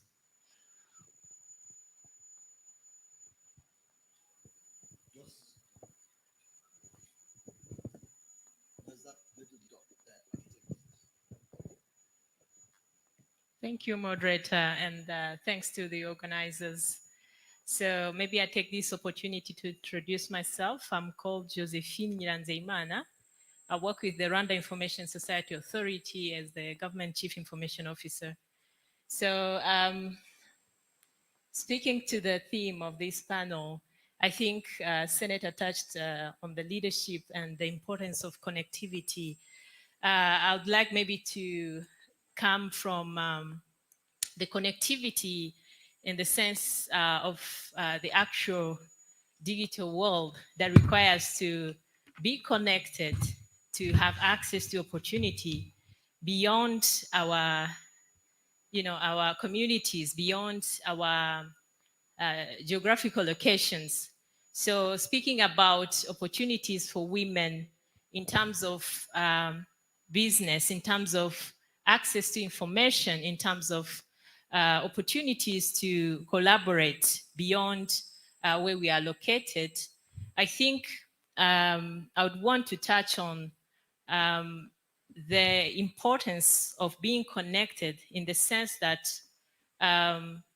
Sometimes we do define internet as an equalizer, where I may have not have the opportunity to go study or further my knowledge, but through the content that I'm able to access through internet, I'm able to enrich my knowledge. I'm able to get educated on things that are not even accessible in my village or where I stay. So leveraging digital infrastructure and digital tools, I've seen most of us have a smartphone in this room. We are able to share what is happening in this room. We are able to learn from other conferences like this one without even going there. So how can we bring that approach in our way of living, in our daily lives? I can be able to help my child at home. Maybe they're doing sciences. I didn't do science, but I can, check online and have access to content that is able to be leveraged by my kids. In my business, I can use the connectedness by digital technology and actually have access to information that I need in my business. So my input to the conversation is really, how do we leverage connectivity in terms of adding value to our daily life activities, whatever you are involved in, being business, being what other type of career you've undertaken, but mostly building our capabilities as women, because there's that tendency where women are, yes, empowered, but do not continue the fight. Like I'd like to thank Senator for sharing her experience. How far can you go? What are the means can you use? And effectively leveraging connectivity, I mean, internet connectivity, we are able to get even further. So how do we leverage it in terms of continuing to enrich our capabilities, but also our reach? Thank you.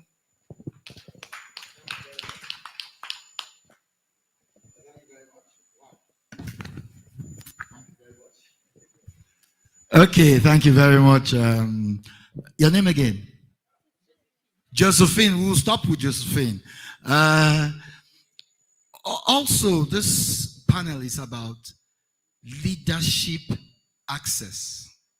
Leadership access, then through connectivity. And she has explained about connectivity and touched on it.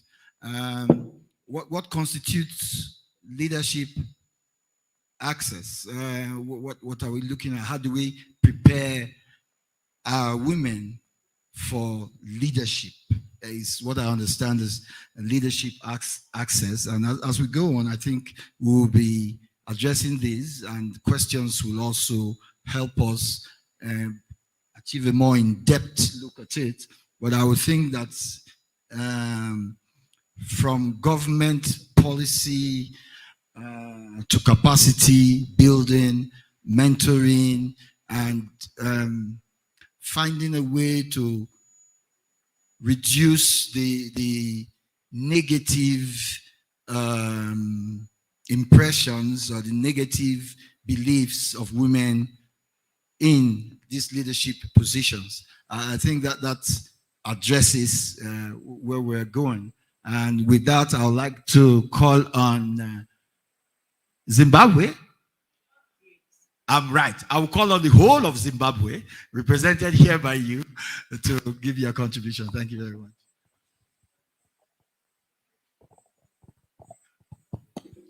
It's okay. Thank you, moderator. Fred Amata. Fred. Simple name, Fred. Okay. Okay. Thank you, Fred. Yeah, thank you. And thank you, the founders of AWC, African Women Conference. We are connected already. They are leaders. I'm sure by founding this, they've become leaders. I thought a leader should just be conscious of the needs.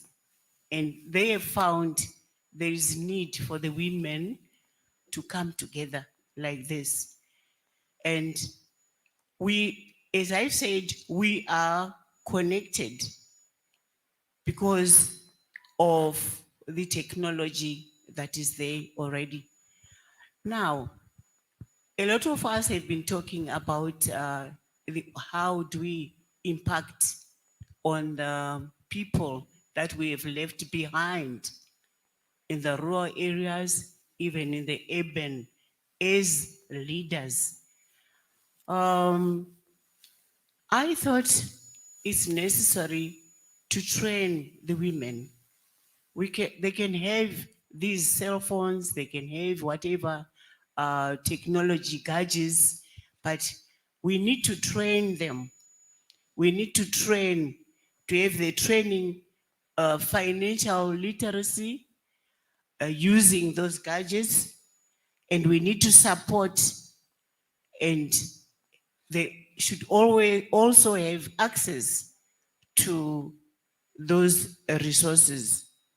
I'm sure it's important also to promote women's production through the productive assets and support cross-learning visits for trade and sharing of experiences as leaders. This, I'm sure, will assist the women. You know, when we grew up in Zimbabwe, long back, you can see my age, when we were children, we used to be given a plate of our staple diet. When serving the food, you leave a plate of the sadza, which is from the corn, and then you leave the vegetable, and you sit all around and share the food. But from there, you could identify the leader. So how these days do we identify the leader? We've changed the way we used to serve the food. How do we identify a leader? Someone has said, well, I wouldn't support a woman who is no capacity. So it means you got to identify that person who has got the capacity for the position you are looking for the leader that you would think would manage whatever issues they are. I think that's all I've got. Thank you. Well, put a round of applause for Zimbabwe. Um, uh, that is instructive. How do we identify who's a leader in today's world? I think there are several ways, really, that we can point at. But one of the things she said has importance in capacity building, and in building the capacity, that's training of the. In building capacity, you can easily discover who is more likely to be that character that you are looking for. So that's instructive. I would like now to go to Ifoma, one of the founders of the African Women's Conference, and let's hear her opinion. Thank you, moderator Fred Amata. The topic, the sub-theme before us says improving women's leadership access through connectivity and global value chain. What does this mean for the African women? It means increased representation in leadership, women leadership in the continent, leadership in politics, leadership in business. Now, I know my co-panelists address this from different angles. I'm going to address it from an angle that I'm very passionate about. Personally, I feel that the greatest asset that we have as humans and as women is the human resources. We are our own greatest asset. Now, in order to address this topic we're talking about how we can increase women leadership. How do we increase women leadership? Through connectivity. It quite simply means all of us here being connected to one another. Being the Nigerian woman being connected to her fellow Nigerian women, and they in turn being connected to other Africans and being connected to women globally. That is connection. That is trying to access what you don't have from other women. It means connecting to them to learn what you do not have and to give what they do not have. That is the only way we as women can really bridge the gap in terms of, because we cry about being marginalized. We enable marginalization. Women, African women, we enable marginalization. We enable marginalization by being our own worst enemies. I feel that rather than see a fellow woman and see competition, or you see a fellow woman who is running for office, rather than trying to pull her down, you go all out to help that woman get to where she wants to get to. Not because of anything, but just because she's a woman, and then we want to be represented. Because if we want things that concerns us to be addressed, it can only be addressed by women. Imagine a situation where men in the National Assembly are gathered, and you have, say, for instance, 100 men, and you have 10 women. Do you think anything about the woman will pass? Now, if we see a woman running for office and then we go all out to support that woman, that is where we can use our assets. We see another woman, rather than see competition, we see possibilities, endless possibilities. Those possibilities are what will bring about the value chain. Because if you see a woman and you connect, and you are able to give to one another. I'm not talking about money. I'm not talking about finances right now. I'm talking about give in the true sense of it. What you lack and what she lacks, you bring it together, you connect. And then that on its own will bring about the value chain, because from there, you would have found a friend. You would have found a business partner. You would have found a mentor. There is so much that comes from you being open-minded towards another woman. When I hear women talk negatively about other women, or I see women talk about the fact that women don't help, it puzzles me. Maybe I'm different, but I would tell you that every of my milestone in this life has been through women. Women who had no business doing anything with me. And I'm not talking about women from my tribe. I don't do tribes. I'm not talking about women from Nigeria. I'm not talking about women from women all across. Every woman I meet, when I meet you, the relationship improves. And along the line, I'm building because I'm connecting. And they are equally connecting. And you find out that I have people who are my friends, who are my business partners, who are my mentors, who are my coaches. And together, if we do this across board, we can only be better for it. That's the only way we can increase women representation in politics, because you are seeing another woman, you want to push her up. You are seeing another woman, you want to work with that woman to make the society better. Like Senator said, it starts from the home, from the family, from the community, the society.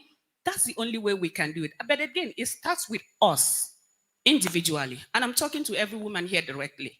It starts with us. Dare to be different. Dare to change the cycle. Enough of us trying to compete with one another, trying to pull each other down. Dare to be different, even in the face of animosity, in the face of conflict. Try to be different. Take it as a point of duty to say today I will see another woman and I will see possibilities. I'm not going to see competition. I'm not going to see this woman who may not be able to compete with other men. That is the only way we can increase women representation in politics, in business, and in society in general. Thank you. Thank you very, very much, Ifoma. Ifoma also brings us back to something that is ingrained in the topic of the panel topic, which is improving leadership access through global value chain. Now, Ifoma mentioned it slightly, and we don't seem to have gone there really. Maybe at this point, I want to tell you a little story of my life. I'm taking a course. It's a course in product management. I finished university in 1986, and I didn't go back to school. But the backstory is that a similar thing happened to my father. He didn't finish university and came back many years later to finish university. And they told him that the university that he went to is different. That was University College Ibadan. That this university is University of Ibadan. At this time, he was over 50. And his son, Zakamata, had already gotten admission into University of Ibadan to study theater arts. And he was studying classics, and now they gave him theater arts. So he was going to be in the same class with his son. They were in the same class. So there was a competition for him. So first degree, he ensured that he made a 2-1 because his son was very intelligent. So they both made 2-1s, and they went further to do masters and all. And I had said to myself, if my father could do it, I would do it. So I'm taking this course. And why did I bring this story? Because the course seems to tell you about what to do, global chain. It takes a production, an event like this, and it itemizes it from beginning till end. It takes on and it documents it. And the things that are documented, the things that are good are kept for the next. And the things that are bad are removed. And so there is a process of doing everything that has been tried and tested. And that is where this global value chain comes in. Because not just connecting with the next woman or the next person around, but connecting with those who have already gone through the challenges and are able to bring that knowledge of what they have gone through, the good of it, so that the next person who wants to go through that is looking at the pitfalls and the high falls and pursuing them. And so, having said that, for global connectivity and how we can begin to document our relationships between countries and between people, I would like to open the panel to questions. Any questions, any contributions toward this? I don't see any hands up. In other words, we are completely satisfied with this panel. I have seen one hand.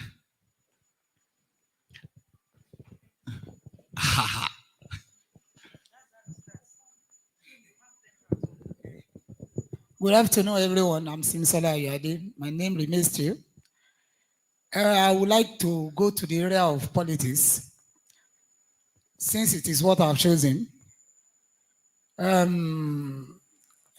Let me throw it to Senator Binta, because you are drenched with wealth of experience when it comes to politics.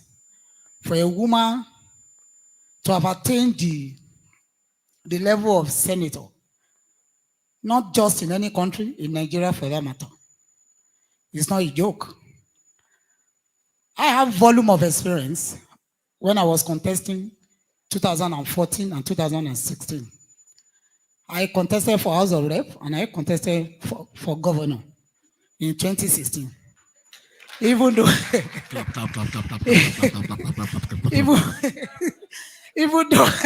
even though I know my capability and I know that my capacity was nothing to compare with governor.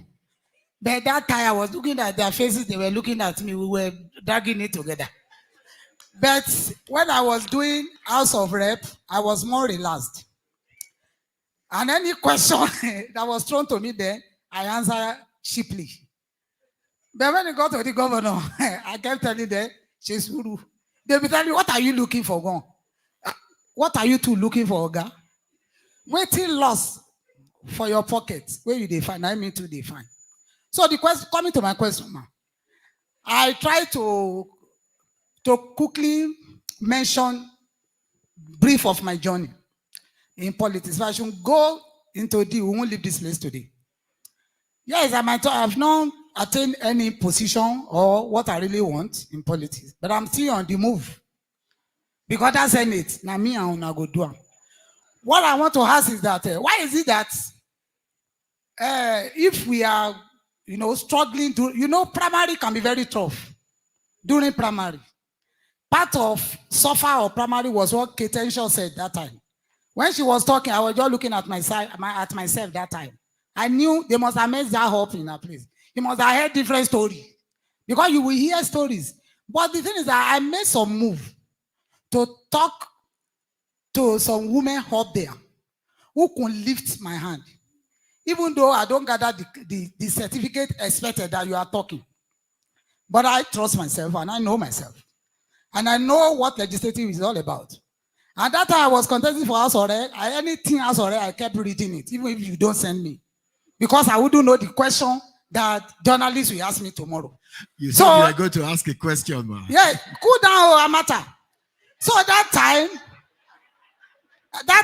I was making good use of my free air in the midnight. I will read. At the same time, call for money because it's not a joke. It's capital intensive. It is true. My shop finished that time. I didn't mind. But I knew what I wanted. But I don't want to mention names. We have been talking of raising ourselves, helping ourselves. Our women are not doing enough. Let us be factual. I can give you blow by blow. But let me just be soft. People that have names, that know me, I know them. Primarily, they kept telling me, more opportunity. Just keep trying. At primary, when you get tickets, just let me know. Why is it that when you get tickets, una know the help person when you are just during the primary is a very tough something. Binta, Senator Binta, Auntie Binta, you know it at the talk. Why is it that? Because if you are contesting the election, you really need help during primary. Let's not joke at all. It is not when you have gotten the ticket that the matter has turned to the matter of party that you say you want to raise. Please answer that one first. I will come up with another. Thank you very much. Yes, more. Can we please Any other questions? That question is for Senator Binta, obviously. Yes. Isn't it? Okay. I'm not seeing any other hands up, so maybe she should. Well, thank you very much. I was expecting such a question. But if we're here when how I wish Kate Henson is around. Okay, yeah, you were there. She made mention of something that you can't fall from up down and want to come and struggle it out with somebody that has been there. I have mentored a lot of women, but most of when we when we interface with them, the comment I hear after, she doesn't want to help me. I said, I don't believe in this, what I call lastminute.com attitude. If you are going to go into election, and you have to understand the terrain and the motive of what you want to achieve. If your capacity is House of Assembly, why don't you start with the House of Assembly?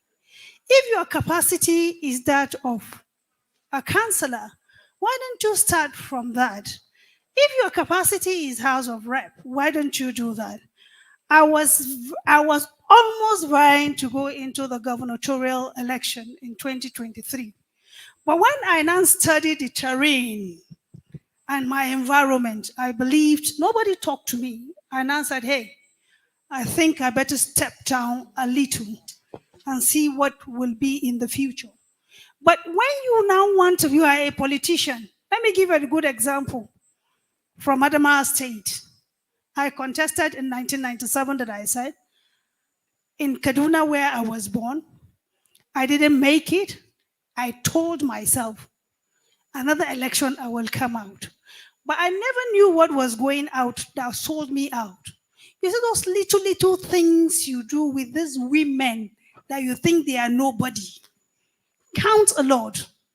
At that time, I became almost like an environmentalist, going around most of those women in Puda, trying to talk to them about hygiene. And because you don't go out, you have a women about 10 in a compound. I said, why don't you start selling pepper? Why don't you start selling palm oil and what have you? We don't have the money. The little that I have, I gave it to them. If one wants to give birth, I'm the one to take them to the hospital. I never knew it was going to pay one day.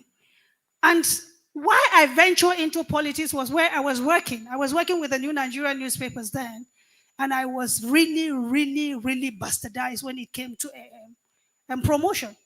And I told myself, if as mouthy as I am can be dealt with, what about those known voices out there that cannot speak for themselves? I didn't even, may he so rest in peace, my late husband. I didn't even I didn't speak with him at that point. I proposed in my head that I must go into politics. And going into politics, I must go to the House of Representatives. Maybe again, it's divine destiny. And when I now put in my resignation, I told my husband, I said, if that's what you want, I stand by you. But those women, when I told them I was going out, they said, Binta, this battle is not yours, but ours. So sometimes it's not you standing up, I want to be a member of House of Rep. And you don't even know the foundation where you're coming from or even the environment. And may this soul of Leila Dogonyaro of blessed memory rest in peace. She took interest in me. And I have to say it again to the politicians that are out there trying to. We came back from a meeting very late. I was tired. And the next thing, there was no mobile phone there. Sent someone and said, I want to see you. I was entering the bathroom when I heard, and I came, wore my clothes, not knowing that I had a bathroom slippers on my leg, and I went home. And she kept me outside, not knowing that she was looking at me from her room. We kept on discussing. About 15 minutes later, I went in, and she said, are you Binta? Of course, by my culture. You don't stand when you are talking to an elder. I knelt down to greet her. And when we finished, she said, no, I should sit on the floor. I said, no, on the chair. I said, no. I sat on the floor, at least to accord her respect.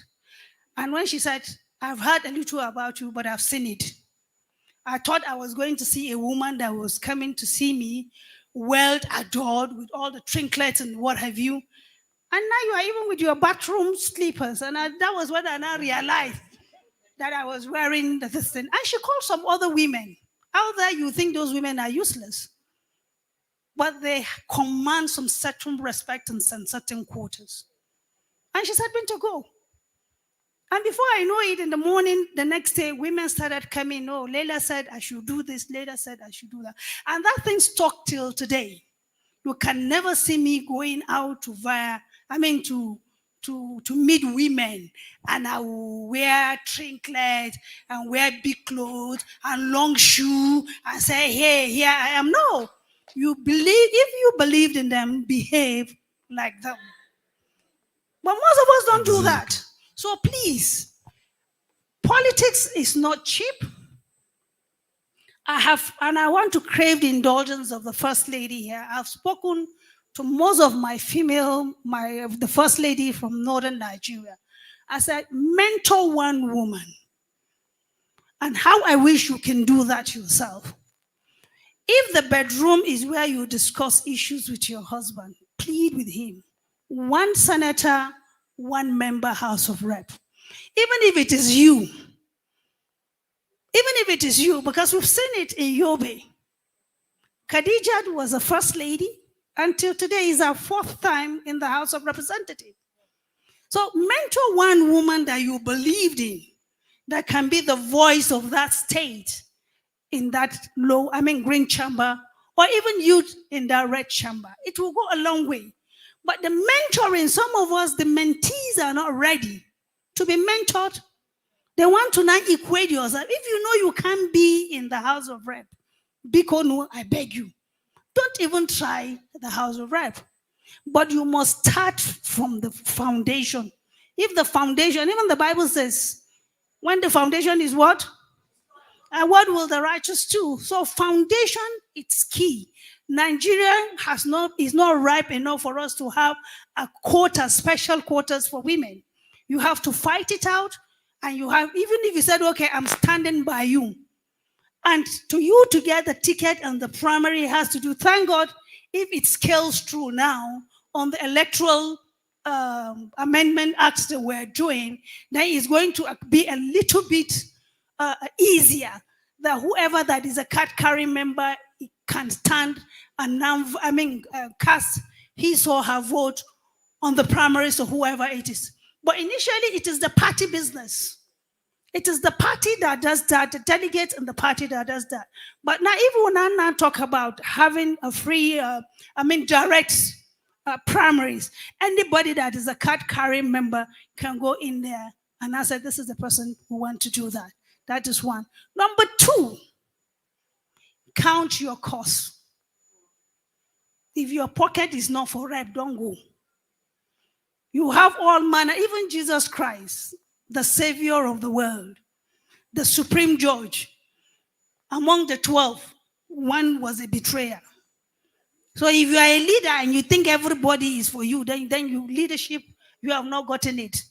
Somebody within you can betray you, that knows your capacity, that knows your weakness, that knows your strength. So it depends on how you play the game, but the game is not for any other person. But I want to crave the indulgence of women. It's one thing. I'm one person that does not believe that we must wear a shobi and be following men and be hitting and dancing. No. If every Nigerian woman can believe in one woman, irrespective of our party differences, we can produce a president in Nigeria. Because by our population, we are 51.2 or 3% of the total population. But this bring me down syndrome is the problem. And until we speak to ourselves, we won't move anywhere. But please, since you are meeting with some of your colleagues, if one state can give one House of Rep member and one senator, you are talking about 36. You've gotten 10% of the 360. You've gotten 20% of the 109 in the Senate. So if we do that, let them take 2 and give us 1. It will go a long way. And like I told some of my some of the governor's wife from the north, I said, why don't you be the one? Be that voice. But we cannot all be there. It's not easy.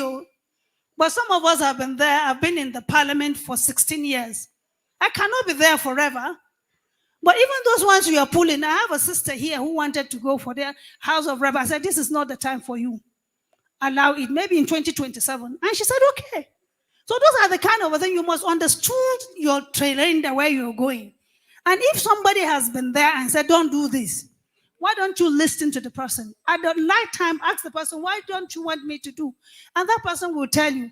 But they say, I know it's free ticket. I remember when we were talking in APC at that time, and they said, no, 50% women should pay. I challenged the national chairman then, Adam Soshimoli. I said, no, sir, we pay for the ticket. But all of the governors that are here, it is not buying the form that is the problem. It is the logistic and running, for the election, that is the problem. So if you said I should pay 15 million or thereabout, 7.5 million, I will pay that. But let the governors that are here and take the responsibility of now financing the election of that person. It goes, but most women there got angry with me that I wasn't in support of them giving them the free ticket. So after getting the free ticket, what next? Well, if you can buy your ticket and your governor can support you, I think he has taken 70% of even the financial burden off you. Thank you very much. Thank you very much once again, Senator. Very explosive, usually very engaging when she talks. And I think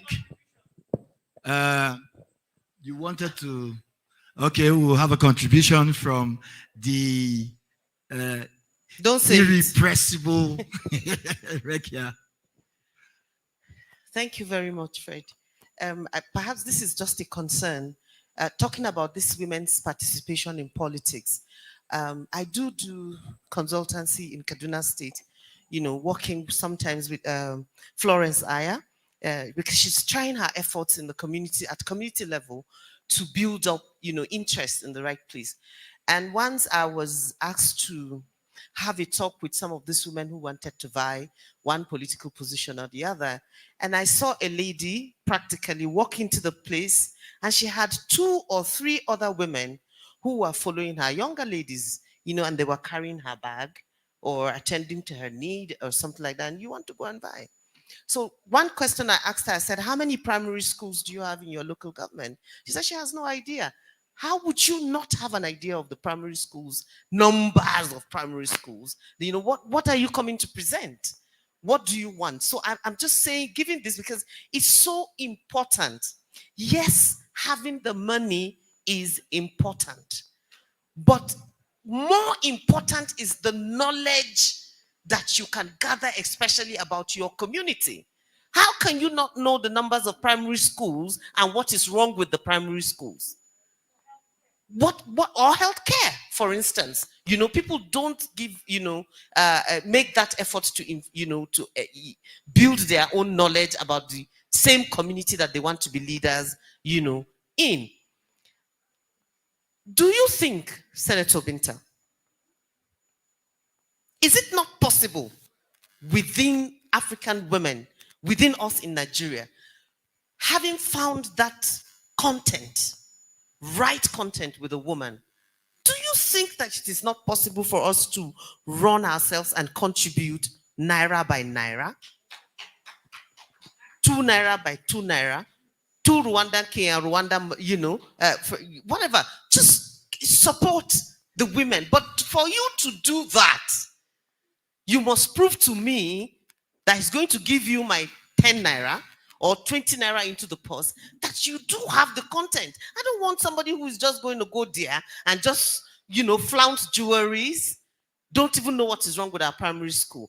I don't know why we do not talk about preparing, the road to support one another, because it's expensive and we don't have the money. But my 1 naira, your 2 naira, your 5 naira can work.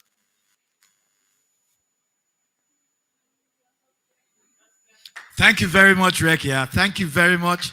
That is really, I think we should answer that question, even though I just got a whisper into my ear for something very special. Okay. So just let me give you a very good example of what happened when I was in the House of Representatives chairing the Committee on Women Affairs. The Nigerian Trust Fund was my project. We started it, and it's now a reality in the Ministry of Women affairs. But the question I ask, you get a budget of 100 million and you have more than 100 women that want to contest. And every woman wants to have a share of that money. At the end of the day, you are not achieving anything. But what I'm saying, I understand what you're saying. I'm one person that said if Rekia, Rita, Kate are vying the same position, and you now have a scale of preference to see who has the largest number of votes that can win the election. Emily List, that's how it started in America. So why don't you put all the funds, if it is Kate that can bring the vote and win the election, forget about any other person and let Kate now go in and win. Because at the end of the day, she now represents the other Nigerian women out there.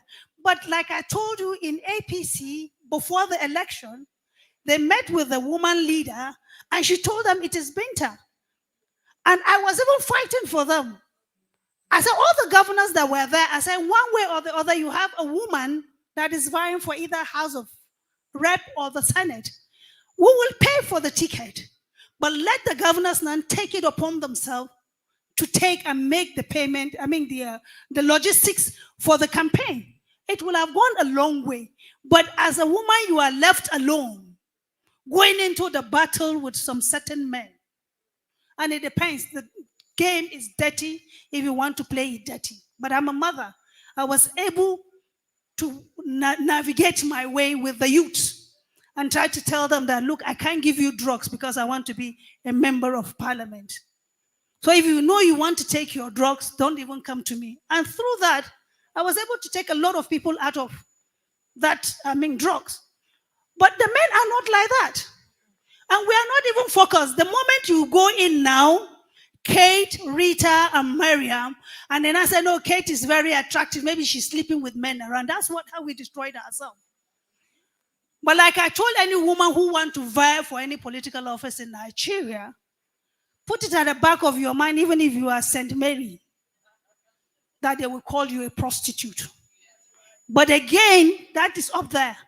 But the grassroots is your weapon that you hold. Because it is your village, it is your community. They know you, they know your father, they know your grandparents. So even whatever you do up there, it can't go down. But until we as women know how to try to, like when they sent me 250,000, I said, what am I going to do with 250,000? But again, the spirit behind it. But if I know I was going to win the election, let's look for somebody that we can now plow in the money. If all of us in Nigeria, Barack Obama did it. In fact, when they say door to door, we now turn it to, we call it in Hausa, bongo to bongo. That means wall to wall. I knock at your wall, you hear me. So what we're doing, if we cannot come in with 1 naira, 2 naira, and looked at the 6 geopolitical zone, narrow it into 3, and after narrowing it, if we can get one woman that we know that, yes, this one is our project, let's see how we can take her in there. And if we do it, then the men will not think twice. I remember when we were in the parliament, we were just 12. The moment 2, 3 women gathers in the chamber, the men are not comfortable. They start raising, Mr. Speaker, these women, let everybody go back to his seats. But they can sit there and make their own because they believe there is a power in unity when women come together. And until we do that, we won't go anywhere. Again, explosive. We still have another panel to go, I guess. And no, we are not done. There's a special contribution now. Earlier this afternoon, we all rose up in ovation. And I have received a request that this great orator would like to contribute to this topic. So, Your Excellency Ma, the First Lady of Edo State, Mrs. Obaseki. So this is another exciting topic for me. I mean, yes. First, one thing we must know in Nigeria now today is it's no longer business as usual in politics. Please note that. NSTARS would remind us that that's the case. From henceforth, politics, the way politics is played in Nigeria will be different. Because Nigerians are becoming more aware, more politically savvy, and they're demanding for good governance more than ever before. They can tell the difference. They now understand and appreciate that governance is about capacity. And they need people, like they say, those who know, to be there, to do the work, to improve everybody's livelihood. I'm talking from the experience of my husband's foray in politics. When he had never been in politics before, but had supported somebody who had actually sponsored and pushed somebody to become governor, the immediate past governor of Edo State. And he was there supporting him from the back. And so he saw, he understood, began to understand, got himself exposed to politics as a technocrat. And so when he came to contest, everybody said, oh, this is a technocrat. He's not a politician. He cannot win. Even the people in his party at the time, APC, didn't have any confidence that he was going to win. They had a ruthless politician in Edo State that they said, oh, he was in PDP then, he was contesting, and that this man was going to finish my husband, no chance for him, and all of that. But he, being a technocrat and a strategist, looked at it and said to himself, these people don't even know that politics is all about strategy, And he planned his strategy. He was the only candidate who went around the state. He went to every ward. We have 192 wards in Edo State to campaign. He understood how they had played the politics and how they have leaders who would say, oh, I'm the leader here. And then you go to the leaders, give them money or whatever, expecting that it'll trickle down to the people, and it never happens. And so he determined to bypass the leaders and went directly to the people, met with them one-on-one, spoke with them, found out what their needs were and all of that. And it was a no-brainer. The election day came, the primaries, I think he beats the second person by like 1,400 votes. The election proper came and it was a landslide victory. So and they were going on, oh, this is a technocrat. These things are changing now in Nigeria because the political space had been occupied by ignorant people without any capacity, no knowledge. I mean, running a country is like running 1 billion companies.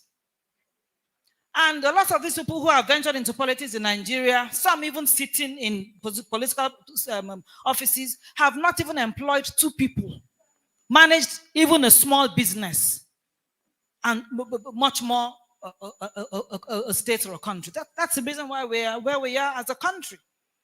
So the truth is, we need people, we need technocrats, people who know how to manage resources, whether it's human or any kind of resource. Those are the people that ought to be in government. And those are the kind of people that should be venturing into the politics. So when we came on board, I remember I wanted to have a seminar bringing, women that I felt were qualified to enter the space, because I just found that we had just the wrong women in politics. People who have nothing to offer, nothing whatsoever.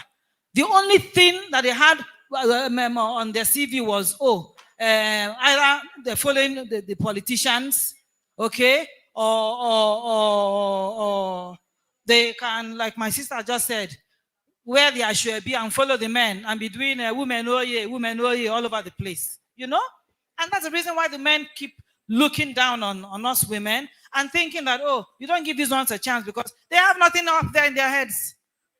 Do you get? So we have to tell ourselves the truth. In those days, you follow one politician or one big man, he will sponsor you into to run for a political office, and you may be lucky. A few women have succeeded in getting to the House of Assembly or different political offices without having the capacity, or because they knew one man or the other. But let me advise you, my sisters, do not depend on that strategy anymore. I'll give you an example. So when I planned to have this big program, I got Mama, stand up. The lady there, I wanted her to speak. She was, when we were in APC, you all remember what happened with my husband, the APC and PDP.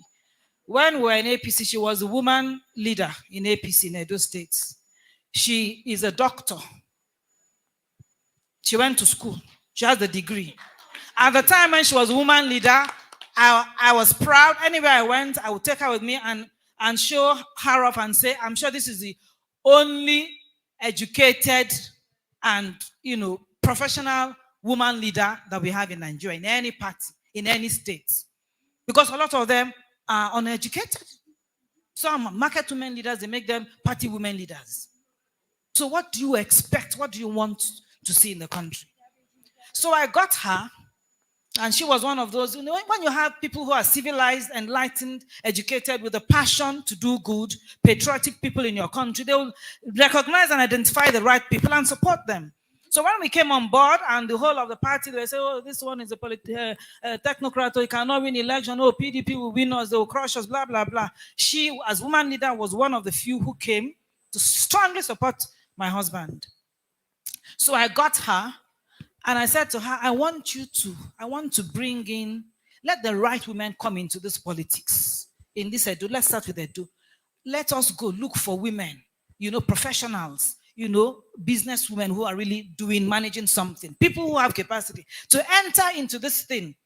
And, that way we will have, to be easy for us to get the position, because we have women who can compete with the men and who have something to offer. So we're planning a seminar or something. And then she brought me, I then co-opted a lady. At the time, this woman was the FIDA president, Edo State chapter, a lawyer. When we became governor, she came to me to talk to me about this bill, the VAT bill, which they had been struggling in the states to pass for 9 years before we came on board. So she came to me, and she and I worked on the bill, and within a year, we got it passed, something that I've been struggling for 9 years. So I had worked with her on this, and I recognized her as somebody that I could work with. So I told her to I told her to come join her. They should set up a committee to work on this big program. I had invited the Minister of Women Affairs at the time, our late minister, and Abike Dabri and co. They were all going to come to Edo for us to have this big workshop to bring out capable women and get them interested in politics and all of that. And in the course of us having meetings, I then said to this woman, the FIDA lady, I said, but it is people like you we're looking for to enter this politics. She said, this, that, you know how it is. People would say, oh, politics is a dirty game. There are ruffians there, I cannot go in there. If we keep saying that, when will the right people enter to transform the place? So I encouraged her, and then I handed over to the woman leader at the time and said, mentor her, nurture her, prepare her. And she did. The next election, I pushed her to contest. This woman, as FIDA chair and a lawyer with a passion for working with girls on girl child issues and all of that, had been doing a lot of work in her local government and was well known as a normal, ordinary woman or lawyer, just because she had this passion, was doing a lot of work. So they knew her, the Catholic Church and everybody in the community knew her well. They loved her because of the work she was doing, okay? So when it was time to go for election, and it was a tough election. That was the election that brought the problem between Oshomole and my husband. And I said to my husband, you see, there was only one woman in the House of Assembly. This time, you that we know to be a women-friendly governor, you must ensure that we have at least 2 women in the House of Assembly. So I had propped her up to contest, and also this other woman to contest. And my husband was magnanimous, agreed and supported. Do you know this woman won the election landslide? First attempt. And just as a follow-up of what Senator Amina had said, and also my sister, Senator Binta, and what's my sister's name again? Kate Henshaw had said, you cannot, and that is the truth, you can't just come from outside. What my husband did, he was back in Oshomole for 8 years when he was governor. And so people knew him somewhat. And then when he went to contest, he had to go round. Nobody else did. Usually these governorship candidates, they just plan to rig election, use money and security forces to rig, and INEC to rig election. So they don't even attempt, the candidate opposing my husband at the time, the PDP candidate at the time, didn't even campaign, not even poster. We heard he was saying, let Obasaki be wasting his money doing post and all of that. They had planned to rig mayhem and carry ballot boxes, announce the result. You know, the typical Nigerian thing that is ending and stopping. You know? So but my husband did the right thing by going and meeting the people. You know? So you have to identify with the people that they've said. Stay there, work with them, let them know you. The only reason this woman won the election was because she had been in touch with them for years, without any political ambition, just doing her work, just like Senator Binta did, you know? So you have to be, before, and you know, in those good old days, it is people who are industrialists, educated, the elite in the society, were those who went into politics because they had the means and they had the passion for their people. They wanted to give back, to uplift their people. So they were the only ones who used to go into politics. And they were the qualified people. But nowadays, people who know nothing, have done nothing for anybody, they just want the position so that they can, you know, steal and impoverish the rest of us. Do you get? No patriotism whatsoever. If your motive is wrong, you have to correct it because Nigeria is changing. And they're looking for people with the right motive, with the right heart, with the commitment to help uplift the others and help bring about development. You must have that trait in you. For any one of us, if we decide to now put funds together to support, we'll be looking for the right people to support.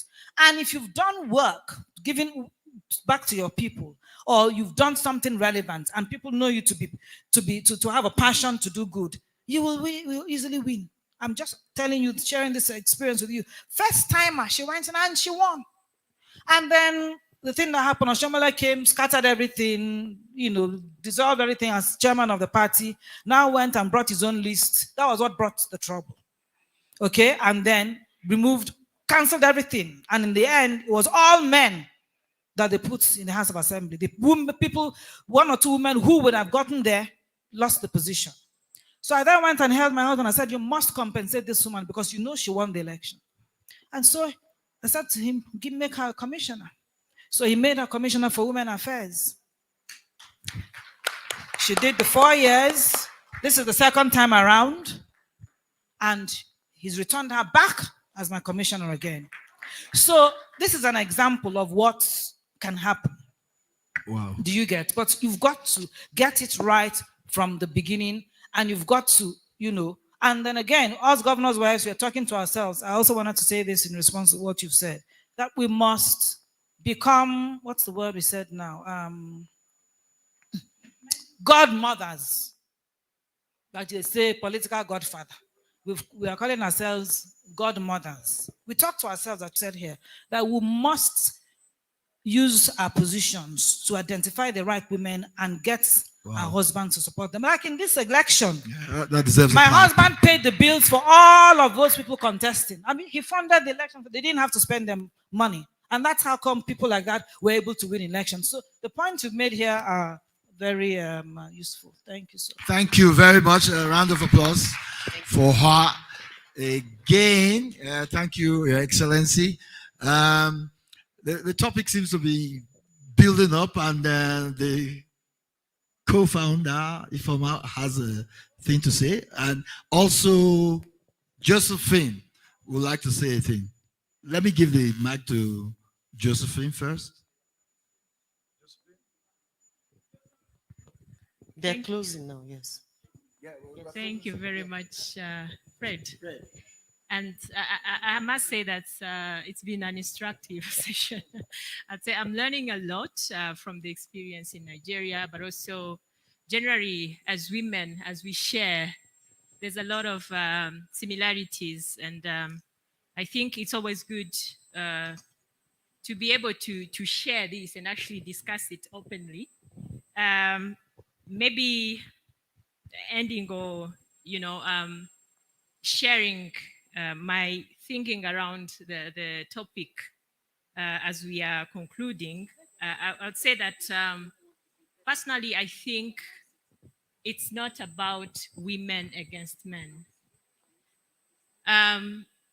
Be it from politics or other spaces, businesses or opportunities generally, I think when we look at it holistically, I want to share a quote from our president, His Excellency Paul Kagame.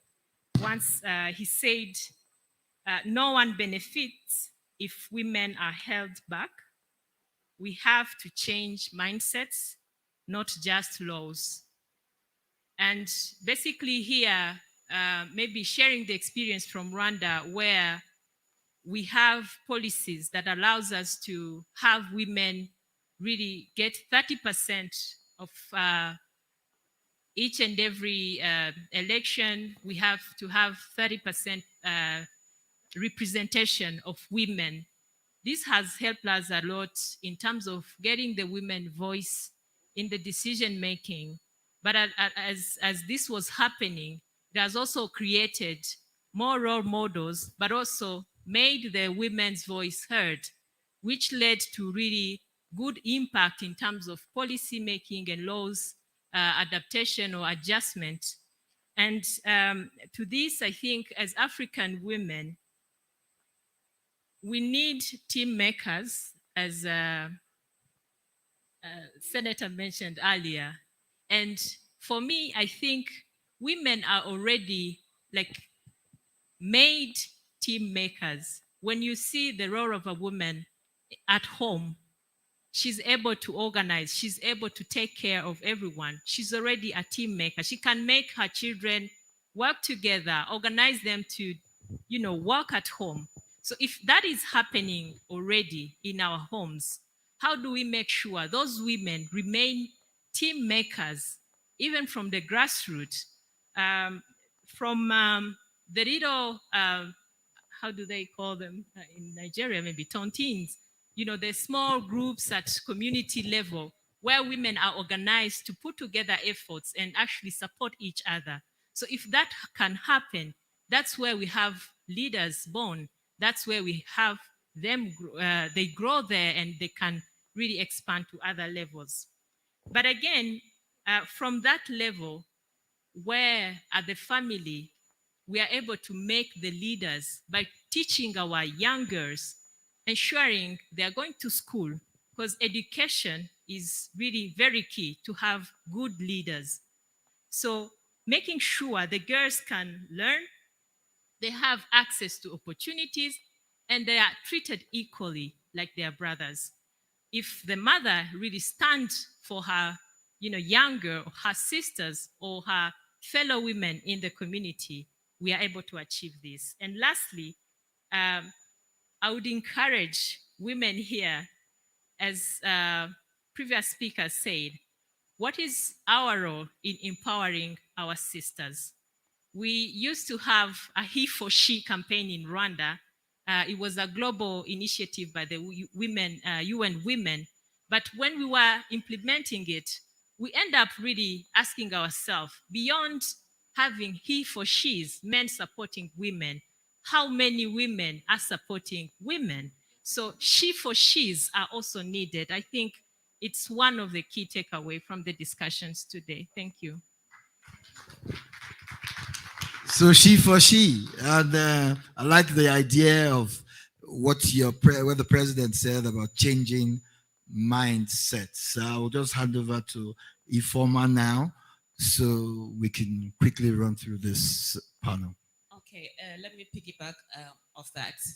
Um, I believe these are closing remarks.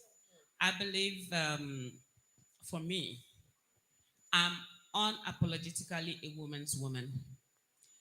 And I believe that women can attain whatever heights they want to, irrespective of whatever adversary they face. But you know what?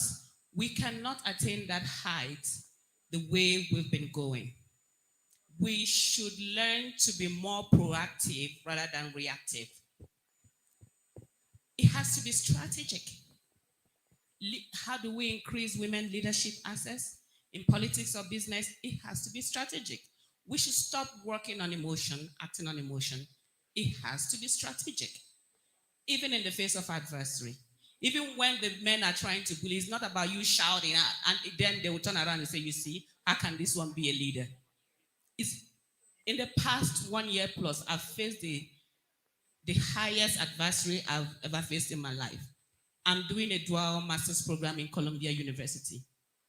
I am, in my specialization, I am the only black. I'm not talking about the only African, the only black. Amongst the professors, there's only one black woman. And so the first day I stepped into class, I looked around, everybody looked at me. And you could see it. I could have chosen to fight it anyhow. I could have chosen to cry racism. Even when the racism was clear, I could have chosen to do that. I didn't do that. I sat back and I'm asking myself, okay, how will this play out? And I sat back and I let all of them play. But by the time we are finishing, we did the graduation for the first master's in August. We're doing the next one next weekend. By the time we're finishing, every single one of them are coming to me. If I want to go to Africa when you have any project, oh, I want to collaborate with you. Even the professors, they're asking me, what project are you working on next, and all of that. One of the professors that was obviously racist, when he did his last evaluation, you should have seen what. But if I had cried racism, it would have been, the same old story again. We have to be strategic. We have to stop being reactive and be proactive. That's the only way we can increase our chances and increase our leadership access. Thank you. Thank you very much. We are taking closing remarks as it is. Ifoma has initiated closing remarks. So I think you will take your speech as a closing remark. So we have 2 closing remarks left. Information. Oh, there's a Rita. Please, could you send the microphone over for information? Oh. He said after the session, he will close the session, and while we are trying to link the other one. Okay. They say information is power, right? And so what we're doing now for all those women who are interested in going into politics in 2023 is the fact that we're building a database right now of women who are interested in going for any political office. So if you're so interested, please send your CV to the Federal Ministry of Women Affairs when we get back to Nigeria. Okay, thank you very much. Thank you very much, Do you have a microphone, ma'am? Dr. Fred. Doctor? Well, I have a closing remark too, but I just want them to finish their closing remarks. Okay. Okay. Yeah, microphone.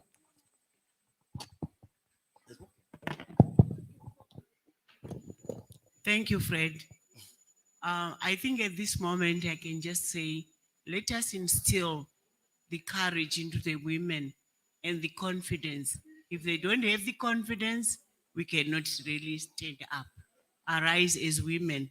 And we as Zimbabwe, it's the first time we've attended a conference like this.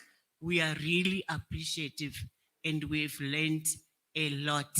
And we've discovered that there's so many similar things happening. Woman in Zimbabwe is the same woman in Nigeria. What you might want to know what's happening in Zimbabwe with our elections. We are given the 30% in local authority, 30% women, in parliament, 30% women. So we are striving very hard to identify the women as the governor's wife has said, we identify the women that have got the capabilities to do it. Thank you very much. Thank you very much. Just hand it over. I've done You have done yours. my own closing remark.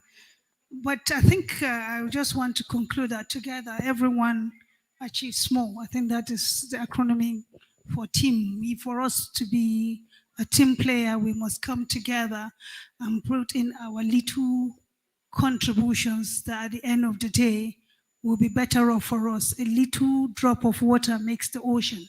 So if, despite our differences, well, one thing that is common to us is that we are women, we are mothers, and we have a future for our children. And how do we prepare the future for our children if we will not come together to find a common muster? And that common muster can be destroyed by our unity despite our diversity. So I just want to say thank you. Thank you very much. Thank you very much. And for me, I just want to give, maybe it's on a lighter note, maybe not. It's about women, and I will start from creation. Women were created second. In other words, they were new and improved. Women are physically stronger than men because of the hormones for childbirth. A woman will, if you put a man and a woman together and don't give them food, the man will die first, 2 weeks before the woman. Another research has proven that. And in 2019, a team of researchers did a research and discovered that intelligence is passed on from the mother to the child, never from the man. And I wonder why in 2021 women are looking for equality when they are actually superior. So thank you very much. I will end with that. And I think we have had a nice panel. Now we can take our group photographs, and everybody who spoke, I would like them to join so that I can take picture with the First Lady. Thank you very much. Edo State. Thank you very much, Fred. Please give them a big round of applause as they organize to take their group photograph. We also have a message from the Honorable Minister of State, who was supposed to be here by herself, but due to other official matters, urgent official matters, she was unable to make it. So while that photograph is being taken, I just want us to know that we're going to be hearing very shortly from Dr. Ramatu Tijani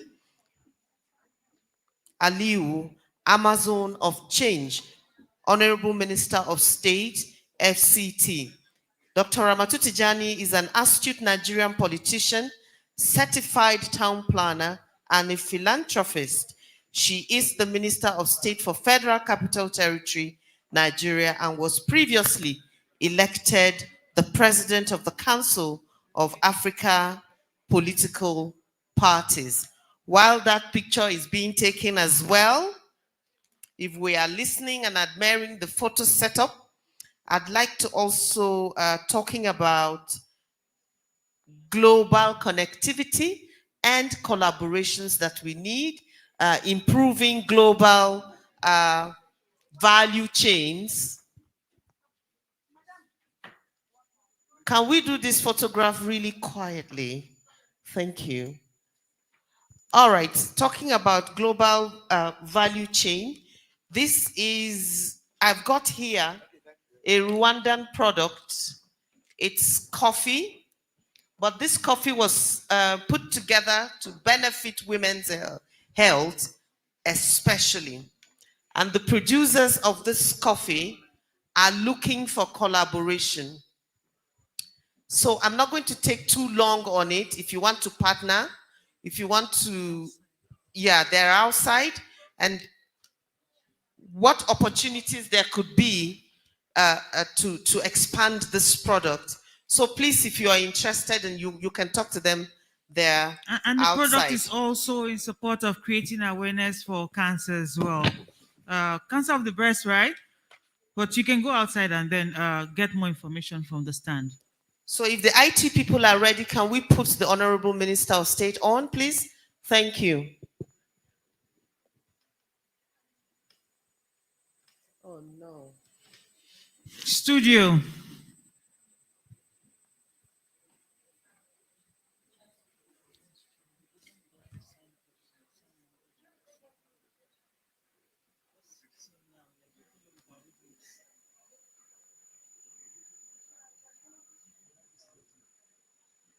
Okay, so while they're still trying to sort that out, please, Dr. Jumai, just let me know when it is ready. I'd just like to also bring to our attention the fact that we might have to hurry over the next panel because we still have one panel conversation that should go on, and that's the panel conversation with Kepi Ekeyong as the moderator, Inclusive Global Economic Growth, Empowering African Women for Impact. And I think we've talked so much about methods and how to, empower the African woman for impact. So that panel is going to come up while we're waiting for technical to sort out the sound. Would you want to read out the names of the panelists already? Oh, are they ready? Are they ready? Okay.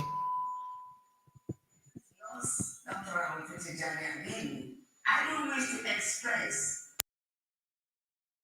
greetings from the Federal Capital Territory Administration and the seat of government in Nigeria. Similarly, I must also express gratitude to God Almighty for making it possible for us to be present here in this 2021 African Women Conference here in Kigali, the land of 1,000 hills. I appreciate you all. It is indeed important that we appreciate all the delegates from different countries and other very important stakeholders that have honored this invitation from far and near to be part of this very discourse aimed at charting a new course for women in the African continent in a post-COVID-19 era. This year's conference themes women's participation in building an inclusive and sustainable post-COVID-19 economy imposes on us a task that requires our collective wisdom, not just to work towards improving the global economy, but to guarantee our survival as human beings in the face of the effects of the pandemic. The pandemic has had a negative impact on economies globally, and Africa as a continent has not been spared. This affected human development index ratings across the globe. In all of this, women are mostly affected, as they have the core responsibility of ensuring the well-being of members of their homes and communities.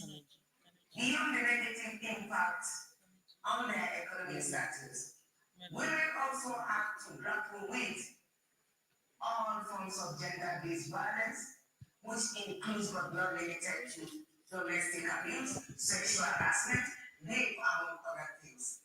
Reports showing increase of such were received at the height of the pandemic. During the lockdowns, in our homes across the globe, and in especially the African continent, this report was like a wildfire. Even family members weren't excluded in gender-based violence. So sad. Hence, women being the most impacted should be at the forefront of rebuilding our country's economic values and our future. In fact, women are both managers and organizers and have proven this over and over again. The only fact that is sad is that of the policy makers at the global and national levels are too slow to embrace this reality. At this conference, therefore, we must work to ensure women take the lead and the drive that will thereby lead to the growth of our economy. Our continent, Africa, desires to be part of policy making and implementation. We must be in the forefront by agitation, by lobbying, by seeking counterpart and support of the male folk. But of course, must include being part of policy making, decision making, taking, and implementation, as it is expected, consequently, that women should work on the agenda of gender and social inclusion policy to protect women and female children in our various countries. Some schools of thought are of the view that development and growth of the nation will only be achievable when women are equal partners in developmental processes with men. While I cannot agree with this assertion, however, the reality is that in most African countries, women have relatively weak socioeconomic status, and their successful empowerment must necessarily connect and fit their labor into the flow of economic development. It must be noted that the continuous underrepresentation of women in the public spaces in both elective and political appointments has been the single most important factor hampering on their economic opportunities. My dear sisters, given our population today and the potentials in it in contributing to the political and socio-economic value of a nation, honestly speaking, in any nation, the inclusion of women are most desirous. It behoves on the government to map out workable strategies that would ensure the effective empowerment of women at all levels. Doing so will enable the women to maximize their potentialities and further help consolidate the gains and contemporary democratic interventions provides, especially in the post-COVID-19 era. I urge all ladies and gentlemen here that are in fact to ask the friends of the women that women therefore must be included, must be carried along, must be friends in building an inclusive and sustainable post-COVID-19 economy. I call on all women in Africa to come together with a very strong voice, with the most friendliest of all smiles, with a dogged determination. And together, we remain to tackle all forms of exclusionary policies facing us in all spheres of life on the continent. In doing so, we should bear in mind that knowledge is key to effective participation in the political and developmental processes, especially in today's world, where economies are becoming increasingly knowledge-driven. Women must show compelling intellectual capacity to provide visionary leadership that will help African nations defeat poverty, create wealth, create jobs, and enhance prosperity. While doing so, we must also struggle hard to sustain our enlightenment, to sustain our culture, to sustain our respect to the fabric of our own existence. Consequently, we must argue that position women to have their voices heard in the implementation of novel international policies, programs, projects on the continent might not be referred to as a privilege, but a right. We must be active players in evolving implementation of African continental free trade agreement, in the evolution of local, national, international solutions to climate change challenge, and in the arduous task of ensuring peace reigns on the continent, so that their countries across can develop our citizens, can realize also their potentials to be fearless, especially the women, but also inclusive of our children, irrespective of gender, that referring to the youth population. Ladies and gentlemen, as they put it to us that we need each other. Just like yesterday, we need to forge ahead, for united we are stronger. In one indivisible language, no matter the differences, no matter the religion, no matter the barrier, no matter the distance from one country to the other, one for all for one. Your Excellencies, distinguished ladies and gentlemen, I'm happy to note that Rwanda is a global leader in gender. And that is evident today as a result of this conference and what we are witnessing here in this hall. I across the world to follow suit. Nigeria is. Fortunately, we have a president here today, in President Muhammadu Buhari, who is very gender friendly. As you can see, we are here in Rwanda in our numbers because he is supporting this move. Perhaps we will be the next country after Rwanda if we don't even overtake.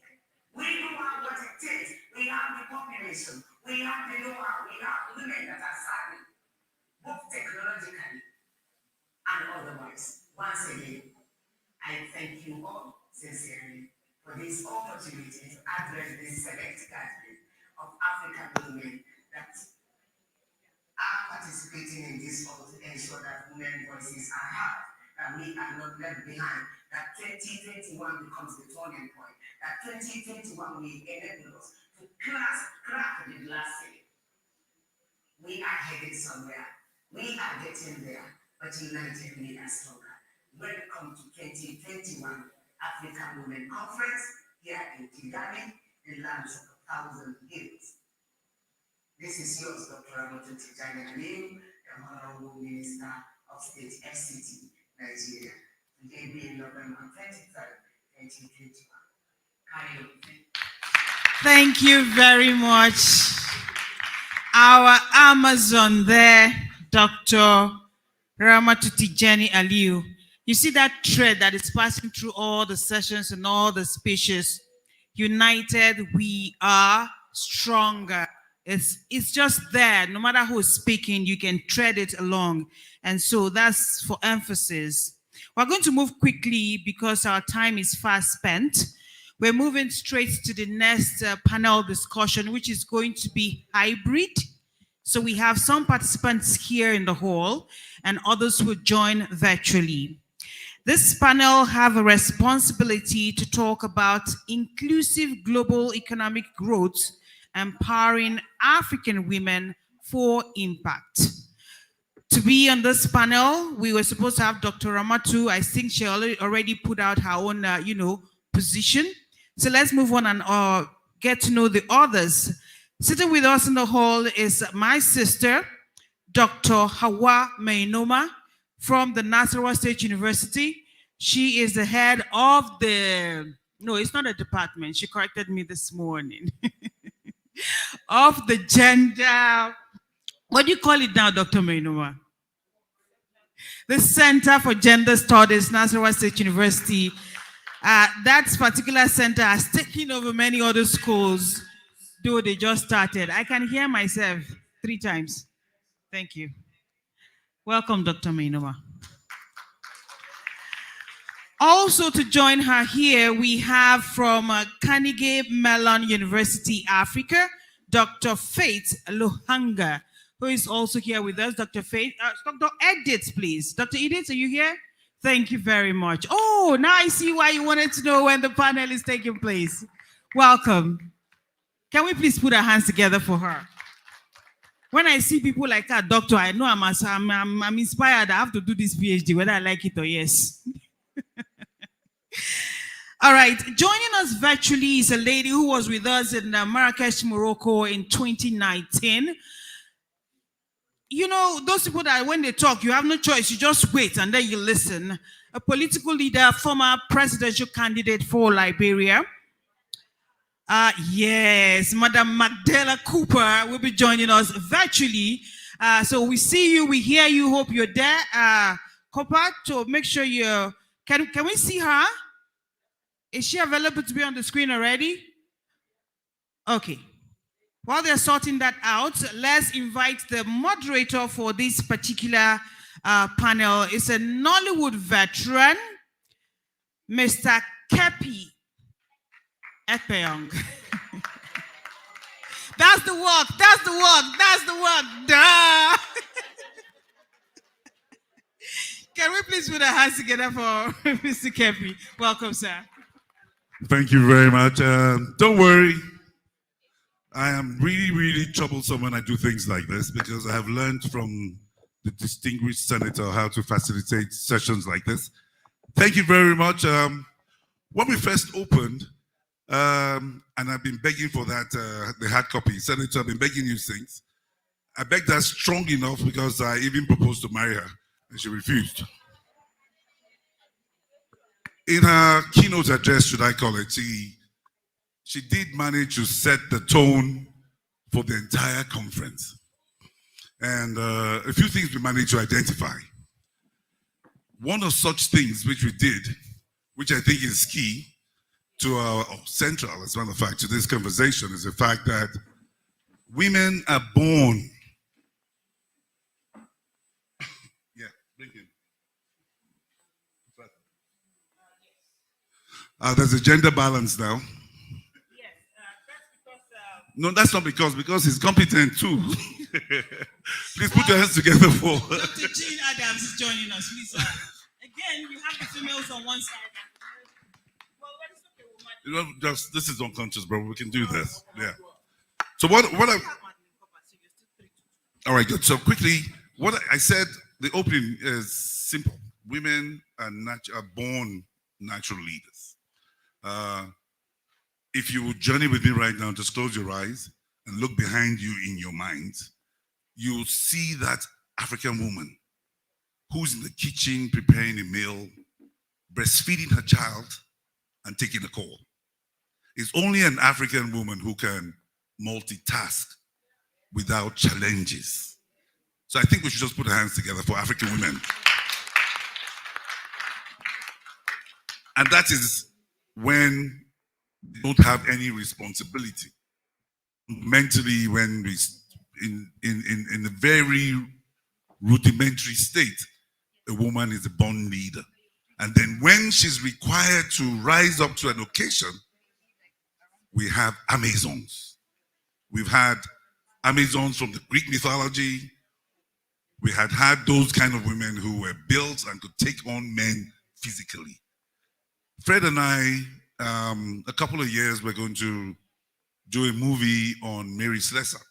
And then we were reading and researching into her life. We investigated to the point where we found out that in spite of the fact that she was diminutive, she was about 5 feet 1 inch tall, she beats the strongest wrestler in Africa. So this is not the first time that we've had cases of women establishing and conquering particular terrains because they have to. So we're not talking about empowering women. That's why I'm trying to fast track this conversation. Women are already empowered. Women are empowered by birth. Women become even more empowered when they have several opportunities to demonstrate what they already have. So if there's an opportunity to put a woman in a leadership position, that just comes naturally to them. It works. And I'm not going to call names because this is an international audience. We're not going to be selfish enough from Nigeria only. But we've had Amazons all over Africa who are impacting already globally. That's because they have the opportunity, and I think that comes from policy. But, well, that's my opening. I'm going to welcome, I don't know who we're going to start with. I'm not going to be gender friendly here because the women are already on top of us. So the only other support I have, we're honestly, we're running behind you. We're chasing you. We're chasing after you because you're light years ahead of us. Someone said to Fred and I, why are you guys here? And we said to them, we didn't use family. We don't use stereotypes. We don't talk about familiar phrases. We speak the truth. We have no choice but to speak the truth. We give honor to who honors due. So for women, Women are light years already ahead of men. They pretend to be weak because they want the guys to feel that they're strong. That's the only reason why we walk on the street already, is because women make us think we're good. My wife will say to me, Kepi, you have done it. Senator, it's you. She'll say, Kepi, you've done it already, and this is even before I start. But because that level of empowerment is to encourage me and say, it's you now. Whereas the night before, she's processed me through. Your Excellency, I heard you say so. Your first contribution. Remember in the morning when you said particular decisions are headed up in particular enclaves. So, that's the truth. So we think we've done it, but the women are already empowered. Now, Prof, where do we go to? Probably the battery check. Yeah? I know. Prof, let's go.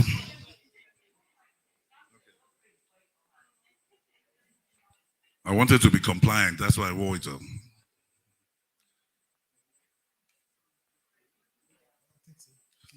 I can hear you. Yeah. Can you hear me? Yes, it can. We're good. Hello? Hello. Good evening. If they're asking him and Fred why they're here, you know women have been buzzing trying to figure out why the African American guy is here. And I'm here because I have a message from home. And the message is from African women who are living in the United States, and specifically in my city, New York, who I think need to be included and need to be involved in this particular movement. As we know, the African community in the United States has exploded over the last 20 years. In 1980, there were 150,000 Africans in the United States. By 2000, there was 1 million. Today, there are 2.1 million Africans living in the United States. And of course, almost half of them are women. The issue that I'm here with today is that in spite of what your daughters, your nieces, your aunties are telling you, they are not doing as well as we would think. And it is a struggle being in places like New York City or Atlanta or Texas and being an African woman. And I know that because I do research around it, and I work with the City University of New York, and my campus has the largest number of African students of pretty much any US institution. And I'm here because a lot of those women have had a very difficult time. Right now we're talking about the COVID pandemic, but even prior to that pandemic, the African women on the university campuses and within the local communities have had a very difficult time. And they've had a difficult time largely because of how they've come to the United States. A lot of folks come to be a part of their families, to start something fresh for themselves, to find education, and in some cases, to run away from abusive situations in their home countries. But now those women are in the United States. They're doing everything they can to progress, let's say, academically, let's say at my institution.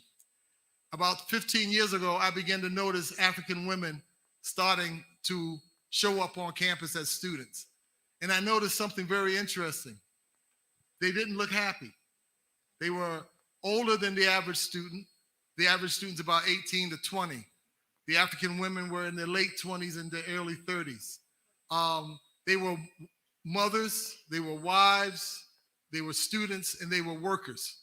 So they were doing all these things at one time and trying to maintain some sense of sanity within themselves and trying to maintain some sense of organization within their families. And I began to try to communicate with them because they were very isolated. So I would go to the cafeteria where I would see them, and I would, go in, hey, how you doing, first time? And they would wave and be very quiet about it. Next time I come back, I do it again. By the third time, I would say, hey, what's your name? Where you from? And, they would be very quiet about it. But by the fourth time, I would see them eating lunch. So I would go up and say, ooh, you got wache today. And they would look at me, oh, you know wache? Then I said, oh, you got egusi. You got some chepa jim. And eventually, the next week, they would say, Professor, why don't you stop and eat with us? So they began to open up and talk to me. And I began to realize that there was a whole population of students, specifically African women students, that nobody knew anything about or had designed any services for. And they brought a number of challenges with them, being a wife, a mother, and the like, and at the same time, trying to raise enough money to take care of their family and send money back home. And it's almost impossible. So we began to look at how we could be a part of assisting them. And I began to create certain initiatives. I created one initiative called the African Services Project, where I brought in African social work interns from graduate schools, and their job was simply to work with the African students on campus, with the primary focus being on the women. We also brought in projects where we had what we call the African Women's Empowerment Day, where we brought in local African women who were successful in business or politics, and they would do workshops and activities. We also began to do other types of empowerment workshops, really to begin to get them talking and to get them to sense and realize and understand how things work in the United States, how structures work and the like. And then I began to become informed about some of the issues that they brought with them, and one of them was gender violence.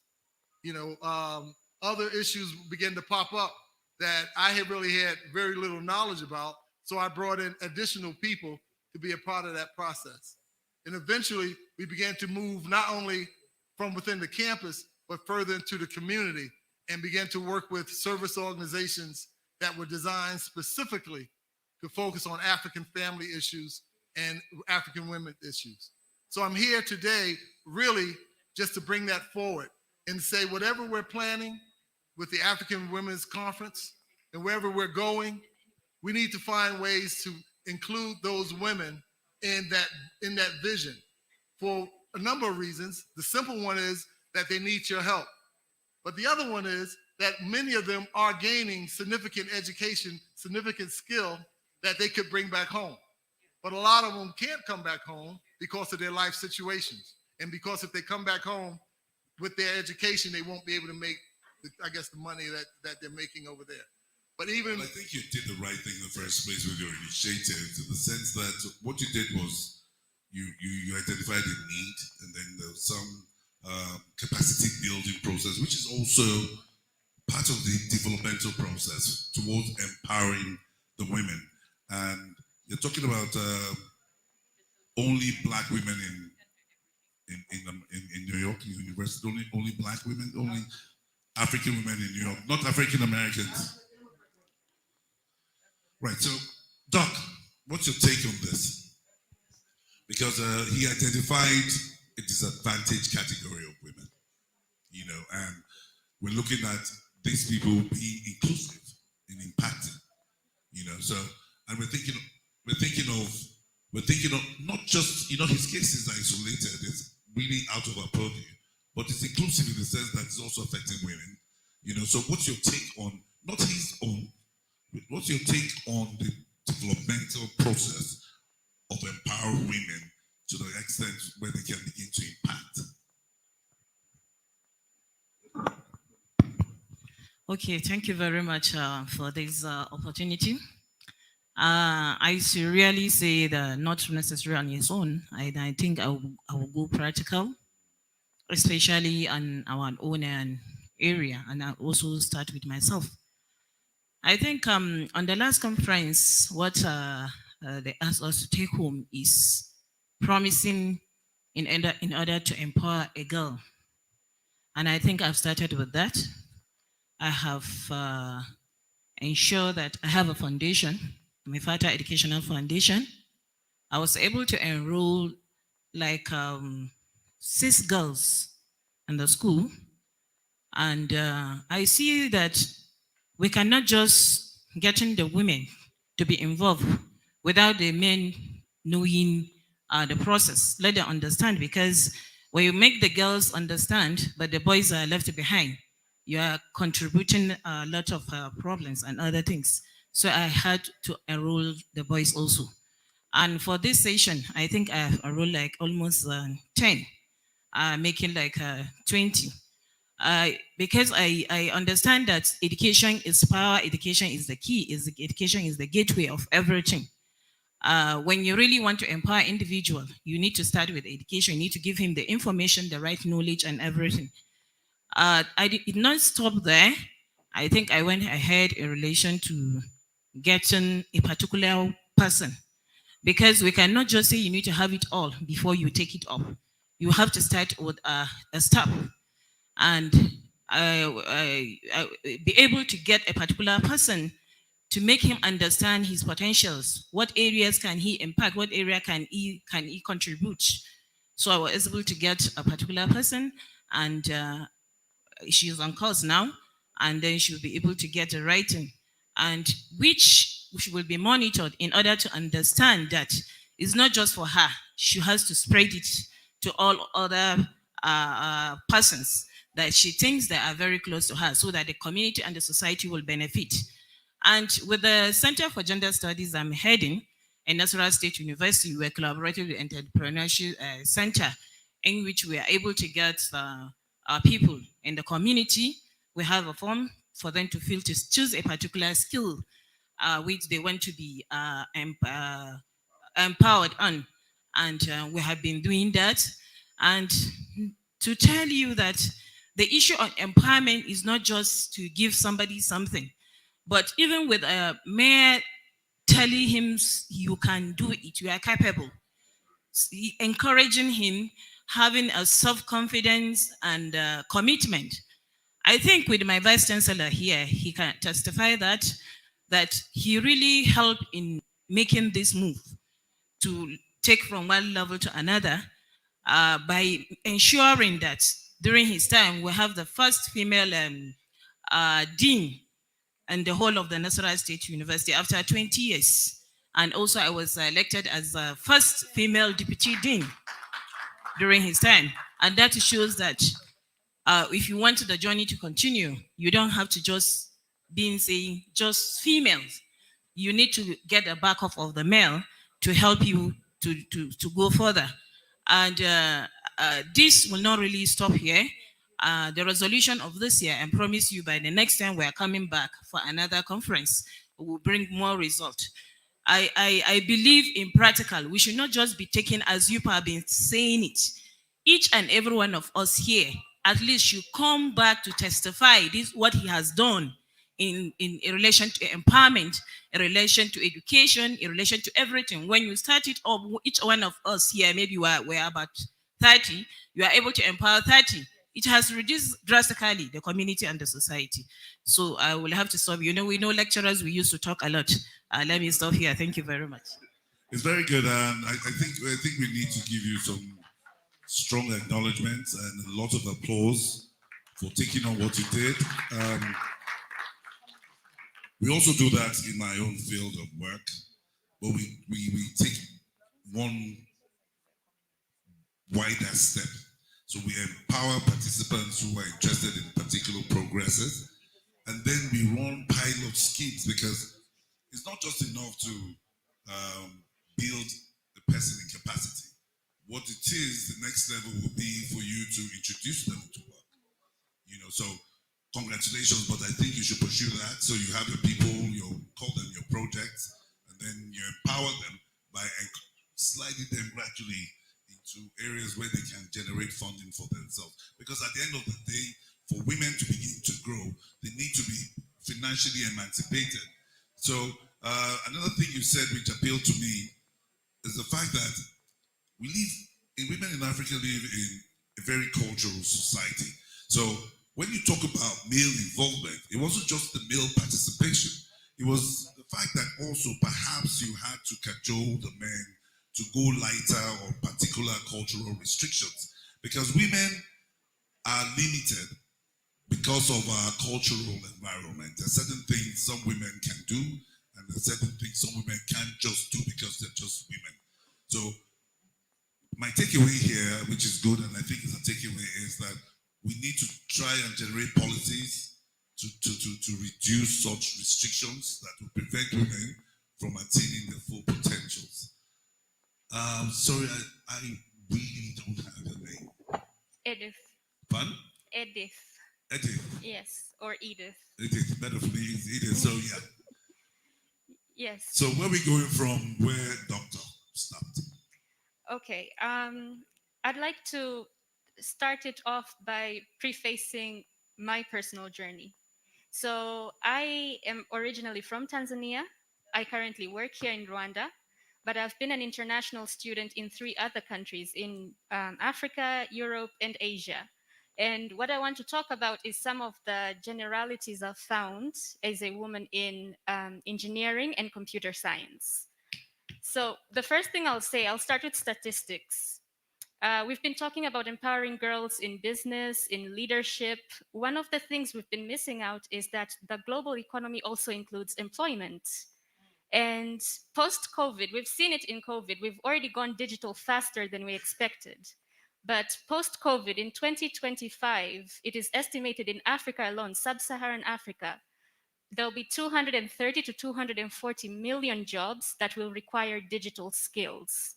So this is already a challenge for us to improve digital skilling for the generations if they want to take advantage of these jobs. Unfortunately, the jobs have already started being created right now, but they're mostly filled from abroad because we don't have enough digital people in science, technology, engineering, and mathematics, STEM. And this is even worse for girls.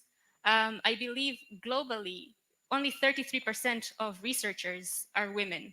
And research is a huge part of STEM. And so where am I going with this? I'm going to the point of if we don't start improving digital skills among our youth, 4 years from now, 2025, we'll find that the majority of people with stable jobs will be people who are not actually African. There'll be people who are brought in to fill in the skills gap. And the majority of those who are African who will have these jobs will not be women. So I know there have been initiatives across the governments of Africa to put ICT as a subject, but they're not addressing the key issue. Let's take mathematics for an example. I believe everyone in this room studied mathematics from nursery school all the way until they finished secondary school. But if I was to ask how many people in this room are mathematicians, probably we'd have very few. So having the subject in the curriculum is not enough to empower people to have jobs in the future. It's also a matter of how do we empower people in the society to take advantage of these opportunities? And this is where I come in with my personal story.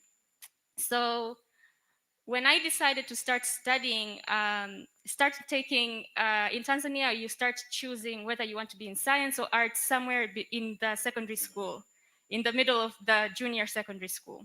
This is some of the things I heard from people, not directly, some from other people. Why would you want to study science? Don't you know that women in science don't get married? This is something I actually heard. And this is something I've heard all the way to my PhD levels. And it wasn't just me, it was other African girls from other African countries telling me they heard the same thing. This is something I heard when I was in my bachelor's degree in engineering. I met an African guy, and the first thing he asked me was which degree I was in. I told him, and then he told me, "Oh, you don't look like you are an engineer." And I asked him, "What should an engineer look like?" And he said, "Well, from my experience, all the engineering girls are ugly." This is something that hasn't just happened to me. It's happened to a lot of girls I know. When I got my scholarship to do a PhD, so I did my PhD in Japan, and I got my scholarship when I was 24. So I started my PhD when I was 24. Thank you. I was married at the time, and I was pregnant just before I started my PhD. But the first thing I heard from people all over, this is people who are with me, but also people who had met before abroad. The first thing I heard was not really congratulations on getting a fully funded PhD scholarship. It was, "Oh, wow, you were so clever to start the PhD after you knew you were already married and you have a child on the way." And when you ask why, again, it's the same thing. Because my husband at the time did not have any plans to do a PhD. He did it later. But then the main reason was, well, your husband isn't going for a PhD. So if you had gone for a PhD without him having married you first, he probably wouldn't have married you because he would feel insecure. Again, these are things that were not just said to me, but females around me. So the key takeaway message I'm saying is this. We all agree the world is going digital. There's going to be a lot of opportunity in the digital field in terms of jobs. And currently, the most high paying jobs are actually jobs that require advanced computational skills in the world. If we really want to empower our girls, we need to make sure they are able to tap into these opportunities. And one of the key ways we can do that is not just by putting the subject as a core subject in schools. It's also listening to the conversations around these girls. I had a father who was a professor in engineering, so he was able to be there to encourage me. My husband was able to be there to encourage me, but not every girl has that. So one of the key things I have as a message for you is that let's be open to identifying and seeing the girls who are trying to be in STEM, and let us try as hard as we can to be mentors to them, to reinforce to them that being a woman, to reinforce to them that being a woman who goes after your dreams, whether it's a hard journey, we have the strength to do it. And that if a man decides to not marry you because you're more qualified, then probably that's not the man you want in your life anyway. All right. Well, honestly, Edith, I think you more than wrapped it up. In Africa, we're confronted largely by such myths and misconceptions. It happens everywhere.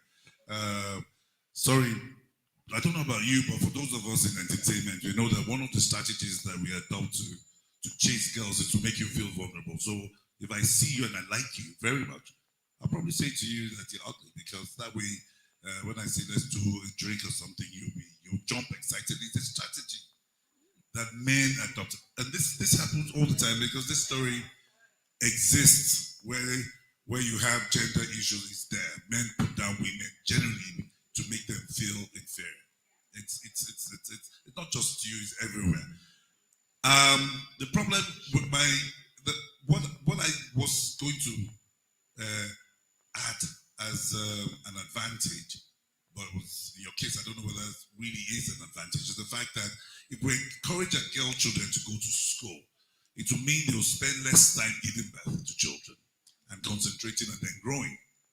But, well, in your case, not really a disadvantage, because I heard the word husband somewhere. But unfortunately, a lot of our mothers are also complicit in this, because they want their children out of home.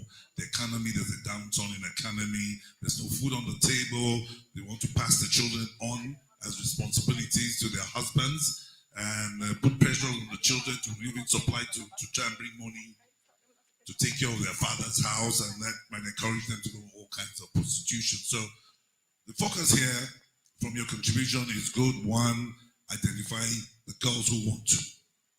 One, not all girls will go the entire hop. So we're looking for the girls who will. One, in spite of the restrictions, we're looking for the environment, the male involvement. In your case, it was your father, but it could be community leaders, it could be church, religious leaders, it could be anybody within this equation here that will encourage the girl child to further up, to build capacity and grow. And then the third thing I noticed was your focus is on ICT. The focus post-COVID all over the world is ICT, you know. And I know that in Ghana, for instance, they start off very early with their children from 5. They're exposed to ICT.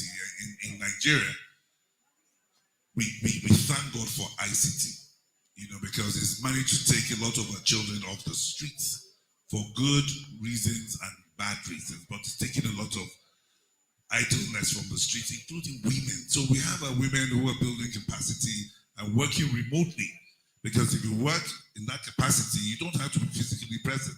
You can actually work from home and achieve all you have to do. So yeah, so we managed to in a nutshell, we have Doc here identifying a need amongst African women in the diaspora, who he's encouraging us to please carry along in our developmental processes. We have Professor here, who has some templates involving men and boys. Because I don't know who it was. Somewhere yesterday we had this conversation that there's a lot of emphasis on the development of the male child, on the female child, that the male child is beginning to lose out of the equation. And if we don't capacity build the male child, they will pull the female child down. At the end of the day, almost every woman wants a man somehow, and then like those misconceptions that exist where men will look for vulnerable positions. Women also are perpetrators. They say things like, "What are you pursuing education for? Go and get married now. Go to your husband's house." So the same pressure, the same girl child is under pressure from the men and the women. So it's important for us to identify the women who really want to. Well, I don't know, Doc.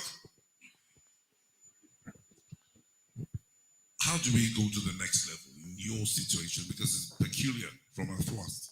Well, at home, a lot of our young women, specifically the African immigrant women, are moving into the physical sciences and engineering and computer science areas. One of my responsibilities is to continue to support them and make sure that they have access to the resources they need, and oftentimes the financial resources along with other material resources. But the real challenge facing a lot of the women is not really their academics, because academically they're doing exceptionally well. The challenge is that the social structures and some of their values or traditions that they've come with in some ways kind of hamper them because they can't excel at the level that they need to.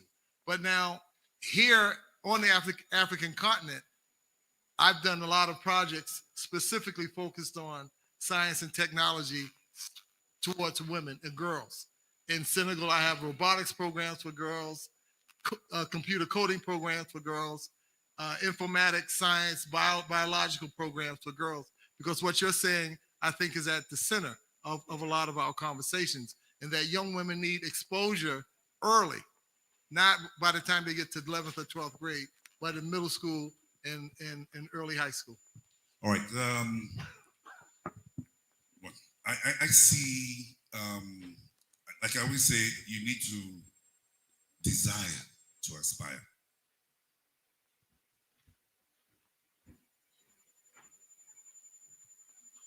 So let me use Fred here because he's identifiable. Fred is presently running an online course. And the only reason why he will run out of the wall when the time is up is because he's disciplined enough to want to acquire knowledge. So the argument here is we can encourage our women and empower them by providing such opportunities for women online, perhaps free courses. And there are lots of free courses I know that are online in almost every professional progress. So women are natural leaders who just need to be spoken to, and then we identify the ones who want to, and they're prepared to run with the sacrifices and limitations to achieve in spite of the men, in spite of the society, in spite of the lack of funding. And then we should also encourage women to continue with the mentorship, because that's where it is. I mean, that's my fear. A lot of women have domestic assistants at home, and they don't treat them, especially the female domestic aides, as human beings. They deprive them from education. Women are harder on women when it comes to that because it is easier. I know how many of us have grown women, let me say the girl children, who we don't even know, because we just feel that there's something they're lacking. And after this service with us, their future should be better than now.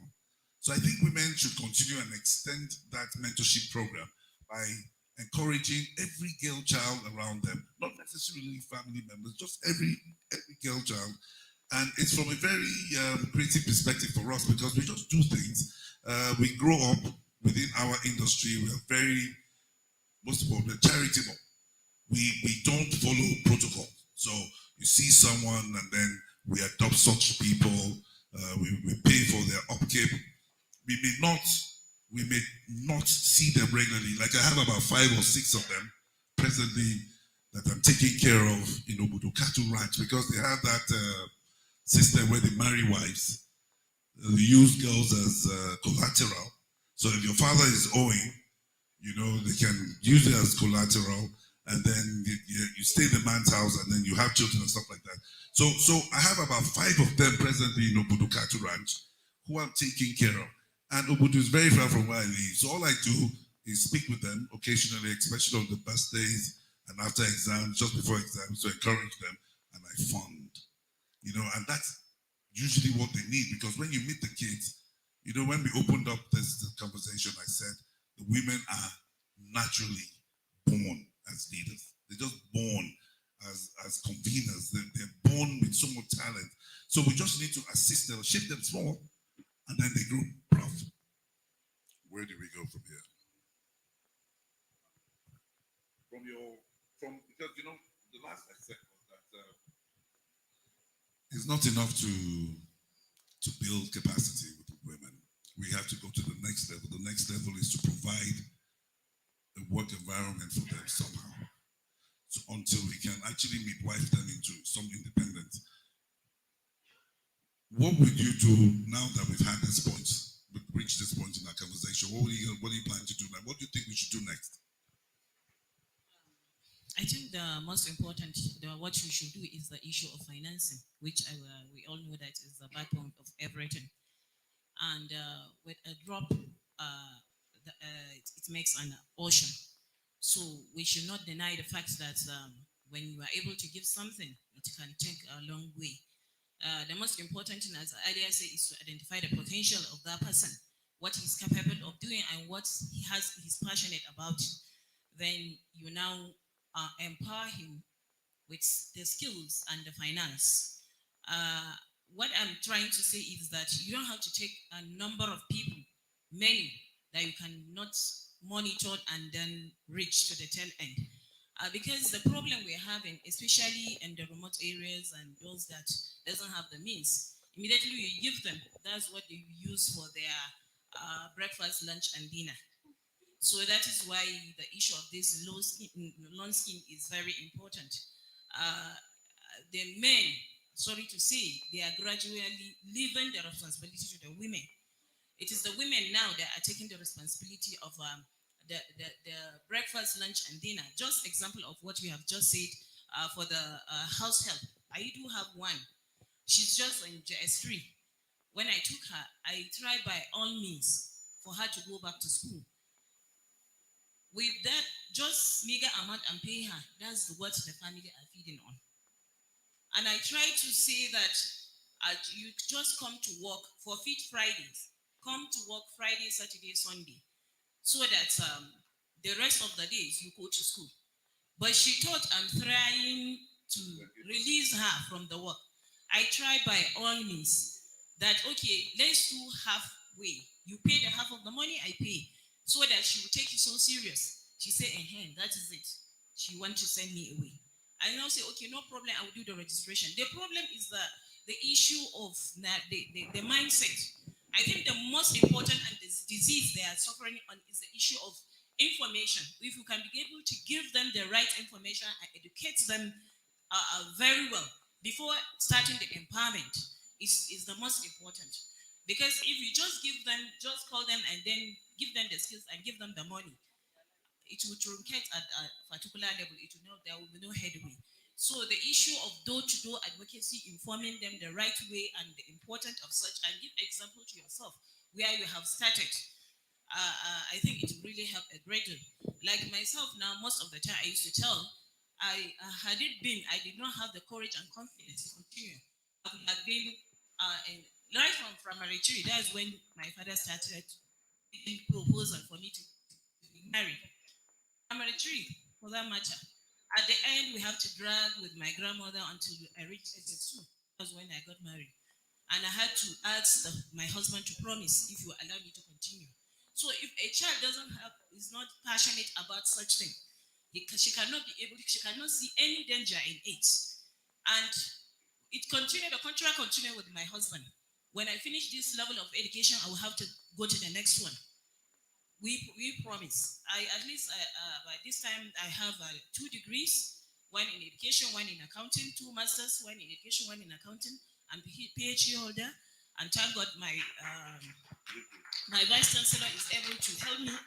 I'm now really associate professor, though I don't really want to put it until the council approve, but he has congratulated me for that. In the next 2 years, I will become a professor.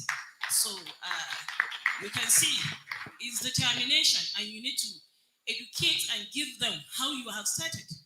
And just not to make the thing to stop.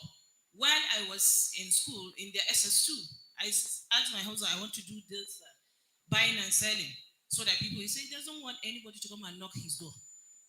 I really want that education not to stop.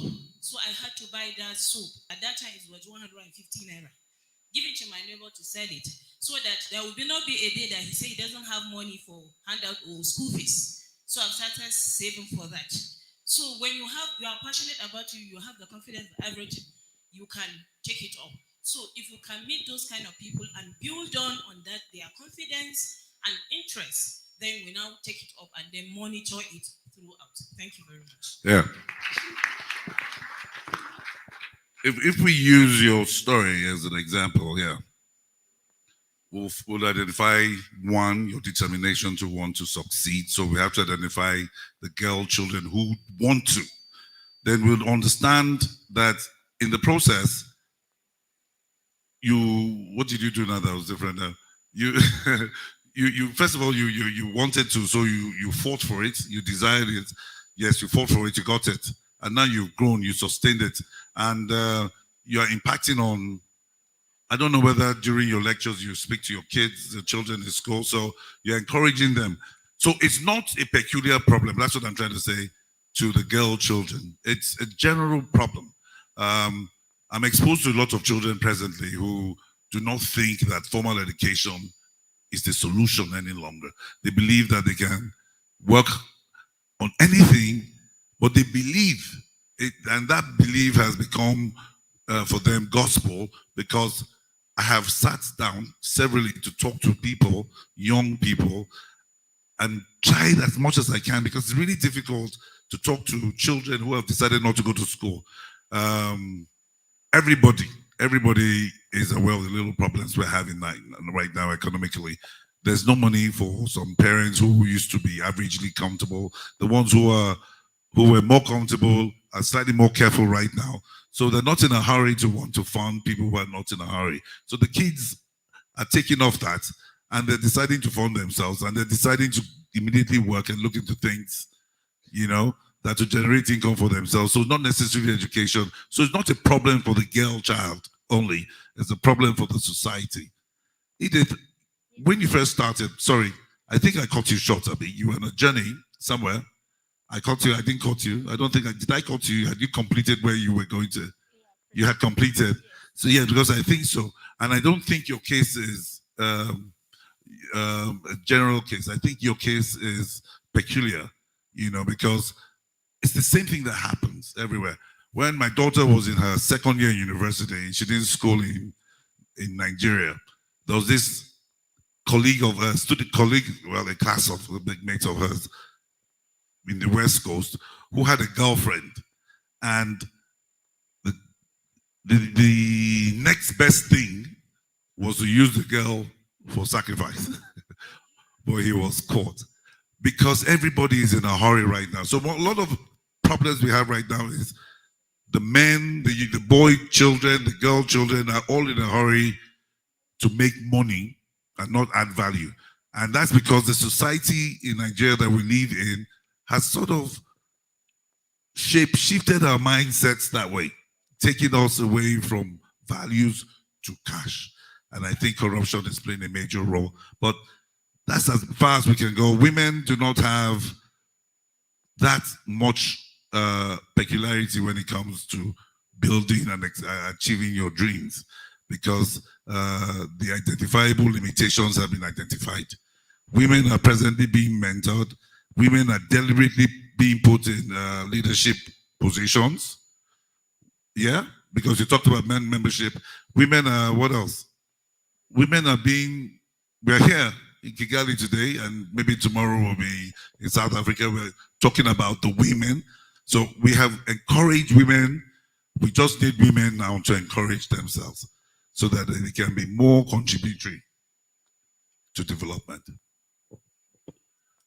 No, she is. Yeah, her closing remarks. Yeah. Yeah.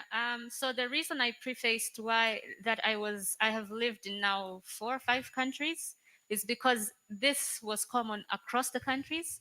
And for my closing remark, I would like to change the narrative about mentoring. I think for a lot of times when I've approached someone as a mentor, they've looked at my background. Oh, but you're in STEM and I'm a business person. How can I possibly be a mentor to you? And what I'd like to change about that narrative is that we as women wear many hats. We are mothers, we are sisters, we're caretakers, we own businesses, we farm, we go to school. There is always something in your experience that I can learn from. Like right now, yes, I am in academia, but I have 2 small children. I'm trying to balance, like right now, I'm here in this panel, I'm thinking about my children who just came home from school. So there is something in your experience, you who is ahead of me, who have parented children successfully through the young years, through the teenage years, there's something in your experience that can make my journey easier. And mentoring doesn't have to start when I already know what I want. Mentoring, I believe, actually starts when the child can't even talk. Just by seeing what you're doing every single day and explaining that, yes, I go to advocate for these women who don't have anything because this is how society develops. It develops from the bottom up, it's not top down. So if you're volunteering or mentoring someone, let your children know, let your cousins know, let your sisters know, and explain why, because that's how we start to understand what we can be in society. Yeah. So that's my closing remark. All right, so I think from all of us here, I think we've managed to exhaust our contributions, and we'll take about 4 or 5, if any. Kepi, I'd have to come in there. Yeah. Yes, I see a lot of hands, but this is something I need to explain. Unfortunately, this throughout this conference, as sessions are going on, they're also on the online platform, and people are also participating and asking questions, from online platforms. We have a challenge at the moment with the hall. And that's because I think because we indicated that we would use an outside venue for our event in the morning, which is somewhere in the garden, they rented out the space for a meeting tomorrow. And they've been magnanimous enough to give us, like it's almost 2 hours now, or an hour more, which we have taken and spent. So I want to apologize for those who have questions to ask, but please do submit the questions, because Fumi would take them, and panelists are here. I don't know whether they're contributions or, and panelists are still here. They'll spend the next 30 minutes while we're trying, so that we can have that interactive session. But for those who are also online that have questions that we have not been, just leave them on there, and the resource persons also will come. No, they don't. Okay, so thank you very much. Please give them a big round of applause. And as usual, as I'm taking the remaining closing announcements, they would like to do a group photograph with, please, Your Excellencies, please, if you can join them. Jumai, conveners, please join the panel. I feel like Senator Binta. Please, whispering, do we have to go out for this photo again, right? Yes, ma'am. Please, let's just do the photographs. Obliges. Prof, sir. Please. And while that is going on, I want to quickly say, if you picked up a T-shirt outside before now, and you were not able to pay because there was no change, I know you wanted to pay, but they couldn't give you change, and so you said you will come back and do the payment. Please go take care of that. For those of us who've already collected our T-shirts, bought T-shirts, but we have not paid for them, please go and sort that out with the vendor outside.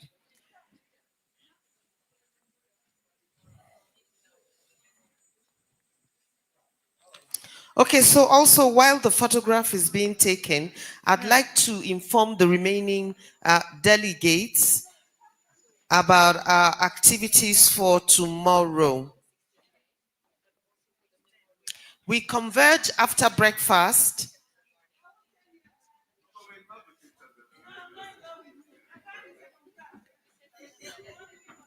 Can we take this photograph like really quietly?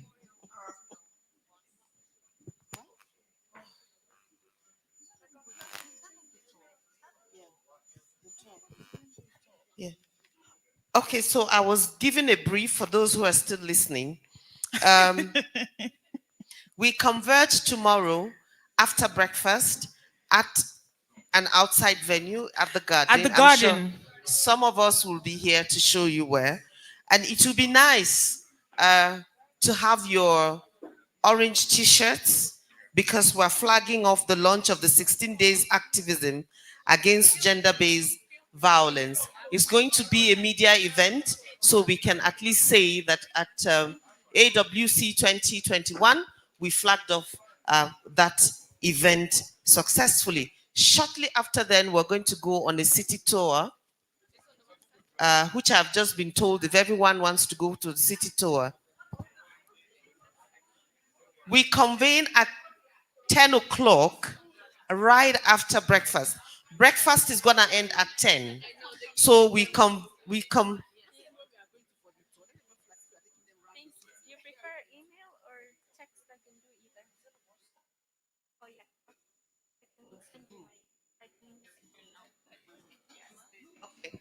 All right, so it's going to be like a mini media event. At that event tomorrow, we will get to hear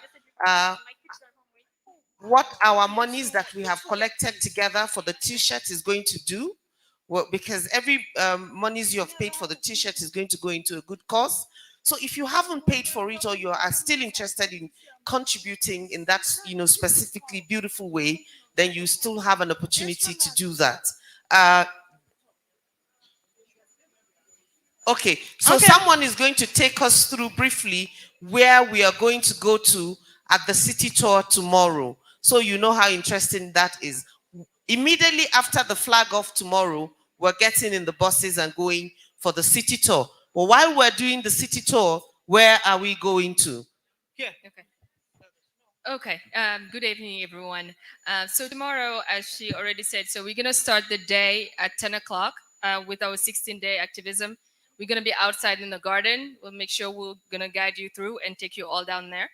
And right after that, we're gonna go to the Genocide Memorial tomorrow, which is really an important piece. You come to Rwanda, you must go to the Genocide Memorial. So we'll be there probably for a good 2 hours, it could be. And then we will get the bus and get a tour of Kigali City, so you get to see it. And then we will come back so you all can be ready for the gala night tomorrow. So thank you. Thank you. Tomorrow is our gala night. Tomorrow is we'll come back here and have yes. Let her tell and us. tomorrow is our gala night, so we can all come out pretty to do it. There's Ready to also dance, a dance. request. Hello. Hello. There's also a request from our program photographers who feel like after a wonderful opening group photograph, we should do a close group photograph. And which means everybody will walk up onto the stage and they're going to be very quick with this. Everyone on stage, just no seats, no arrangement like that. Some in front, so you might want to advance as we're doing it so we can do that. But just before that photograph,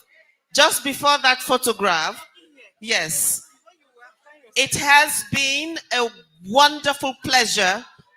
Rita and I are most appreciative of your participation, your patience.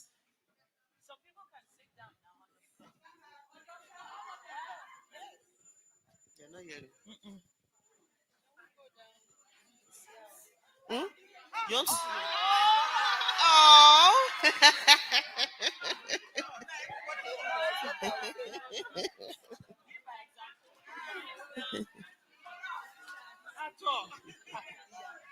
Please join the photograph.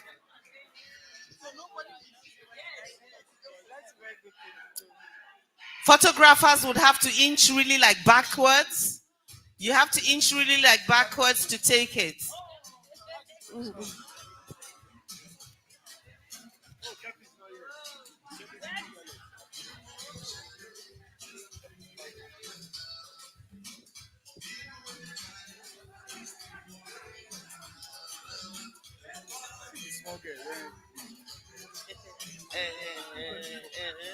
Of course not.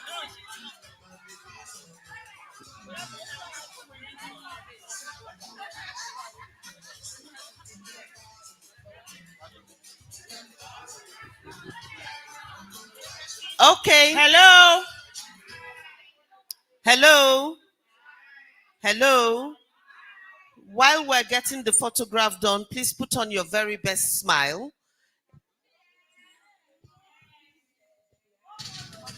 Let us know when you're done.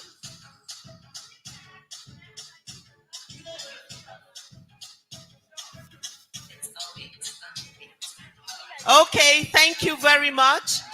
One last message. Wait.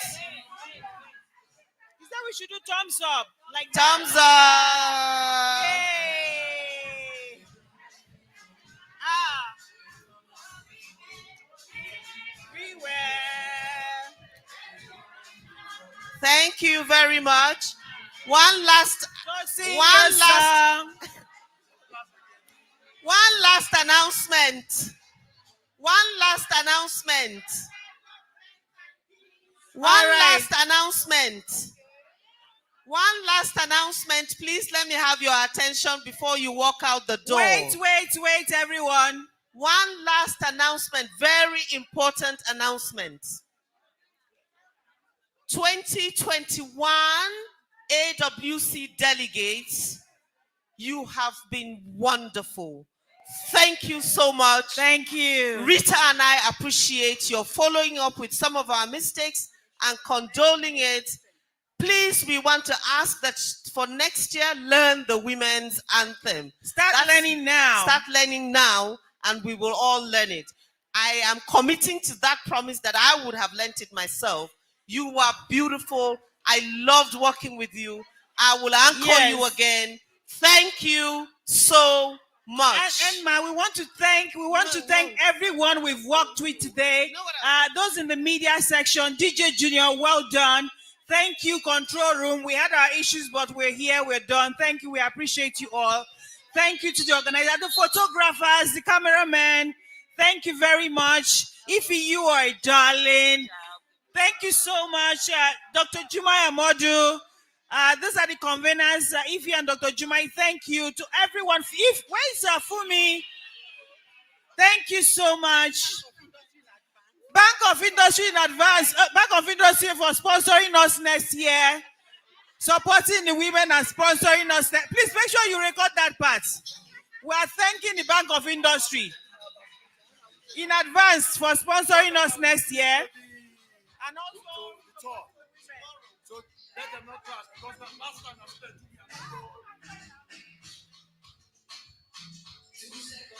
Those